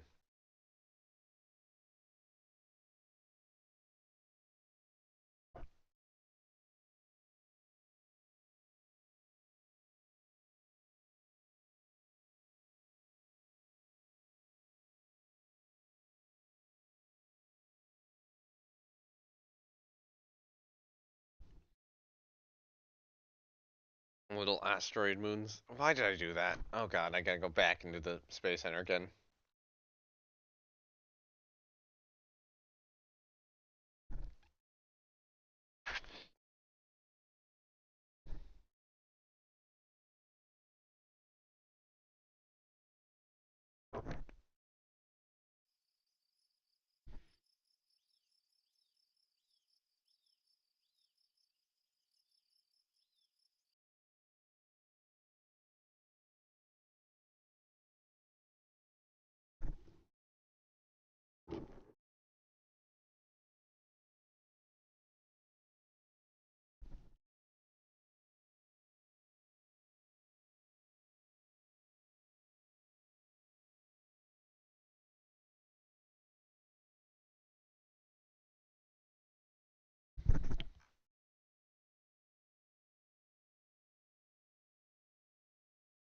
Oh, actually, a couple of them like Erlum. Yep, there you go.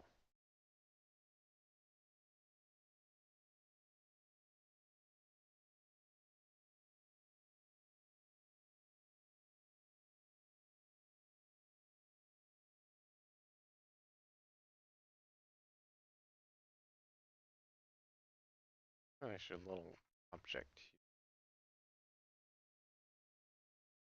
dwarf planet, which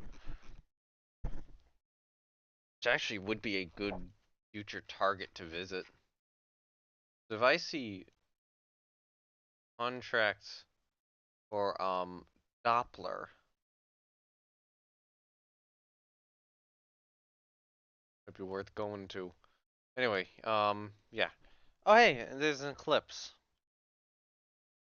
Happens every month, I believe. Purple. Alright, so we'll wait till the space station is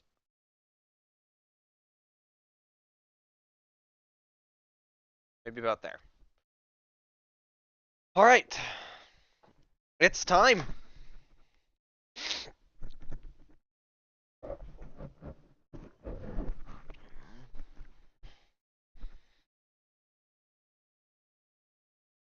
It's time to launch and dock the Oasis module.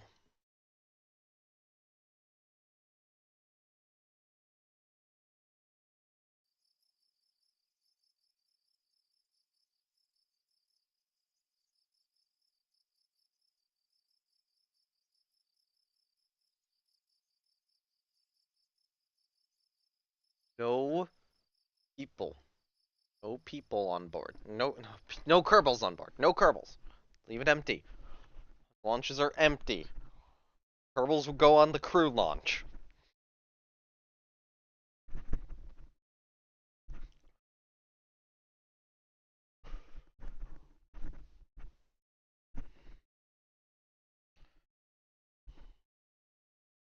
Yeah, I think the first crewed flight to this will be on the next stream I do, not this one. This is already getting a little late for me streaming stuff I normally got to do at a specific time. Although it might be something where I'm just a little tired. Um, yeah, it'll probably be something where I'm a little tired. But I want to do this one mission first.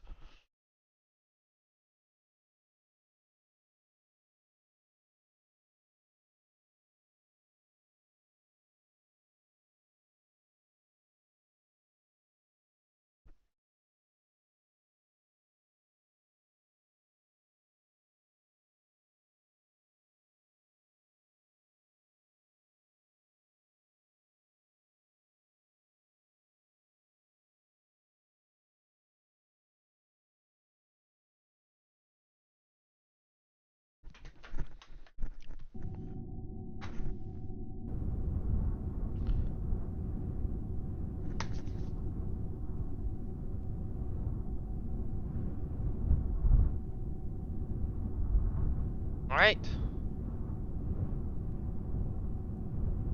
Bluebird 1B with the Oasis module for KORL is now on the pad. SES is on, throttle is up. This will be the crew habitation the main crew habitation module for the station, as well as the main storage module. Yes. And this will attempt to be berthed like the other modules have been.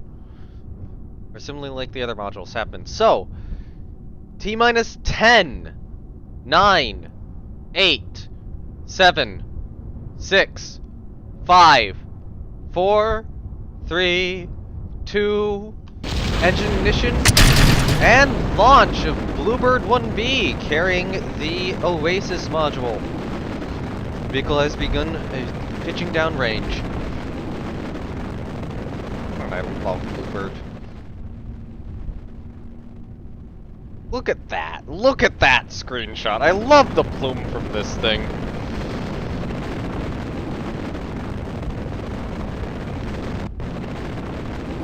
Trajectory is currently nominal.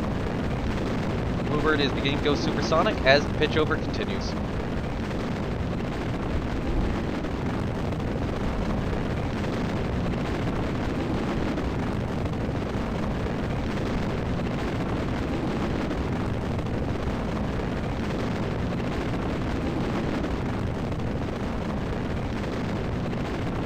Over, maneuver is continuing. Bluebird's just going really fast now. I'm gonna have to measure how much all these modules actually weighed.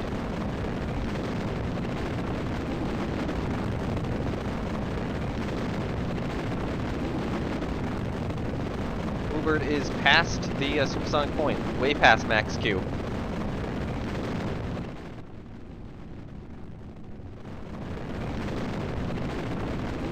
Bluebird is experiencing upper atmosphere heating. It has begun a high pitch over maneuver, given its altitude. Bluebird is going for fairing separation. Fairing separation is confirmed, and we have booster burnout. In just a moment. Initial stage of flight successful. We will be going for stage separation here in just a moment. Stage separation confirmed. Second stage ignition confirmed. Rocket is now pitching over sideways. Current maneuver looks good.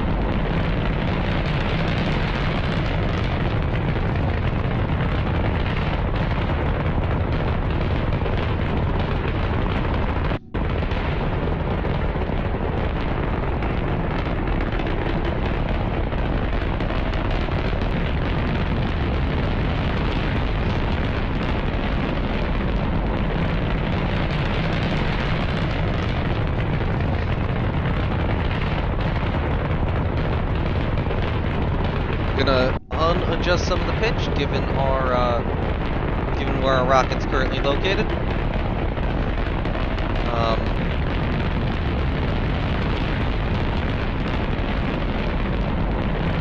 Continue the pitch down.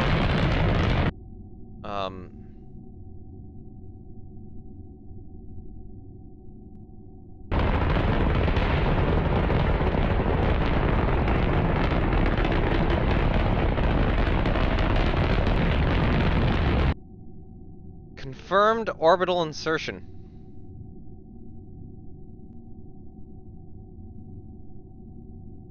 Okay, so it would be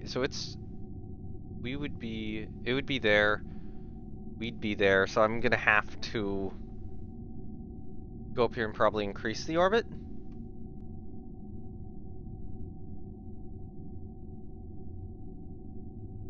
Yeah, because we'll be ahead of it.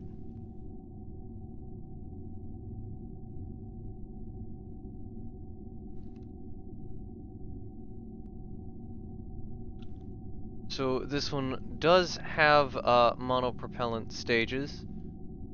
Does it have? Did I put some small solar panels on anywhere, or are we? Oh no, it does have solar panels. They've just extended poorly. Alright, solar panels have been deployed. We have good confirmation of solar panel deployment. The stage is now generating power. And even if it wasn't, it has a lot more electric charge.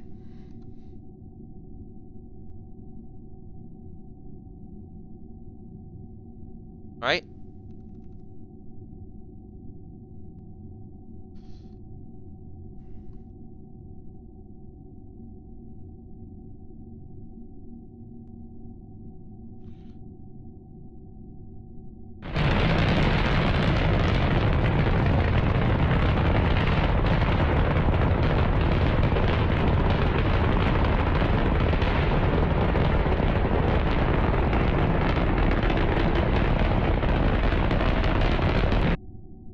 Ooh, hold on. Let's get that target.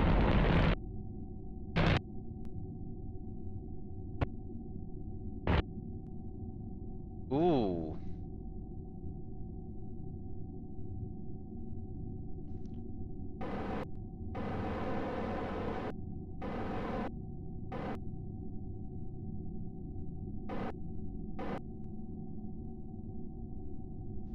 Alright, we can confirm good orbital insertion. We have a close rendezvous with the station.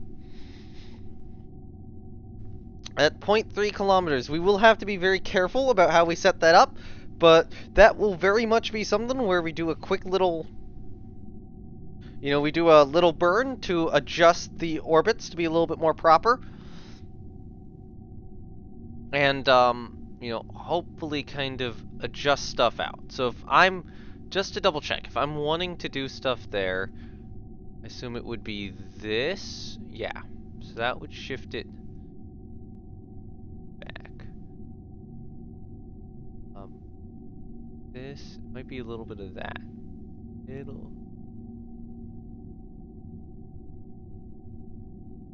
would be...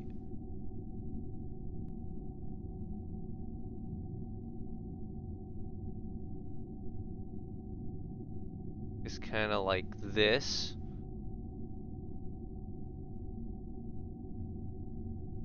Oh my god, target position at intercept would be 0.01. The descending node is negative 0.2, so I believe do this. Is that no? That's not fixing it. We want to send it this way.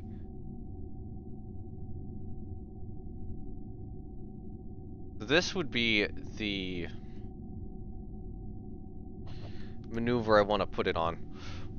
That would get us well and truly aligned with the station. Well, we are close to it, and then hopefully we'd just be able to, quickly maneuver onto it. So quickly, I want to check which way we want to actually attach. That's the habitation module. So we probably want the habitation module to be grabbed by the claw. Because if the habitation module gets grabbed by the claw, then it's that side which gets attached to the connector, and then the non-habitation part and the surface radiator part is a little bit further out. It also happens to have a avionics system on board. Alright. I'm gonna quick save here, just to make sure that I don't accidentally revert to when we had the last thing on the station. Alright, so... This is a beautiful pass. We're...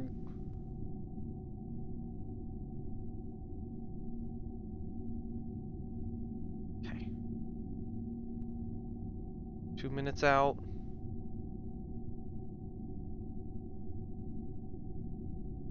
Alright. Whew. We are going to be so damn close to this space station. This is just... The pass is absurdly close.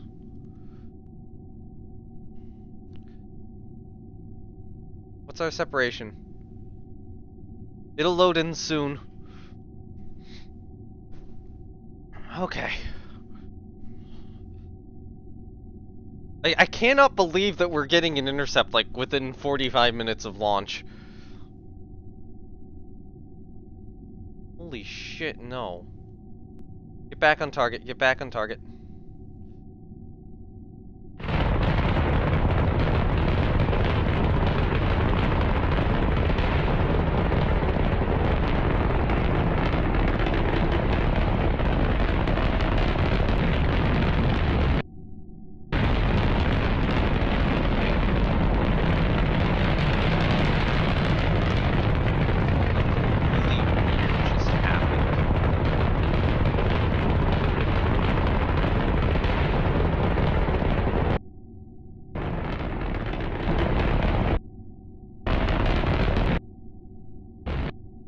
Alright.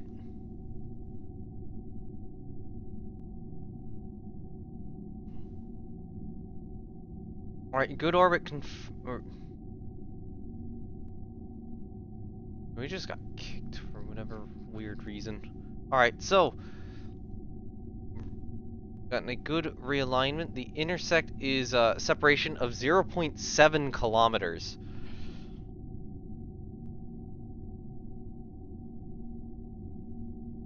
We will go over there, and that is when we are going to start trying to align.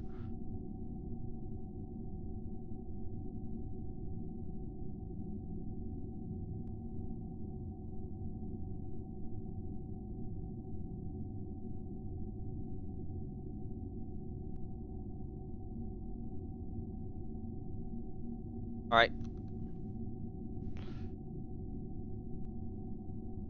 We should be about 700 meters away from the station. It should be outbound of us somewhere.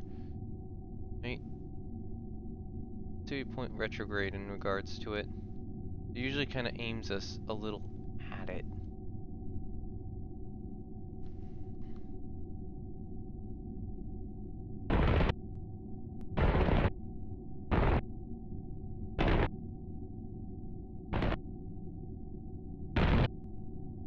Okay.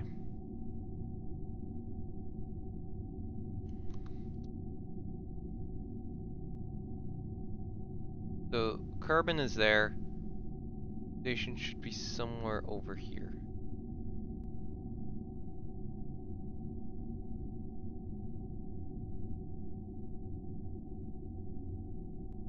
Anyone see it?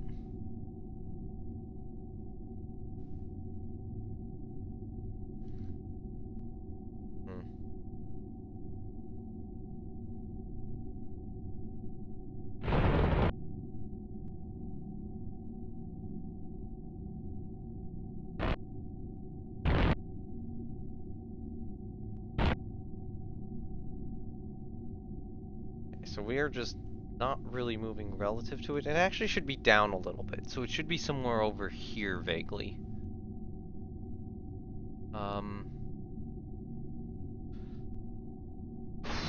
I should put lights on it. I don't think they'd be visible at 700 meters out, though.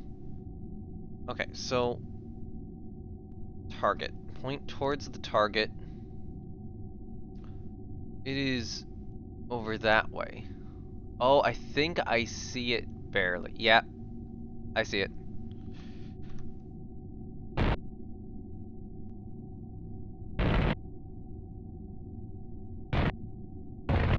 Get an approach at 2.4 meters per second. Do a slight adjustment. Okay.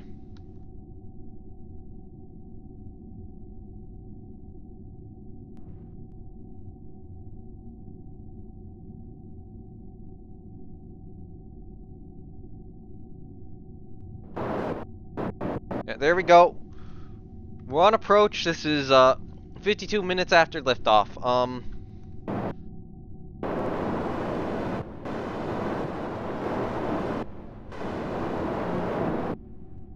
Okay.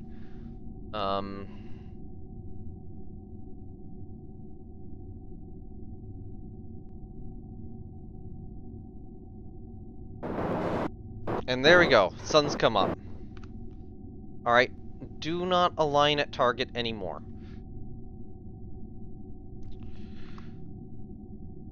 Craft will be rotated onto this side. Alright.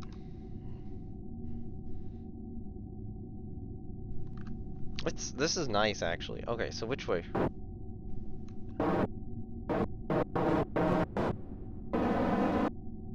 J?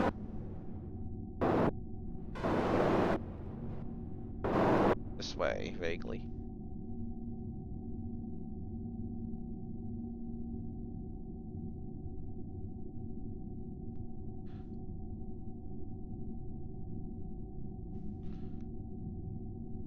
Okay, switching to the station to arm the crane.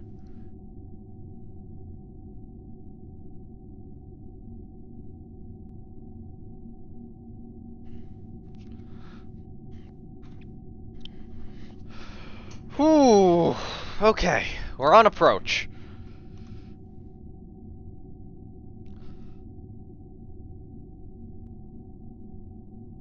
The last major station module. Slow down.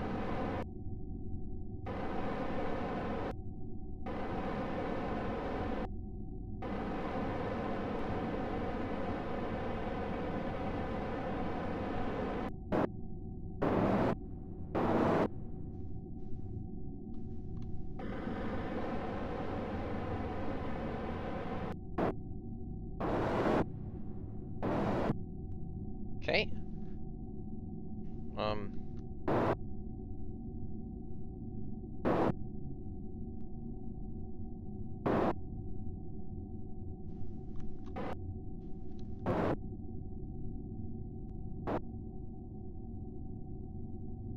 Approach very carefully.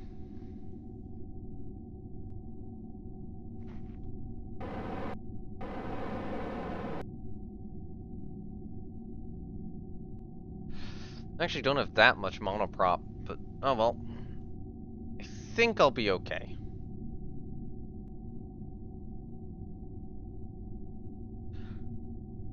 Okay, you know what?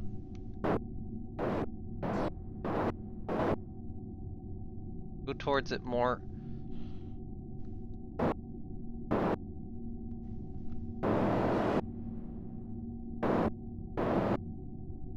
Go down a little more.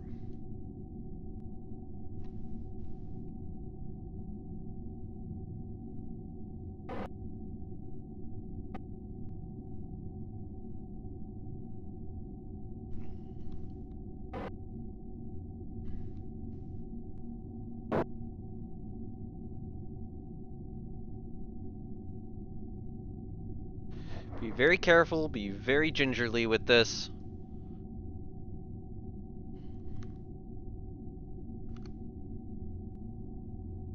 And we want to make sure that the claw grabs about here.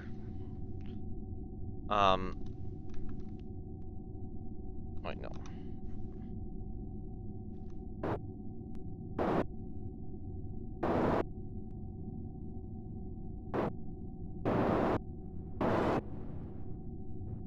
Wait.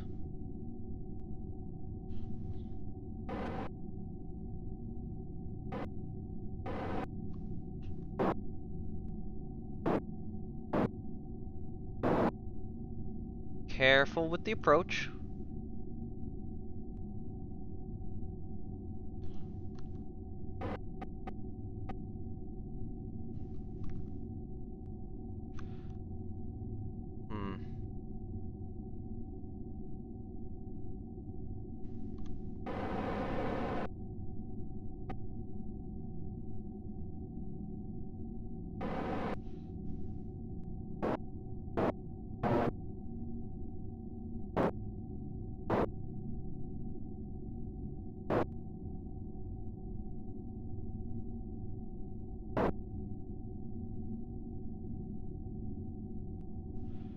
Oh, we're so close.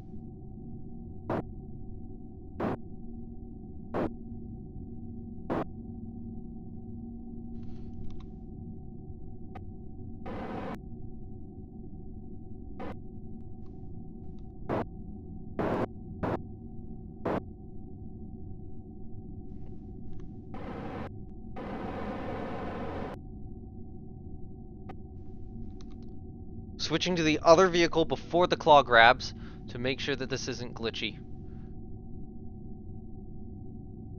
Confirm contact! Oh, what hour was that at? Oh no, I can't see.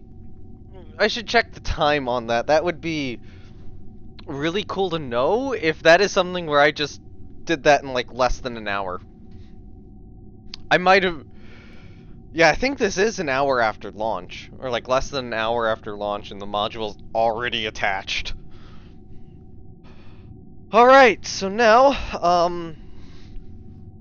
step number 1, get rid of the bluebird.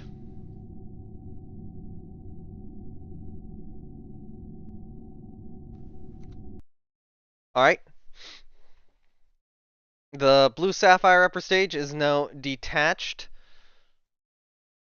We'll need to point retrograde. We will let the station get a little bit further away before going retrograde, because I want to avoid the solar panels. And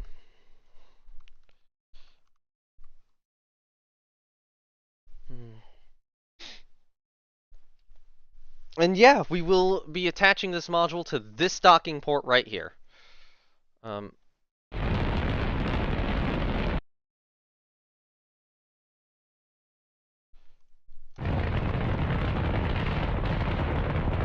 Goodbye, station.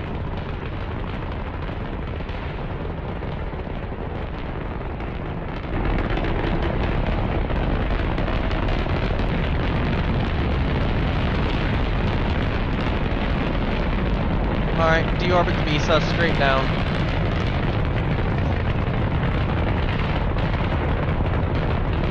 Wanted to go into ocean, and that is ocean. Confirmed good deorbit burn. It's now time to actually attach the Oasis module to its correct docking port. Which means it's time to use the crane! Time to use curb arm. Oh no. Goddamn curb arm.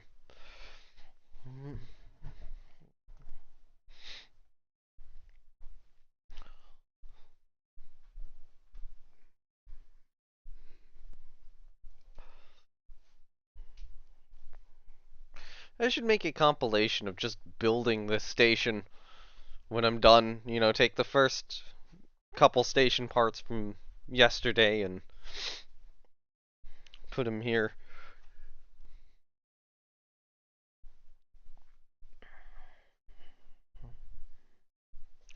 It's a really expensive project for like how much I'm getting paid to do it. But oh well.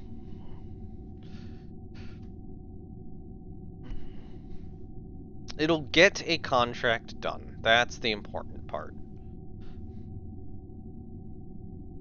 So.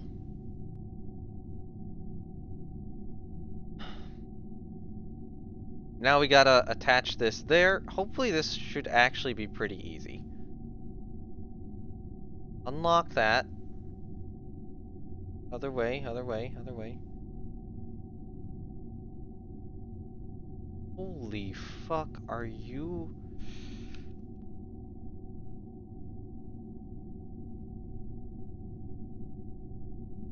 The fuck happened? Hey, you're locked.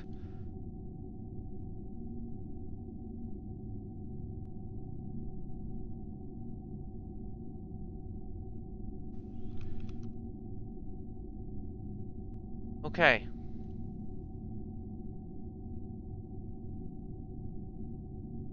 Never mind.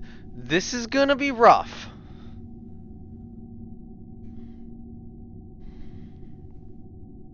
So, this stage likes swinging wildly.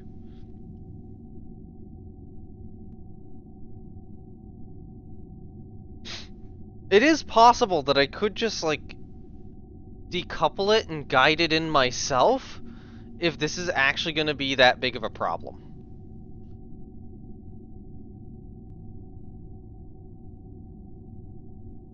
Actually, I think it's... Oh yeah, no, it's designed to align with this ladder, I think. So I gotta rotate it around here.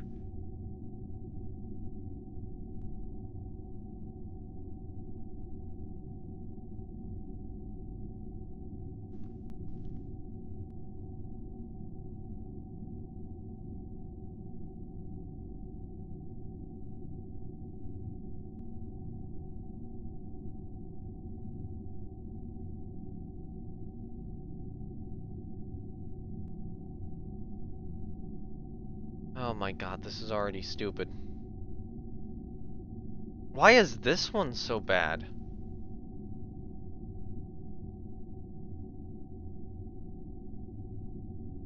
And why are you on ore? You should be in life support.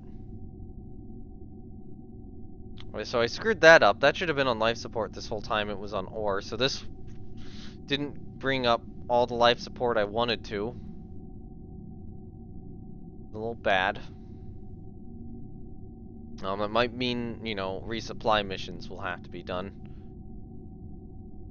Oh my god, this is actually just... Like, look at this.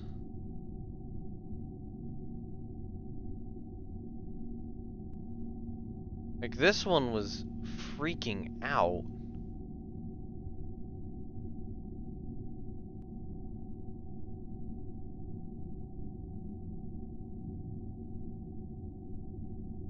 Oh.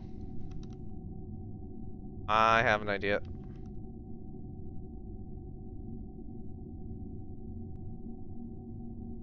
Please stop moving. I think it's this. Toggle torque.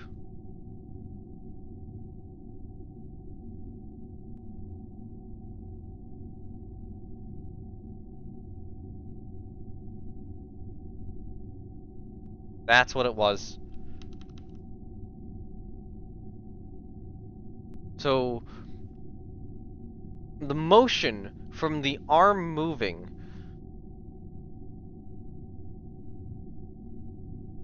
was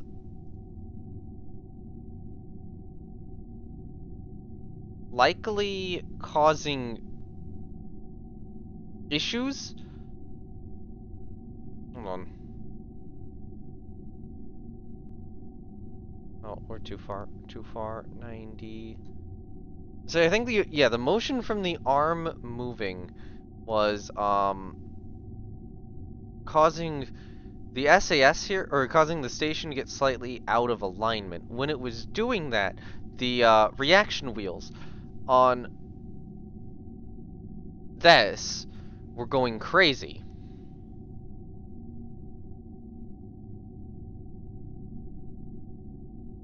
And because they're reaction wheels, it was massively messing with the arm. Until, you know, it could be locked effectively.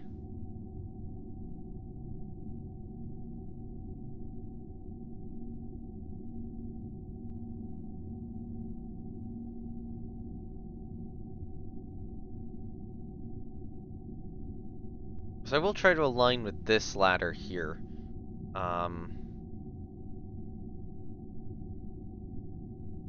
Which would require... Okay, so it's going to require me to take this off.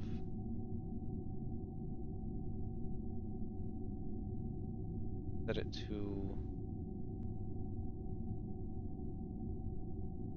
maybe a 0. I think now, with how I have this set up, it should be possible.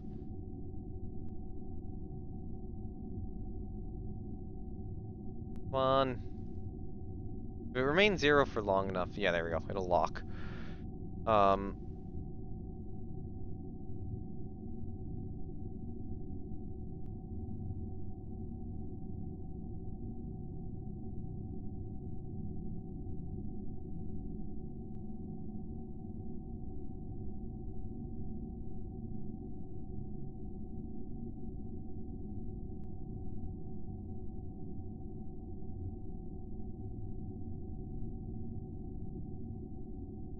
Okay. A little too far, a little too far.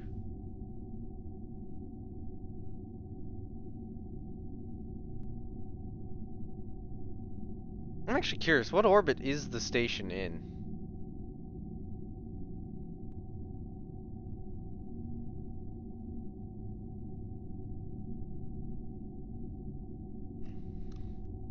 So final orbit 200 by... Yep, okay, we're pretty much in the same orbit. I think the docking's changed stuff slightly, but we should be good, and we can adjust this if needed. We should be able to run the color samples.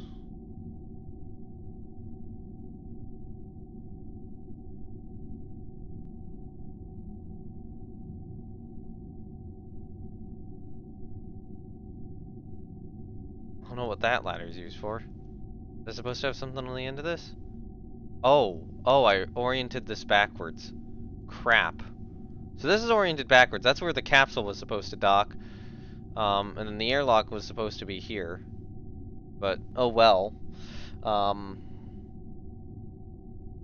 mean, I could try to take the crane, put it on that, and then just spin it around.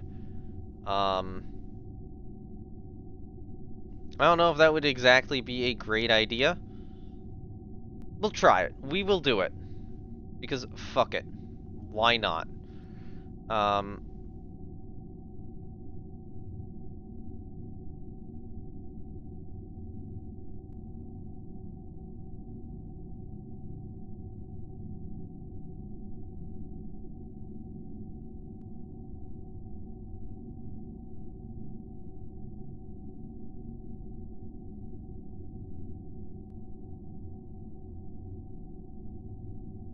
Maybe we'd do better without the SAS on.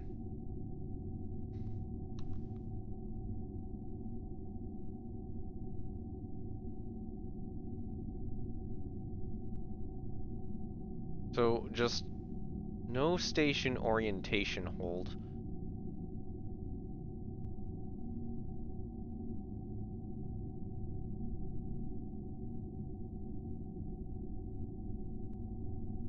Yeah, so I will go in and rotate this section around.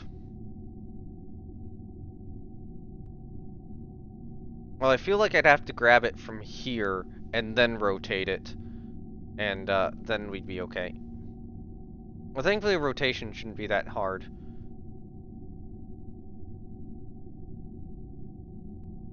Okay, there we go.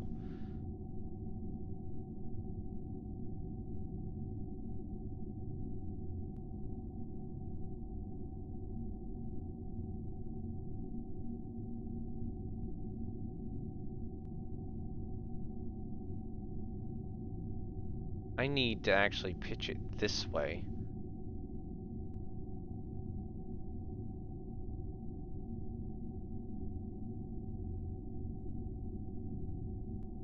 Means I think what I need to do is...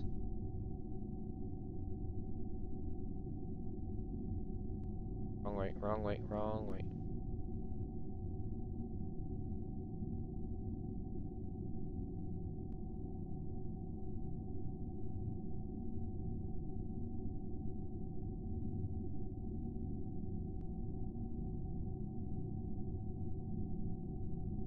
Yes, I am violently shaking this space station as I'm building it. Because I think this is going to be easier with the SAS off. I think it was the SAS that was causing the problem.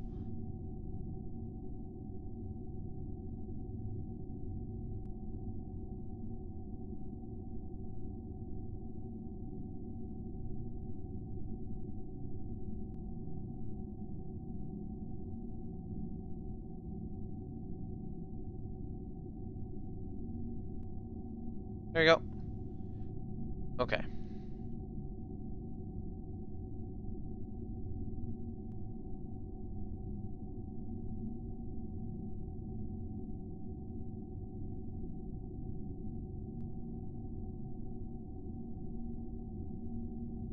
I think this one I need to rotate.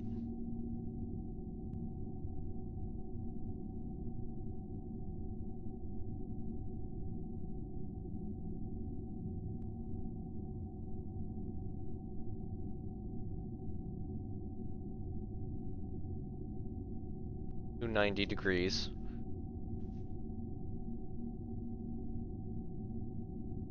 So this hinge allows it to be brought around.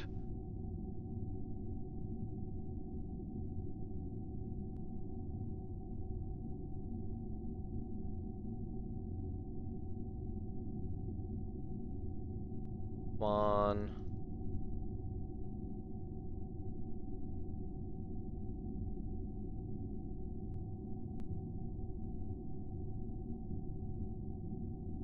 I was hoping that torque limit would be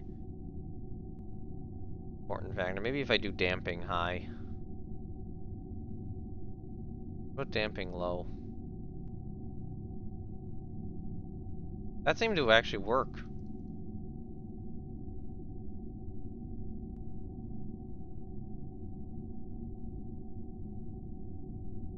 Okay, so maybe go damping, maybe swap between damping high and damping low if that becomes a problem. Unlock this.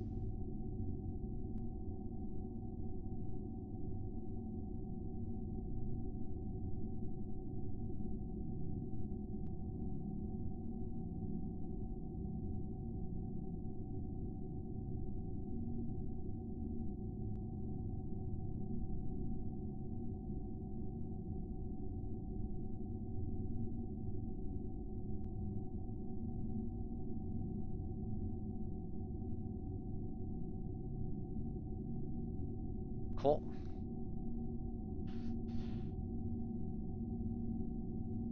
Let's see where Kerbin is tearing. Don't know why that is.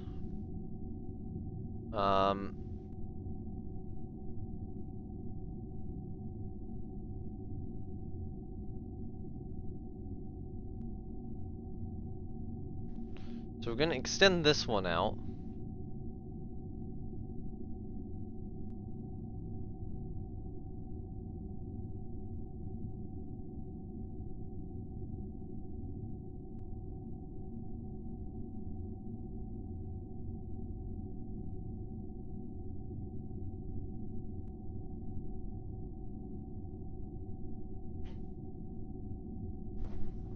Come on, bring it all the way in. No damping for now. No high damping.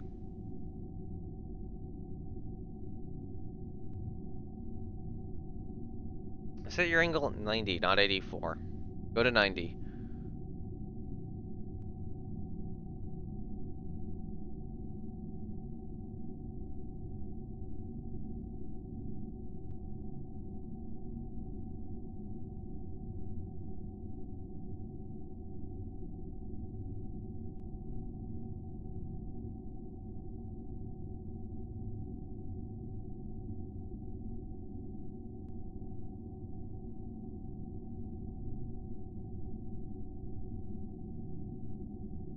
No damping.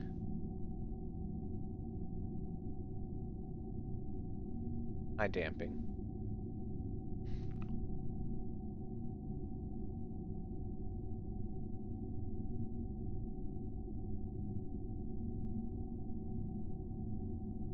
There you go. Locked at 89.9.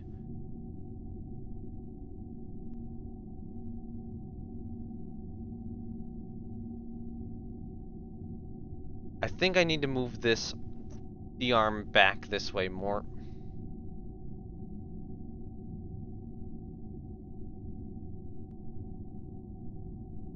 Yeah, I think I do. So this can kind of align it.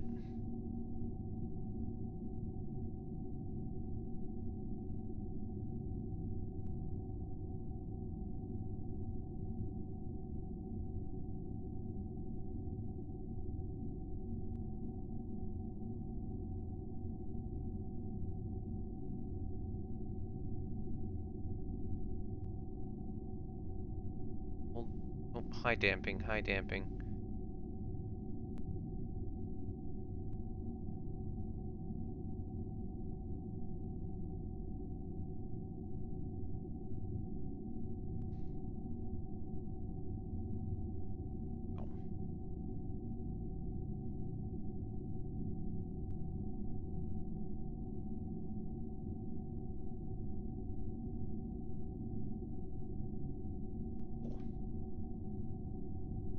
Alright, unlock you. Wrong way, wrong way, wrong way.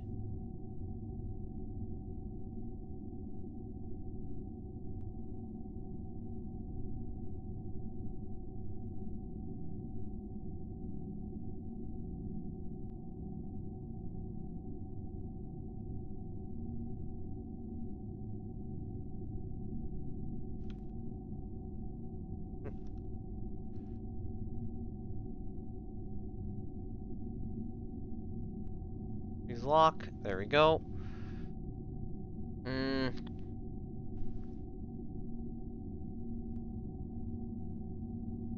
Alright, so now we're running into a bit of a problem.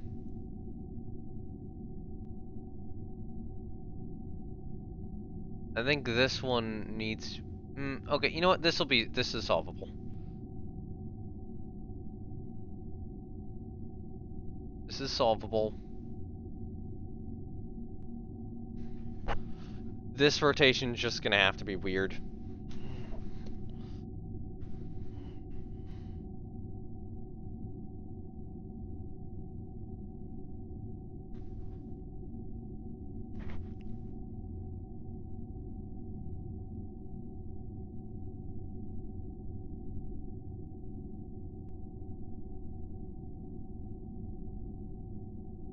There you go. It's locked.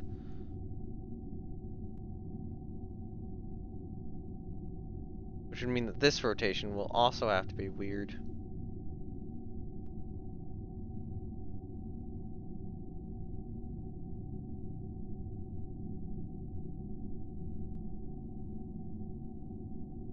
Set that to 120.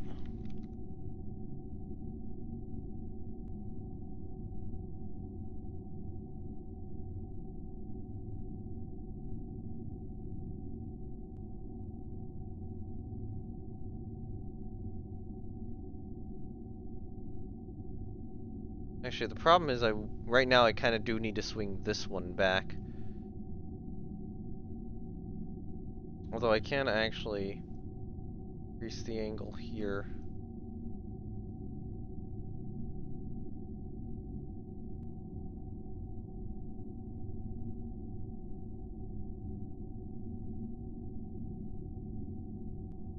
Come on. Oh god, it's increasing. There you go.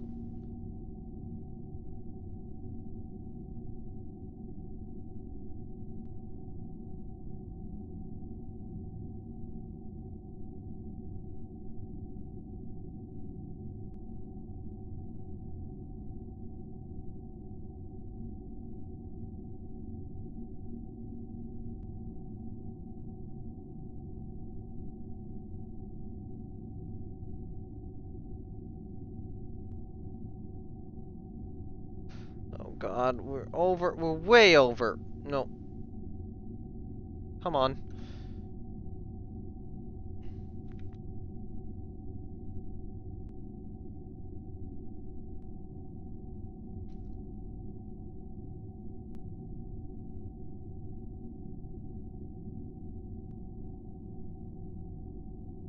How do we do this?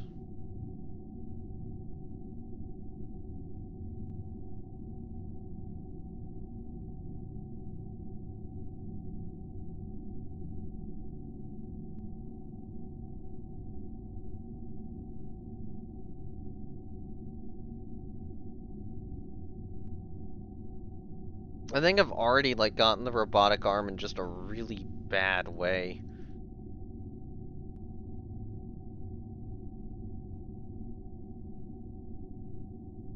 Because right now I'd have to...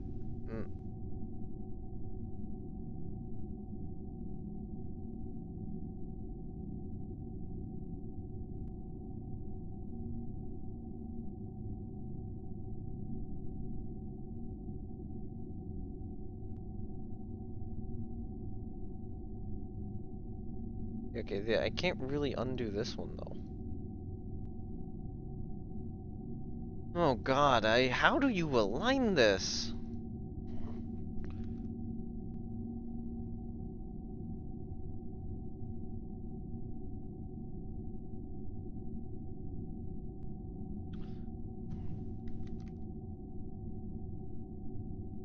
Okay.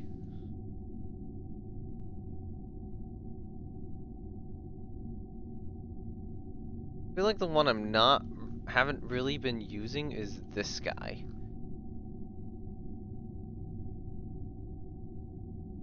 Which actually, I think I might have to use.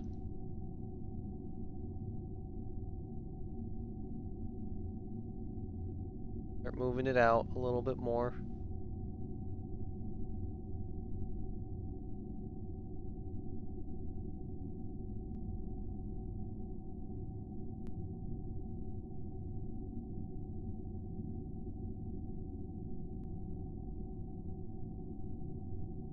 I think part of the issue might just be the rotation I want to have it on.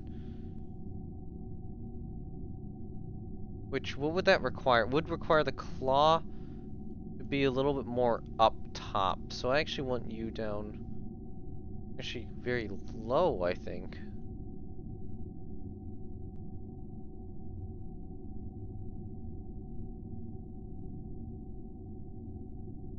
Maybe not quite up top.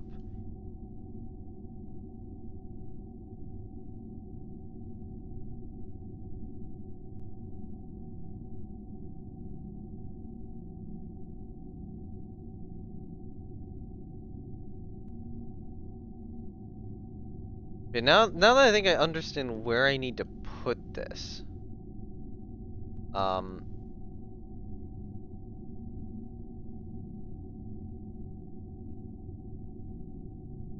you can think in that sort of manner, maybe that'll help me out.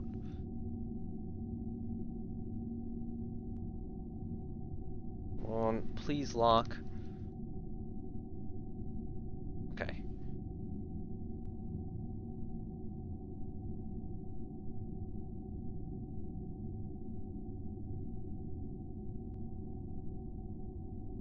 So the claw needs to be roughly here.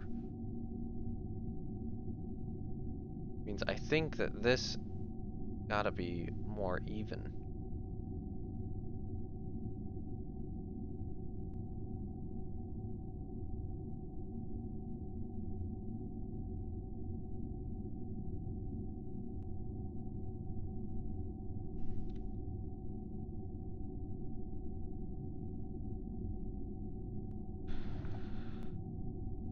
Start with that for now.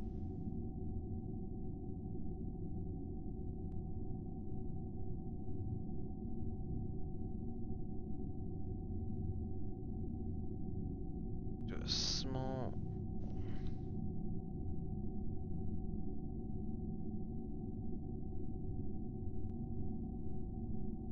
There you go, you're locked again.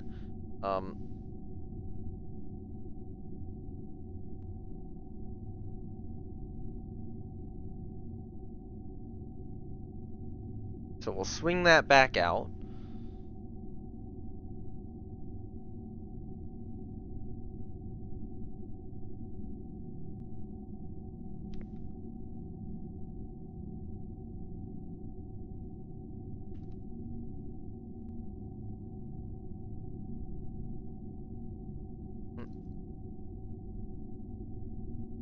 That should be good, right?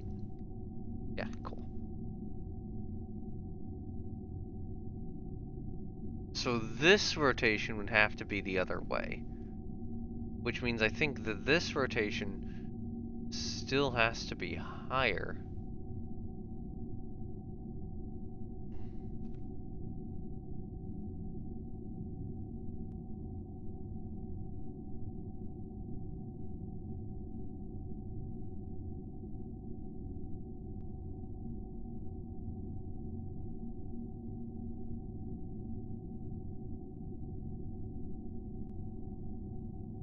Get us to like 131.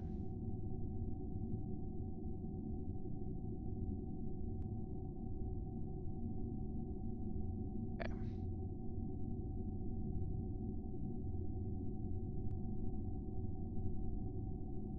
Means that this rotation has to be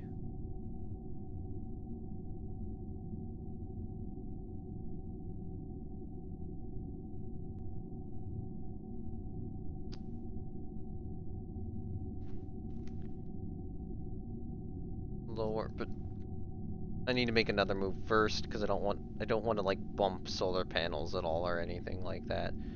That's this guy. Bring him down to 0.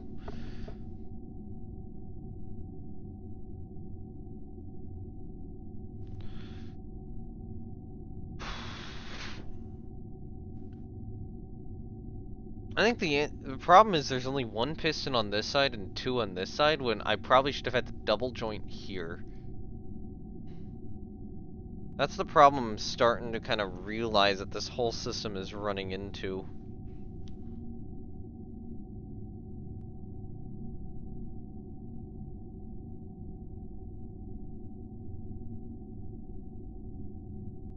Okay.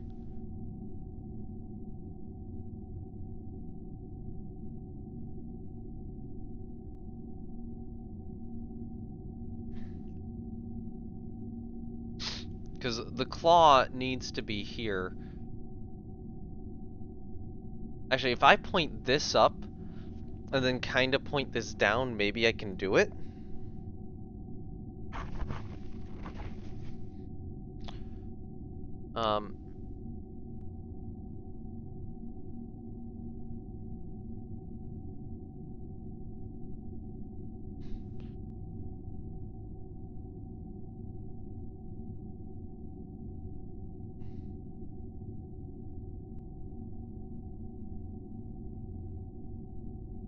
Okay.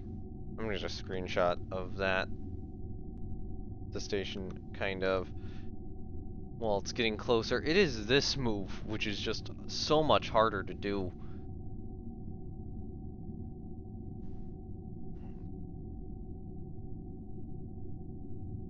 I mean, this might have to extend this way somewhat. But I actually will take this and I think I will increase the angle this way all the way.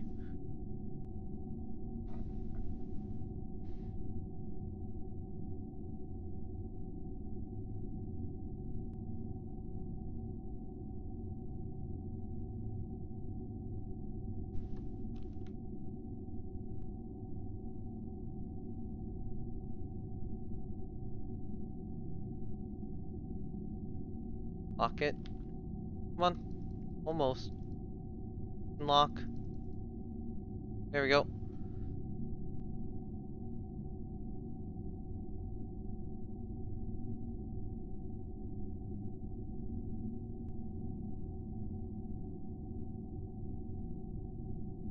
So now we can bring this around.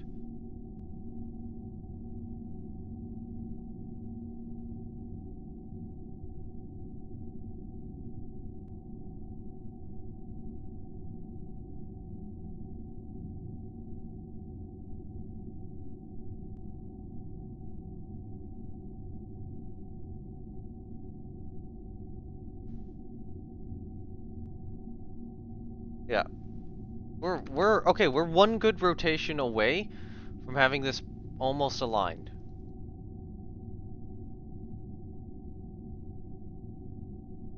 Maybe not 1 good rotation, but you know.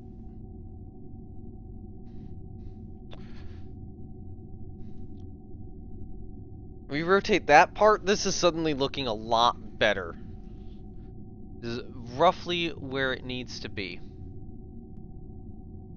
With this rotation right here. On the other hand, I do want to get it a little bit more distance, so I'm going to extend this piston.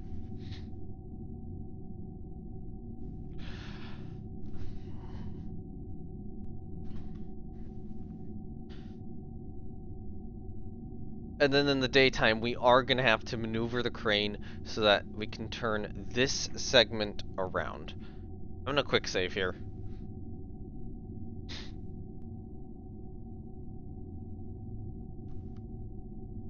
I kind of like this photo at the space station. Right, unlock.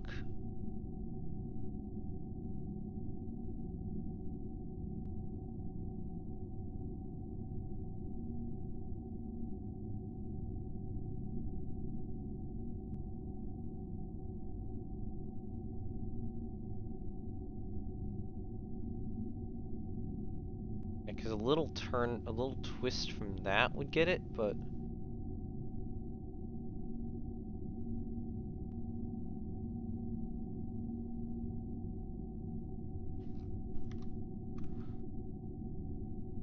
Okay, I kind of like it as it fades into night. But, you know, now it's nighttime, which makes everything a little harder to see.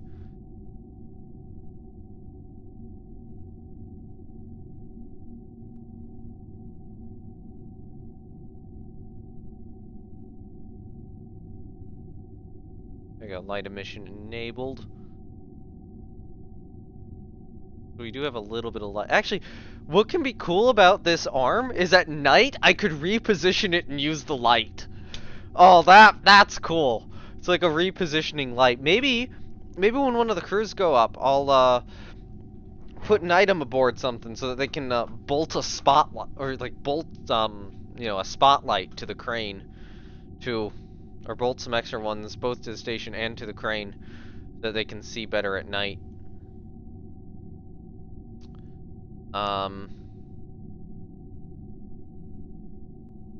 Okay, let's retract this piston.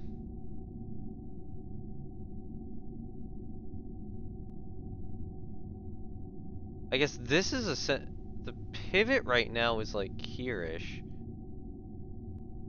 Lock it.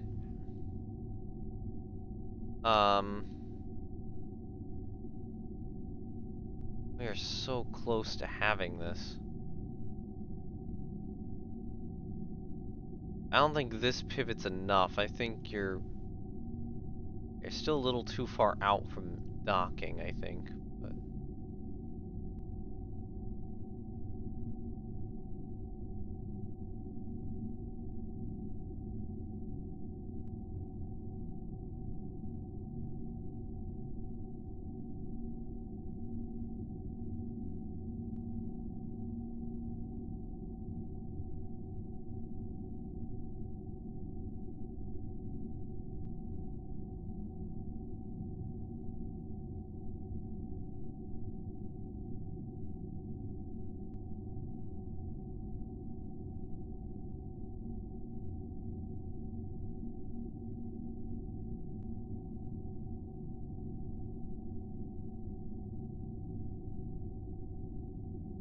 come on, lock. There you go, good. We're not docked yet.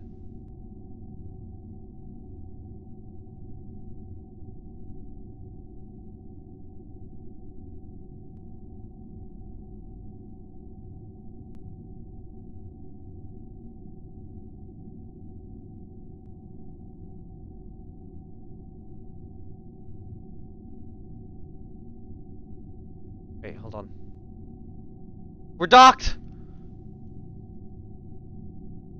Module successfully attached at a good angle.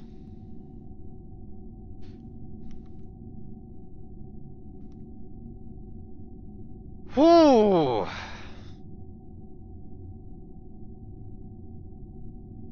I will wait for daytime.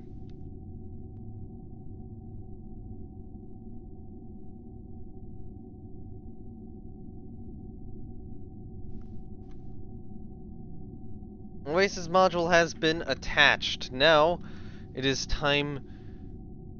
Let's quick save and reactivate the torque on the probe core, and then we'll get this module rotated around.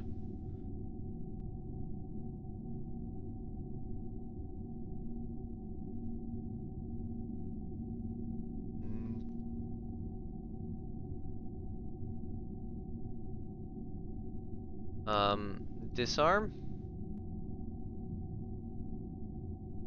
Alright. Arm has retracted. The module is successfully added on. We will have to do a rotation here. So in terms of the rotation, I'm trying to think about how to do it. So if we grab it on this side and spin it around, that would be good enough.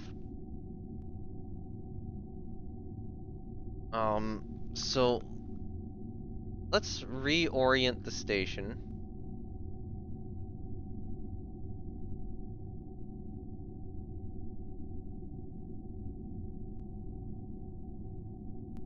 that we're actually getting some sunlight here.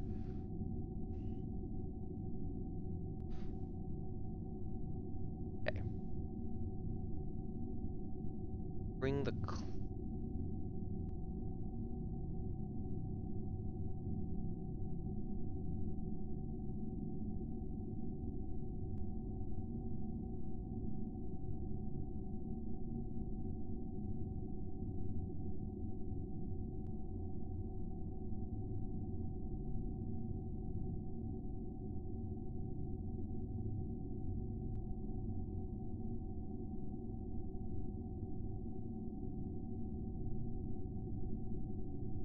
Alright, since we have multiple parts,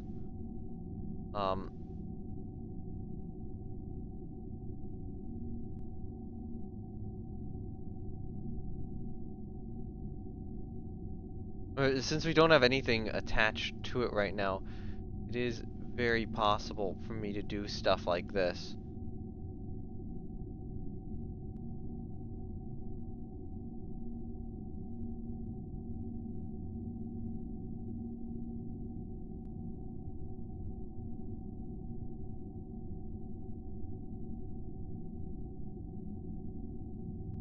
Alright.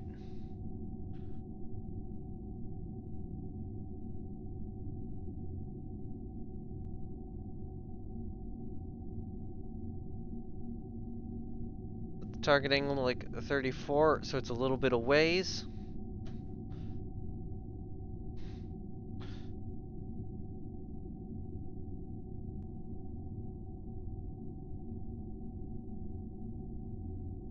Good alignment.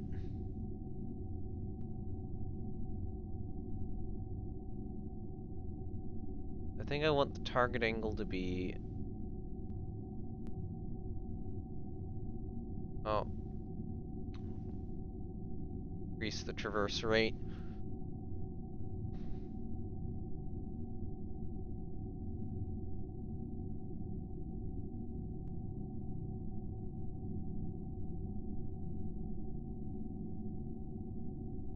So we want the target angle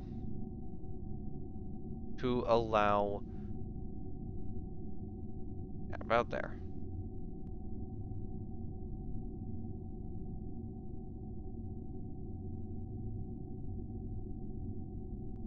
$20 will do the trick.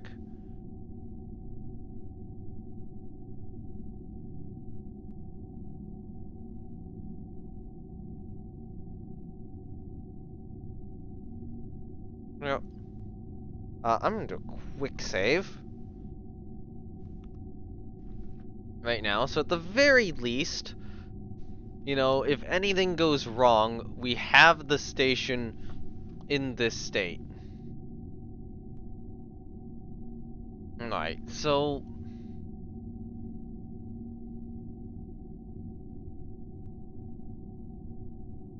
Once you... at 0 degrees.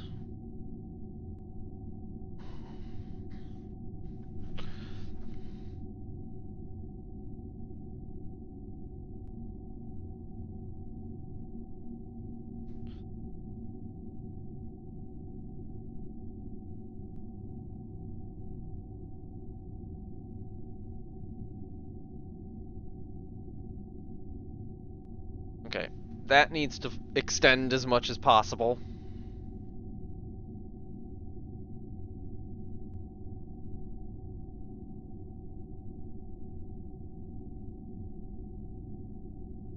You need to be retracted as much as possible.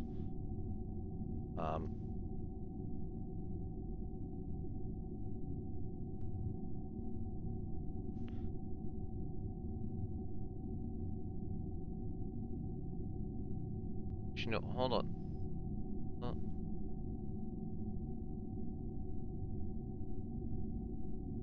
You don't need to go all the way down. Just realized.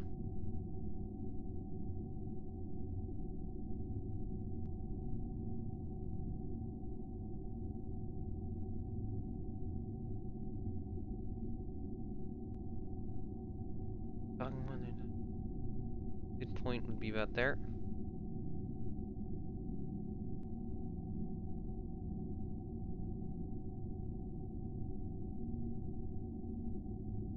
Why are we a little offset? It's this guy, isn't it?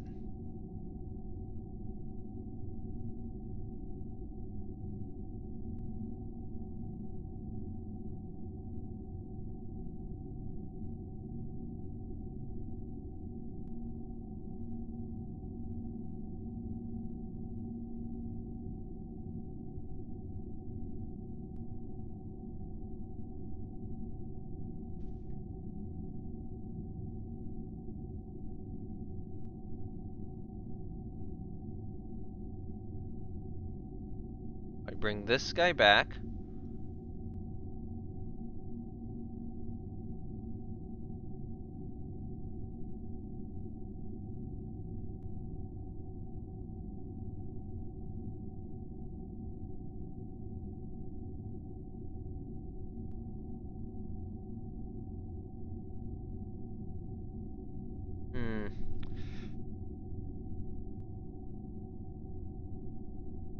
Actually, here's my thought.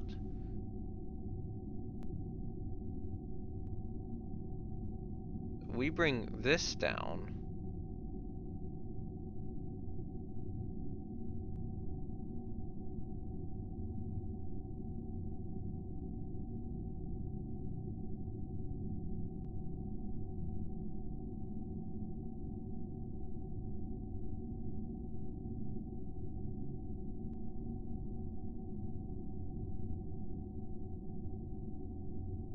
Bring this up.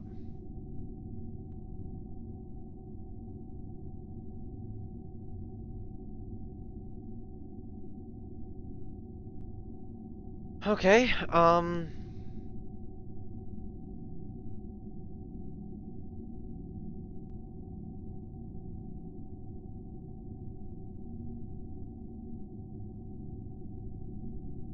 you know what? Where's about our middle?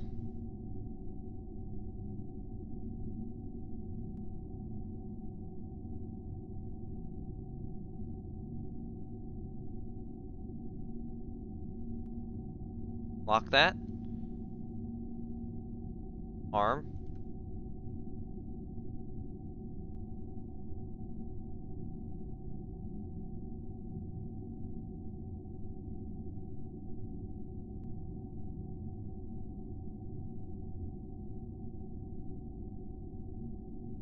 Okay, what I want to see is if...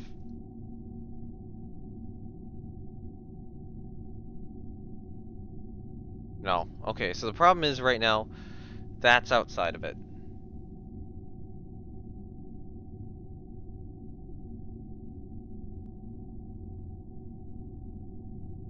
So I'm gonna say disarm for now. Bring this up. So remember it's at 28.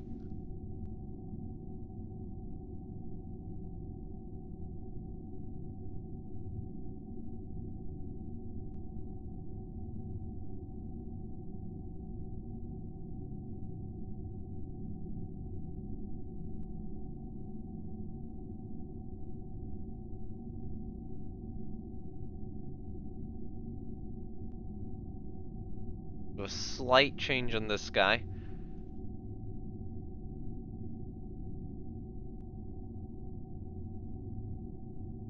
Slightly retract that.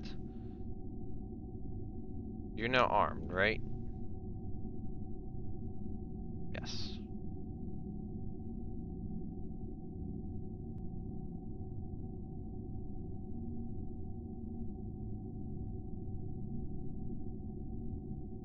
Okay. So we have grabbed this near enough to the center line.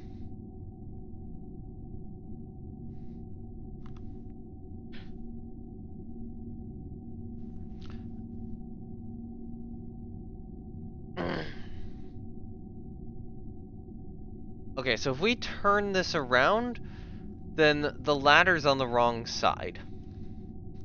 So it's not only got to be turned around this way, it's going to have to be flipped. I think turning it around this way first is important.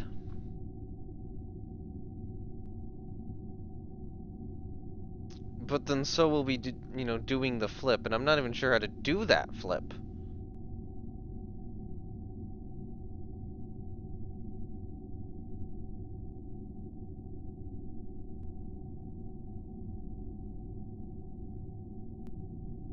It could be something where, I latch it onto one side and then kind of make that the other side. It would probably involve this rotating about, because there isn't really good rotation here.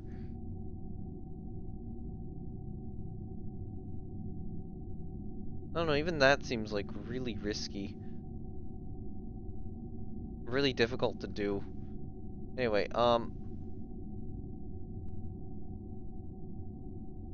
undock. It's still attached. No SAS on.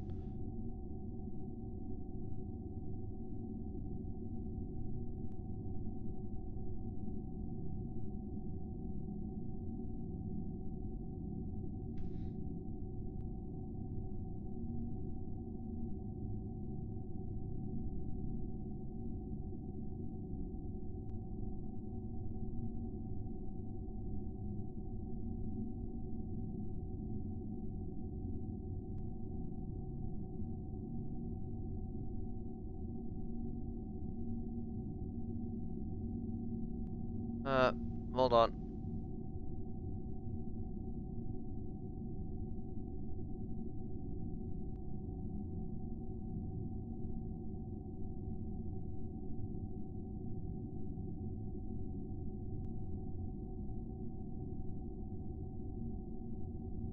Okay. Lock you in place.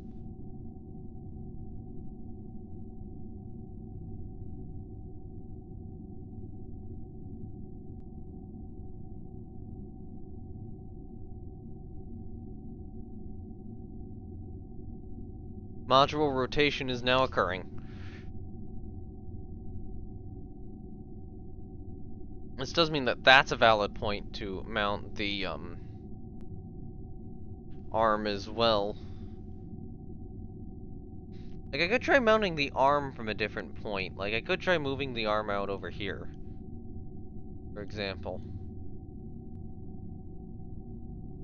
Oh, I feel like I did not get the center of this well.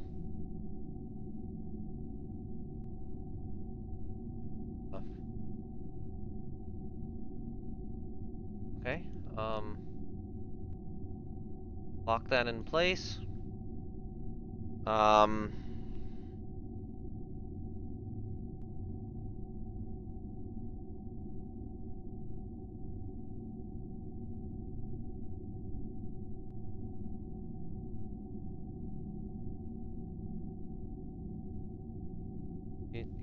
Extension, a little more.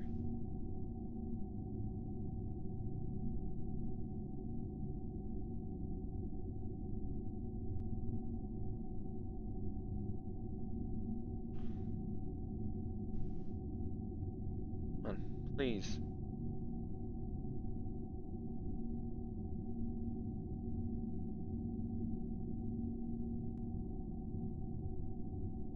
Are you docked?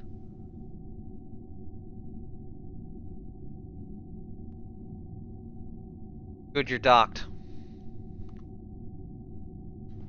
Alright, so the first rotation has been done. How do I do more? So the ladder's now on the wrong side. We need the ladder to be over here. So, I mean, I could grip onto here. Like, we could maneuver this here and then bring it around to that side. Or even, I even try to grip here.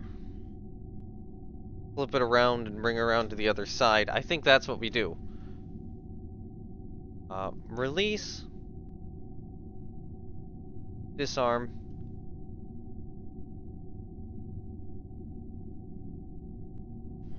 Okay.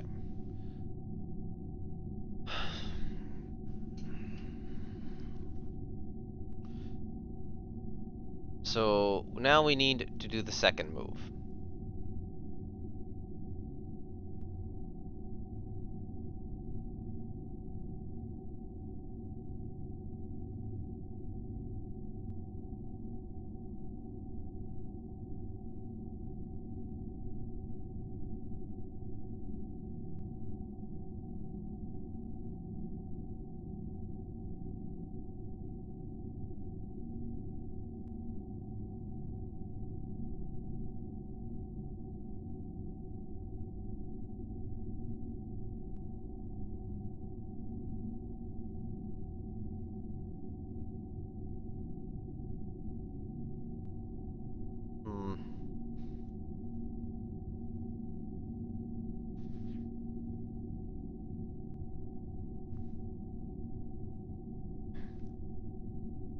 so yeah, it would be figure out how to grip it here, and then reverse all the settings. Okay.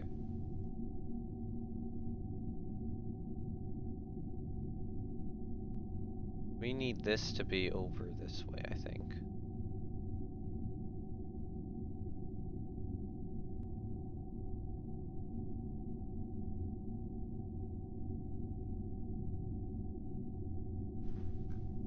And actually, just make sure I am clear about my intentions. I'm gonna extend this ladder. Actually, no, I'll retract this ladder. So this ladder needs to align with this.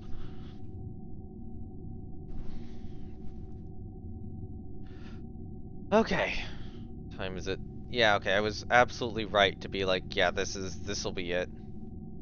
I think after this is done, I'm literally gonna call it. I'm not even gonna assemble anything. Just because I don't have time after this is done.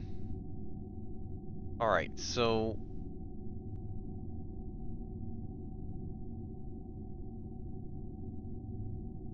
Actually...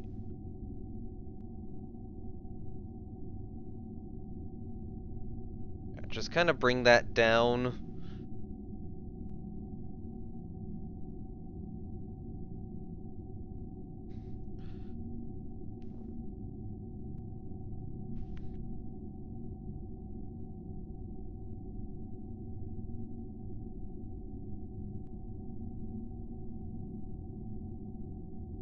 I'll probably warp around until the next daytime as well.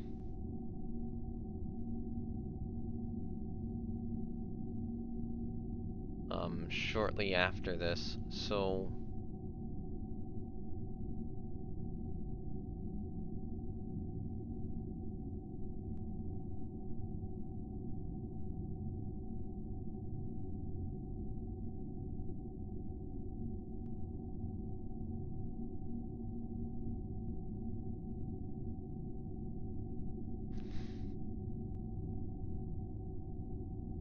Yeah, it'll be grab here, extend this.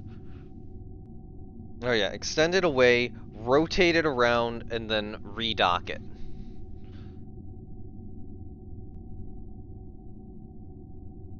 No, you're too far. You're too far.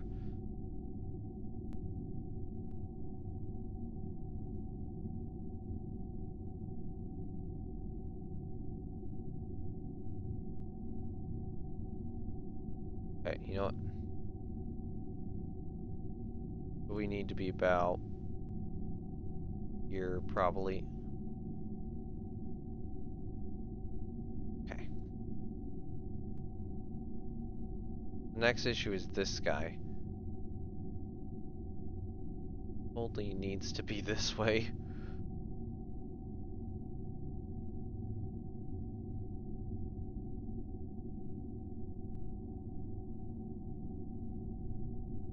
Wait, no, don't go -90. Don't go -90.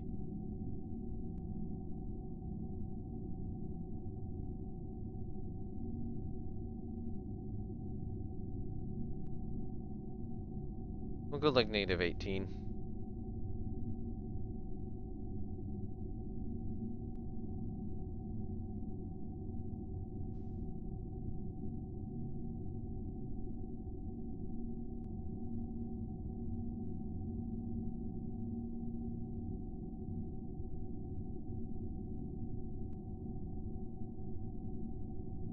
Okay.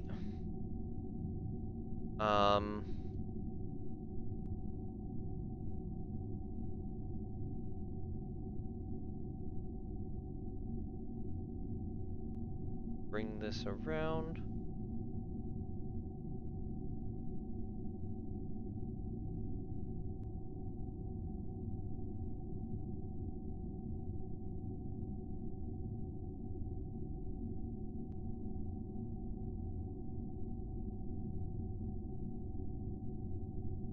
So...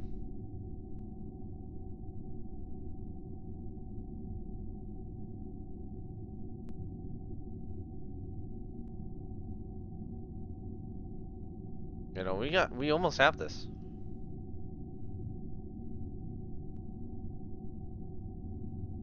We almost have a good solution on this.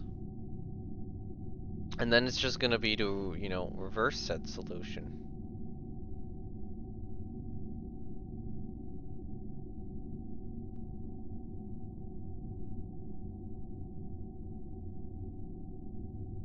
Right, so then,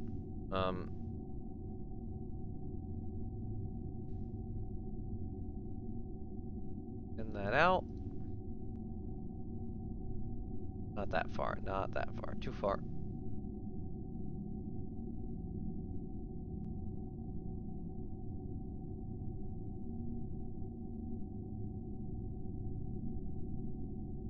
Order you armed. Locked. Locked.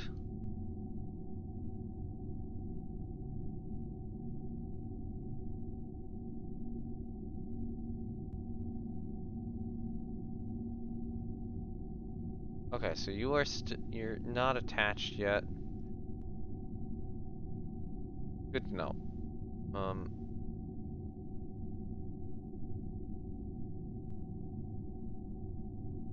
You're attached now, I take it.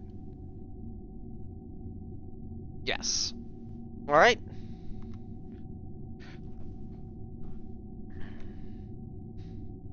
So now, we have to do the part rotate. Well, I'm gonna warp around to the next daytime. Just to give me the most amount of time possible. Actually, no, we can do that at any point. So, yeah.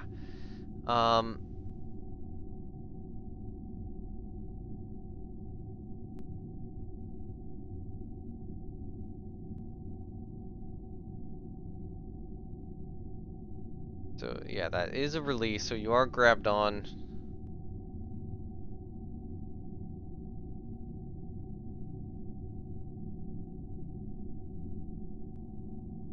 Okay, we'll make that.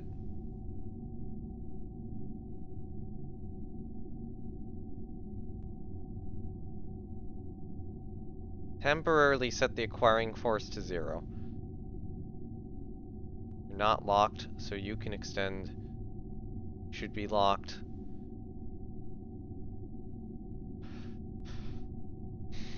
Okay. So we have to do the full rotation now. So what does that entail? I think this one's got to go over. This one... Wait, no, yeah, this one has got to go over. No locking of you.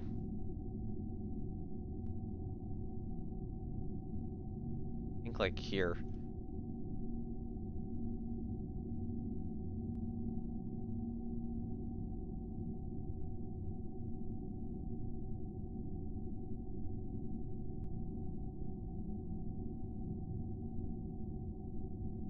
Maybe less damping. So you actually go over there.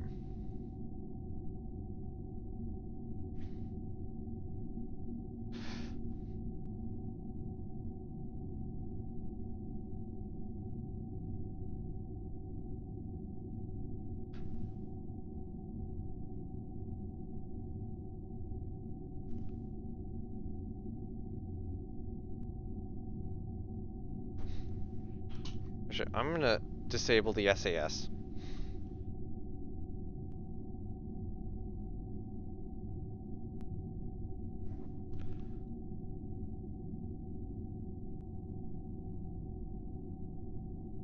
Okay, now you're locked. Alright, so next big one is you.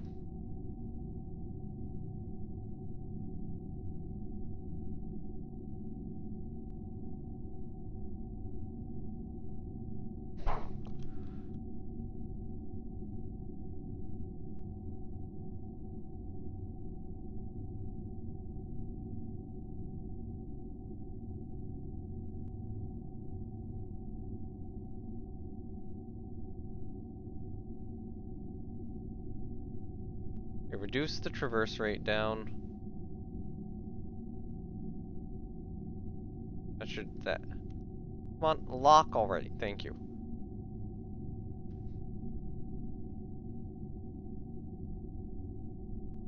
Next angle is this one.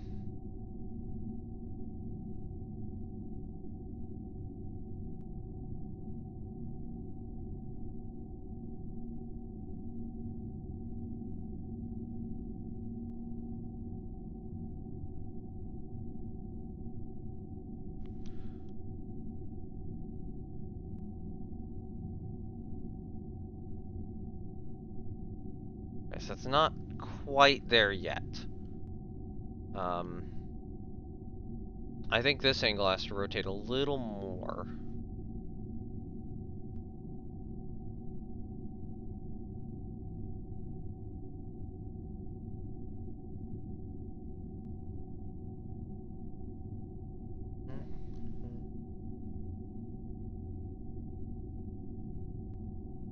By 56.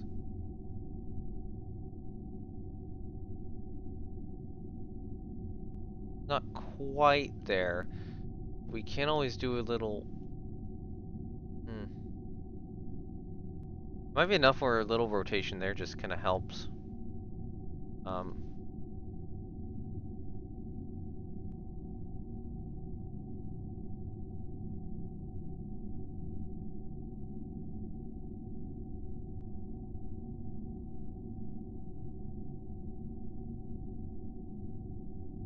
Yeah, I think this rotation is gonna save it.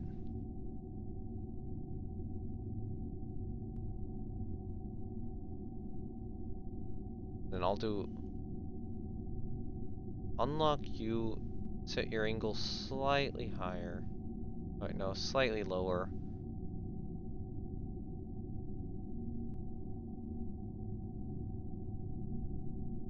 And we'll see if this works.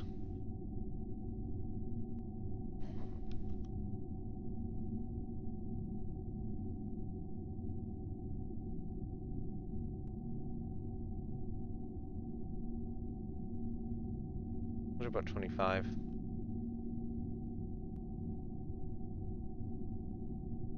Which I'll do, see if I can do like 24.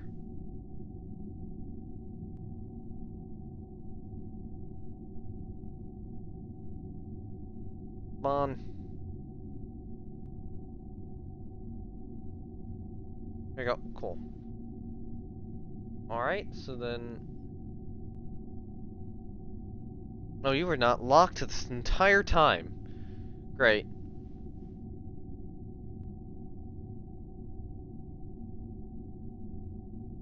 Okay, so that didn't exactly work, so then you kind of have to keep... Actually, no, you're gonna have to keep going out more this way. Wrong way, wrong way, wrong way, wrong way, wrong way.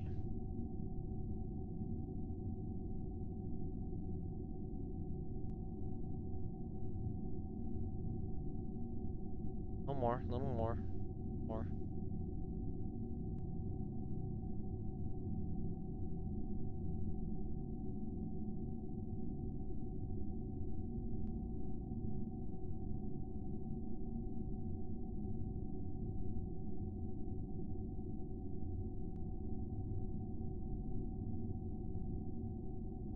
I will try to let you hold at 80.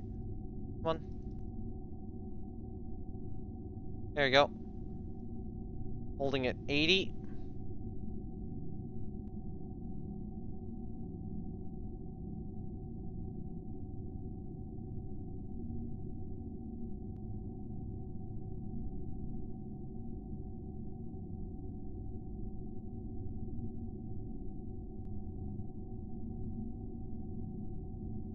Too far. Far.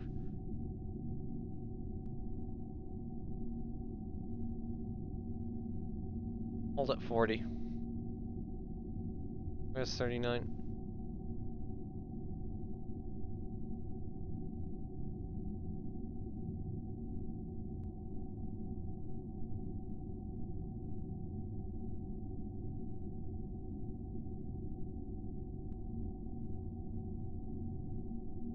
Well, like 42.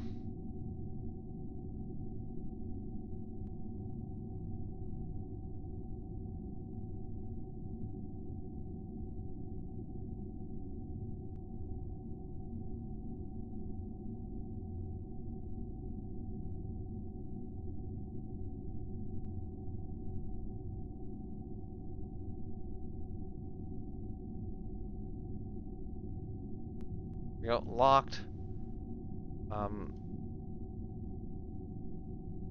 You need to do...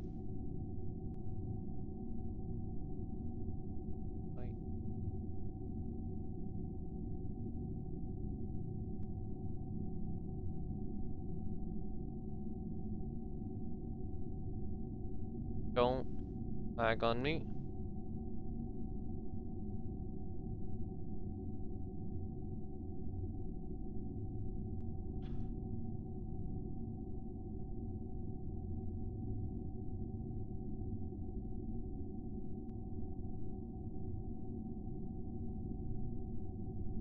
Send this one out.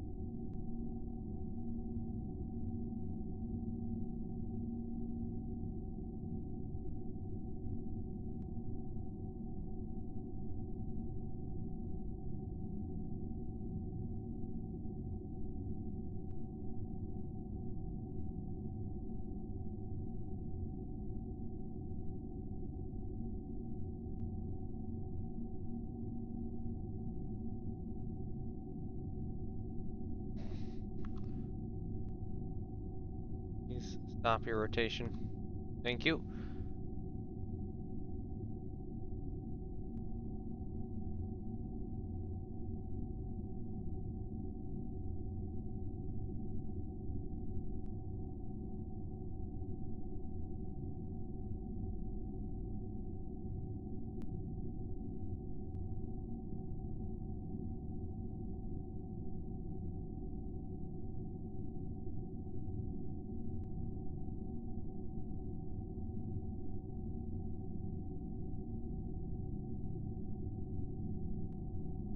Please dock now.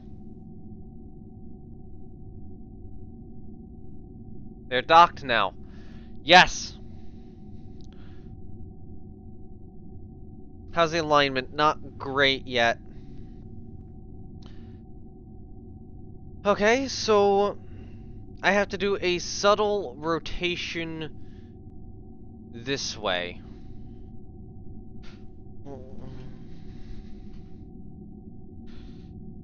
Okay. You gotta, like, so close. I'm so close to getting this to work. This ladder just has to align here. Means undock. Get rid of the alignment force. Get rid of the acquire force.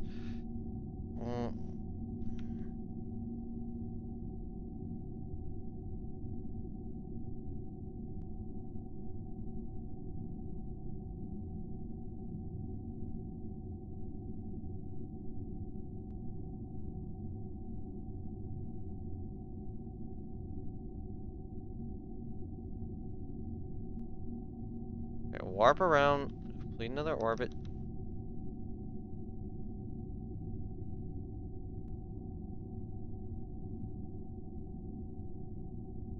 And now we're back in sunlight.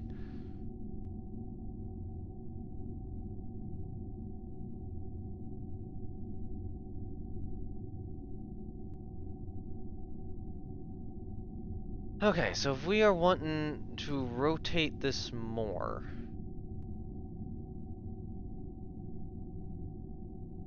I think the first step is you.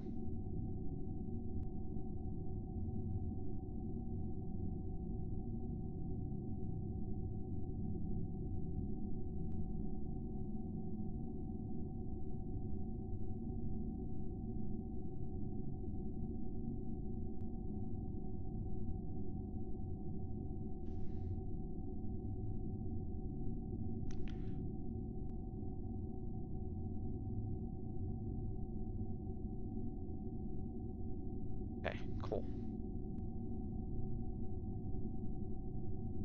The next step is you.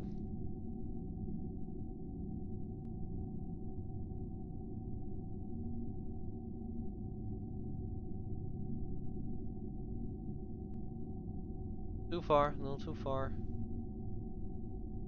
Oh.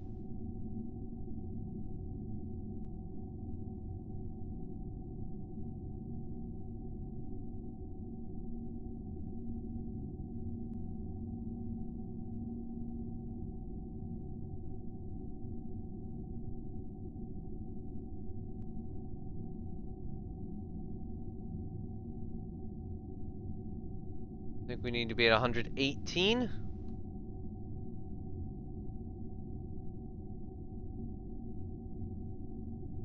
Okay.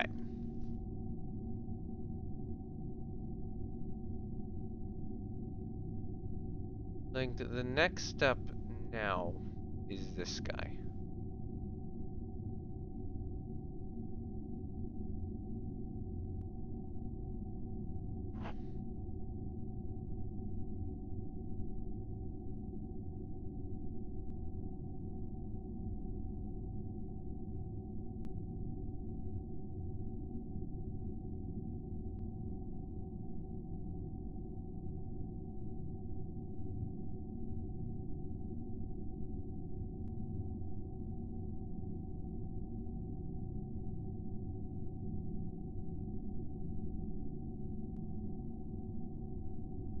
On.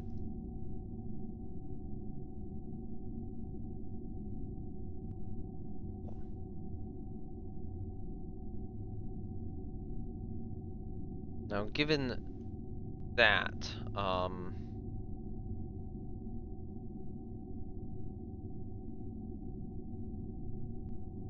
yeah.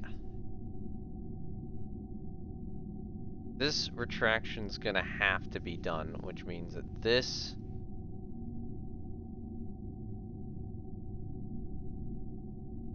I don't know, this is gonna have to be at more of an angle.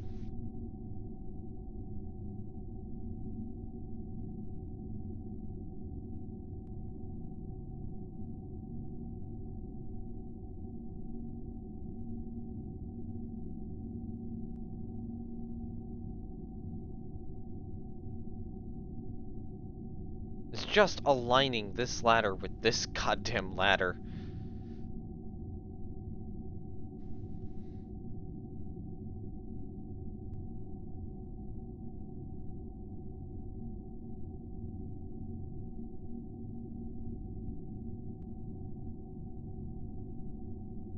There we go, cool.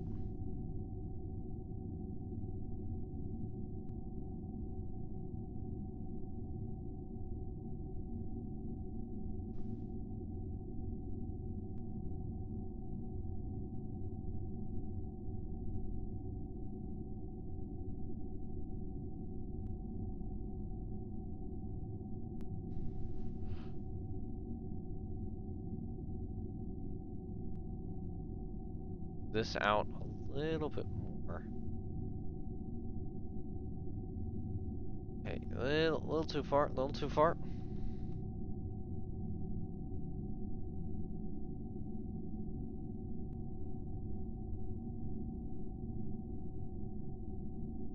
Come on. Please, just align properly. I'm actually gonna bring that down to 73.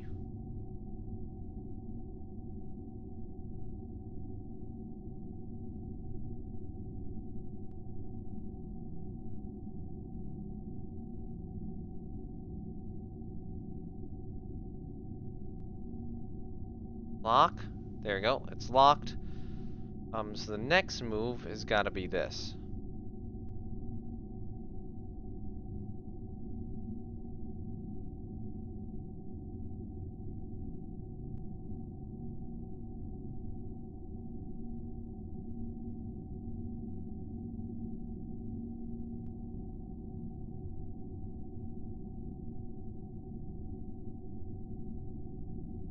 Followed up now quickly by a rotation here.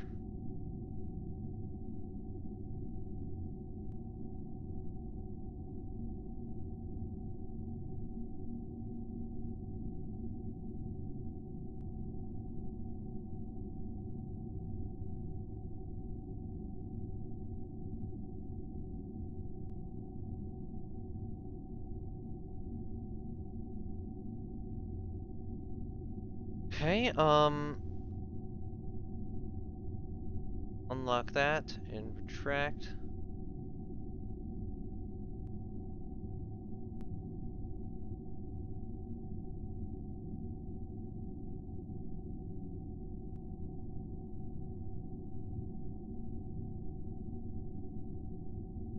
To 100.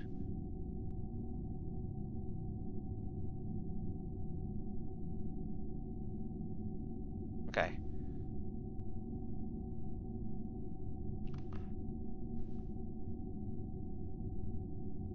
You're so flippin' close.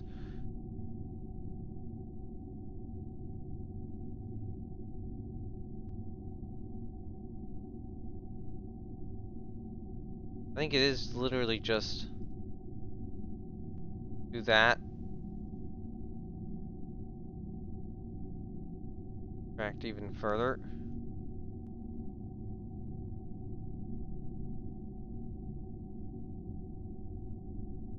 You guys are docked. I believe it is aligned now. I will very quickly quick save.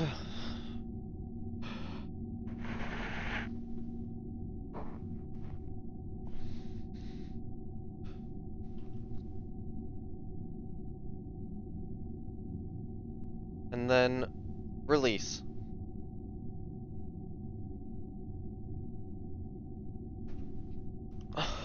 There we go! Then the ladder. So it's not perfect, but it's good enough.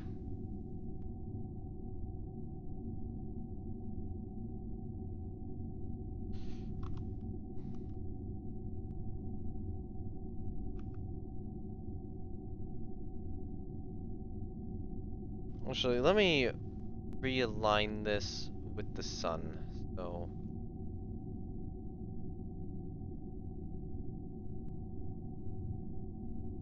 I believe this is the way I want the station to be facing.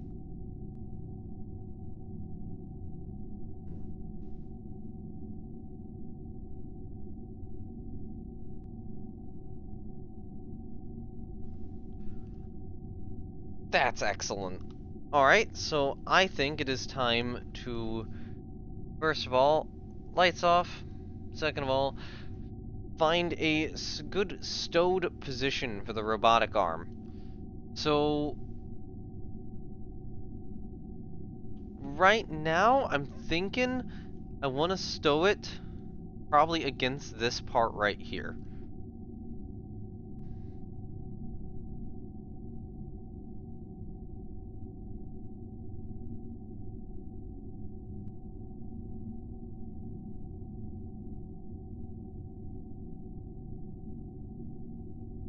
So, yeah, for now, I'll leave that like that.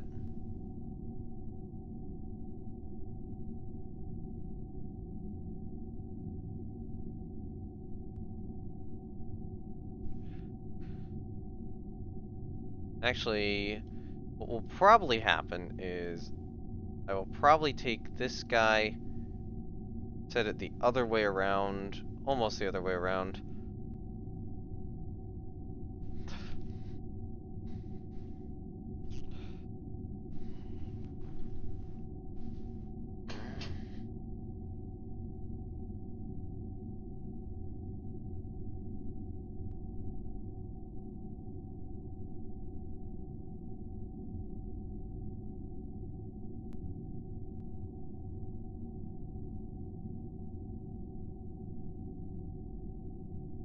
Set U to 0.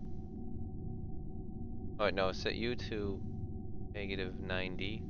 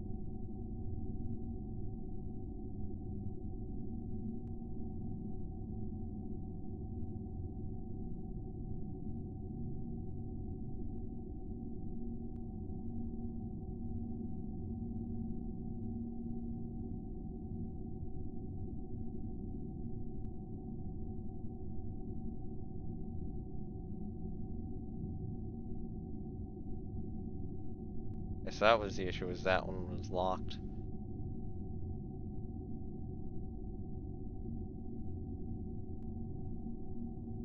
Okay, so the issue is I need to lock this one.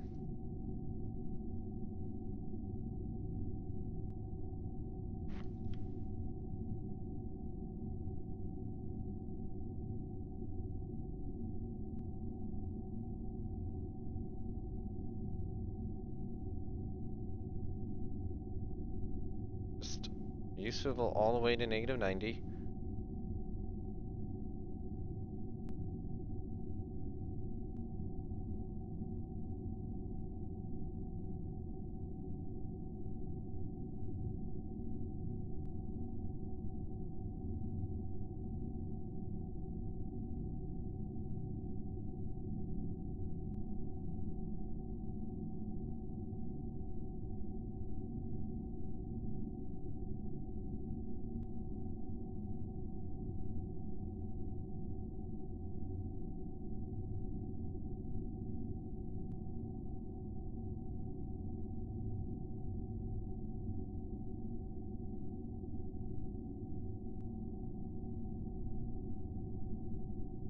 That you went about there.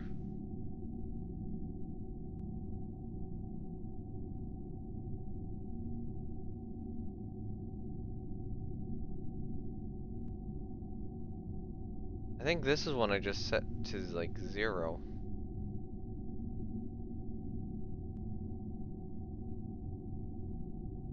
Do I just extend?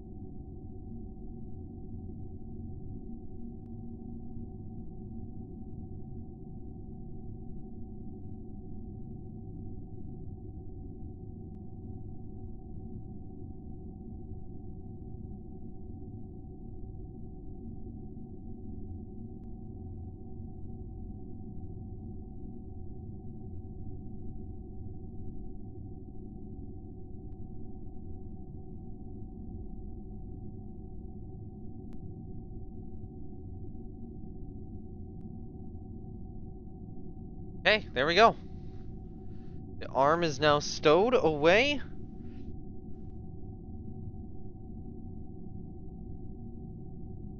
That is a successful assembly of the space station. Thank you, everyone who has joined me on this adventure of building the space station. The orbit's pretty much the same, but it's slightly adjusted. We'll probably have to slightly mess with it next time. Congratulations, thank you. Station assembled. The arm somehow worked. Unfortunately, we really probably don't have the oxygen, water, and food brought up that we should, so, I'm gonna make a note to do a, resupply.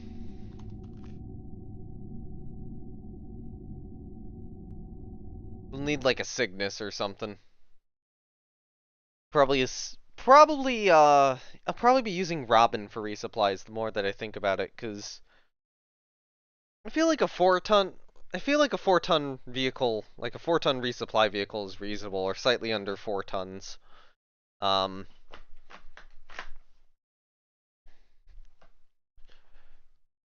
that's what Robin's capable of. If I was doing Bluebird, that would be...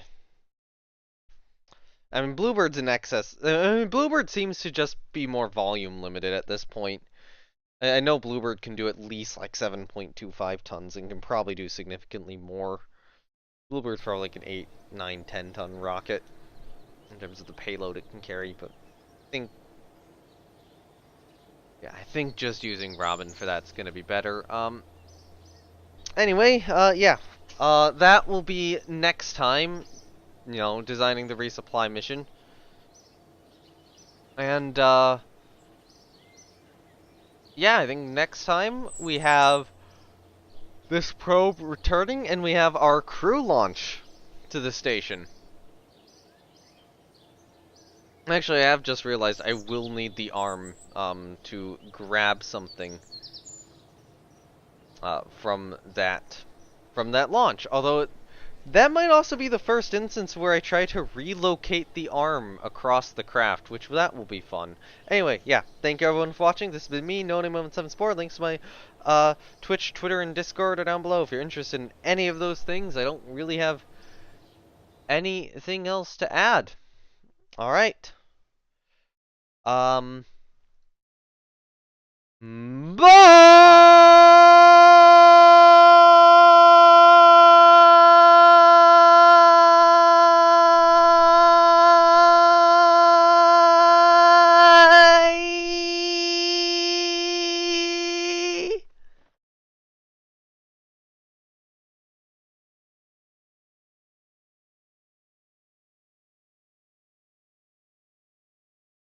Yeah, I don't have too much else to say. Bye.